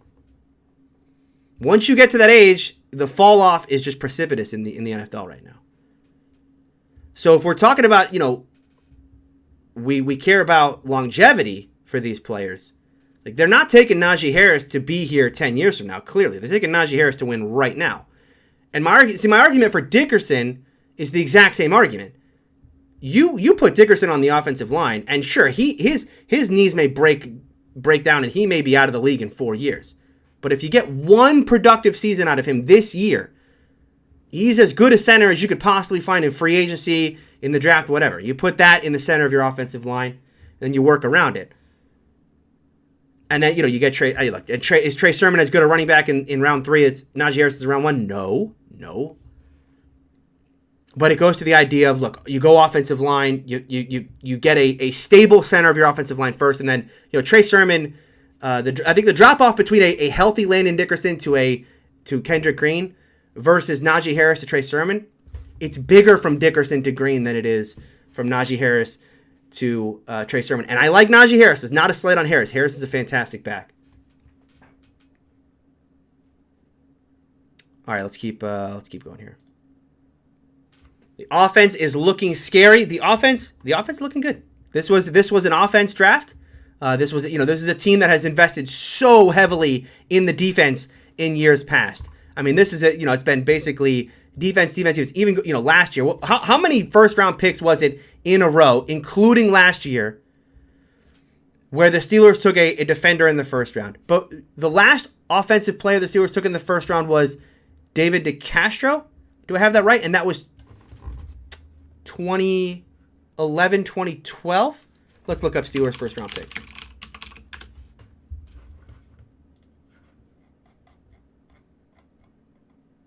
(2012). These are Steelers. Steelers first round selections. The Steelers had not taken an offensive player in round 1 since David DeCastro in 2012. Jarvis, Shazier, Bud, Artie, TJ Watt, Terrell Edmonds, Devin Bush, Minka Fitzpatrick, and now Najee Harris. And they've gone on day 1 and 2, the 3 picks in the draft where you expect to get starting caliber players. They've taken offense. You have to like that. You have to like that as different. It's addressing where the actual needs are right now. Now, not to say that defense has no needs. Obviously, cornerback is a need. Edge rusher is a need. Safety is a need. But those are depth needs. I guess with corner, we're really gonna live out the James Pierre hype train. We're really gonna turn what was a funny segment on Locked On Steelers into a reality. 2.0. We lived out the Duck season. Now we're gonna live out the James Pierre season.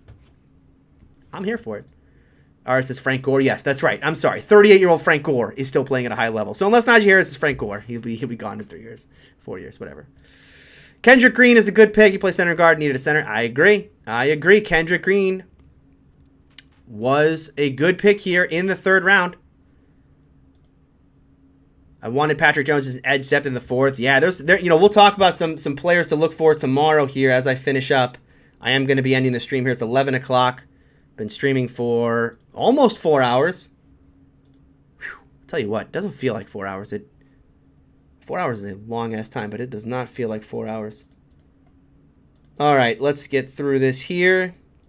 Let me mark some guys as being drafted just so we can start talking about. Nico Collins I just saw go off the board. Trey Sermon got drafted. Kendrick Green got drafted.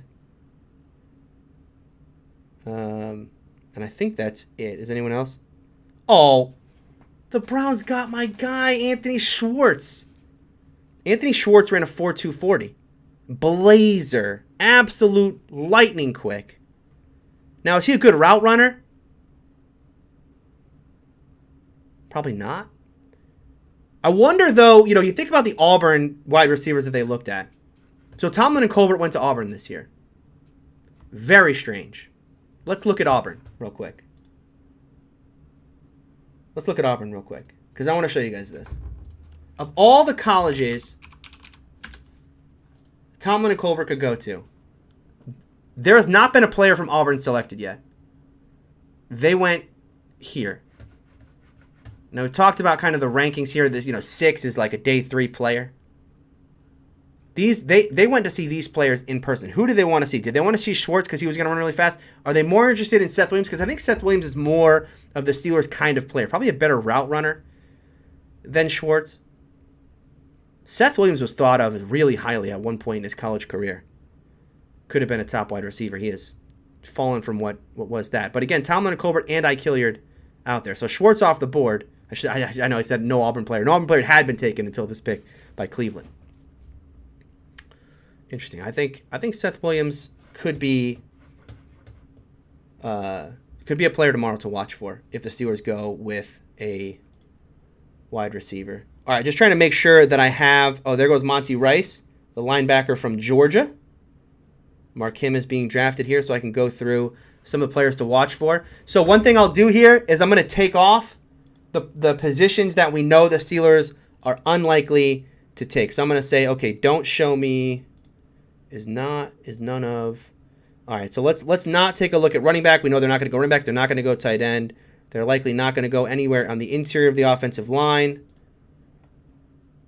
And I think that will do it. So we'll see those players here. There you go.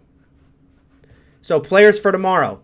Do the Steelers want to continue on the offensive line? If they can find a small school prospect out of Northern Iowa who they got good looks at, both at the Pro Day, Phil Kreidler, one of their top scouts there, and Adrian Clem performing the Zoom interview. Now, the Steelers usually stay away from small school players, as we just saw them do when they passed on Quinn Miners from Wisconsin-Whitewater to take Kendrick Green from Illinois, passing on a Division III player to take a Big Ten player. Do they want to do that? The same thing at tackle.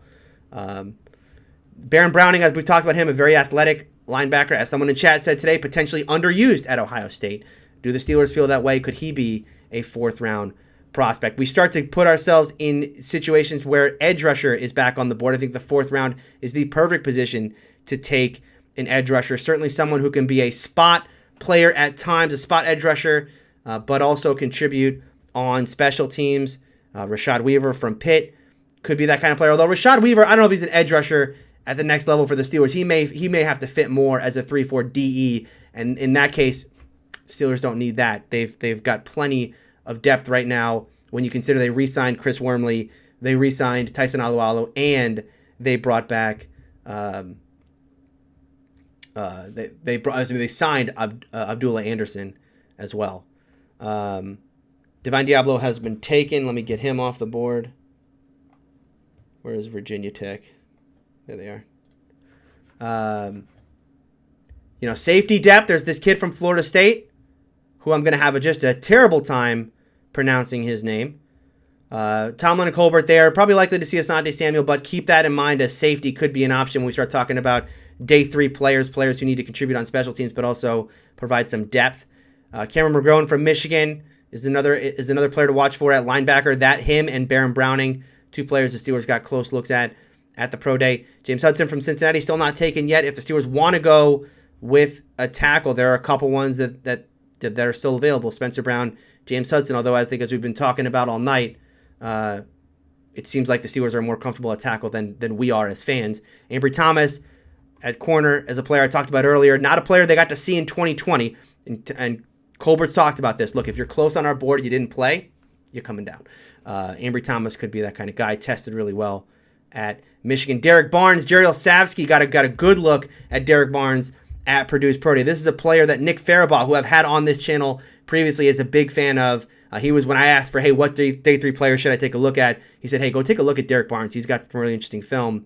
Now, we start talking about day 3, and we start talking about filling out this roster with guys who are going to contribute. Boy, you start thinking about it, if you're taking a project linebacker, how does he even fit on this roster? Are you going to cut Marcus Allen? Are you going to cut Ulysses Gilbert? I know a lot of you are just going to say yes to that. And Ulysses Gilbert could get cut for injury concerns.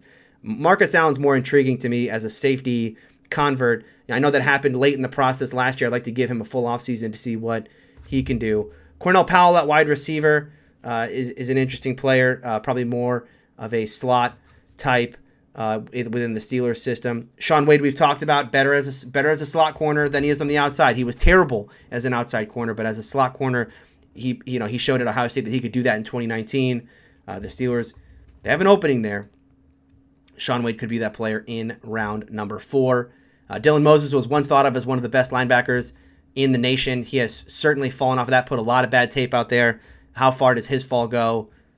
I don't know. The Steelers, once again, a player like this within the Steelers is just, where does he fit on the roster? Darius Washington, kind of a bullet type of safety. Phil Simms loves this player. I don't know if you guys watch Phil Simms' podcast. He is absolutely in love with our Darius Washington. The Steelers could use some safety depth, certainly. Right now, behind Terrell Edmonds, like John Battle and Antoine Brooks. They could use a player here. Anthony Schwartz has went off the board. Here's where Patrick Jones went off the board. Here's where we get to the more of the edge rushers. You have Shaka Toney from Penn State.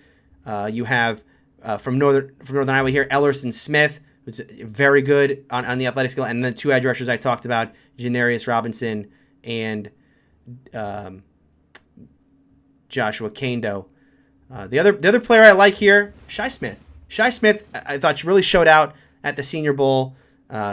Physical slot wide receiver. Juju's going to be gone after this season, potentially. He could be a player to compete with Ray McLeod right now. Oh, Spencer Brown just went off the board. Fantastic. There goes that. There goes that option. But Shi Smith is another one of my players that I like a lot. Rodarius Williams.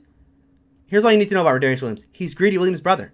I love Greedy Williams. The Steelers didn't get to take Greedy Williams 2 years ago. They get their second opportunity tomorrow. And then, quarterback, Jamie Newman. Depends on how you feel about Jamie Newman. Anyway, we will, that is going to do it. Thank you all for watching. This has been a lot of fun to spend time with all of you watching this draft together over the past couple days. I have had a ton of fun here. Hope you have as well. The Steelers have had a decent draft. I mean, look, I am disappointed. I think a lot of us are disappointed in the Freiermuth pick. It came as a surprise to a lot of us, myself included, in round number 2. But as you start to think about what Matt Canada could do with the 12 personnel in this offense and what that can do to open up a running game, it gets you a little excited, even if I don't love the player himself. So tomorrow's all about depth. The 2 4th-round picks are certainly going to be the most important picks of the day because those are going to be players who contribute on special teams, likely to make the roster. So we'll keep an eye out there and may stream the early portions of tomorrow's draft just during that 4th-round selection. You guys can catch me here on Steeler Country. I'm going to have a recap video. Make sure you do me a favor, hit that like button down there. And if you're not subscribed to the channel, do that because I'm going to have recap videos coming out this week about each of these prospects the Steelers take. So once again, thank you all for watching, and I will catch you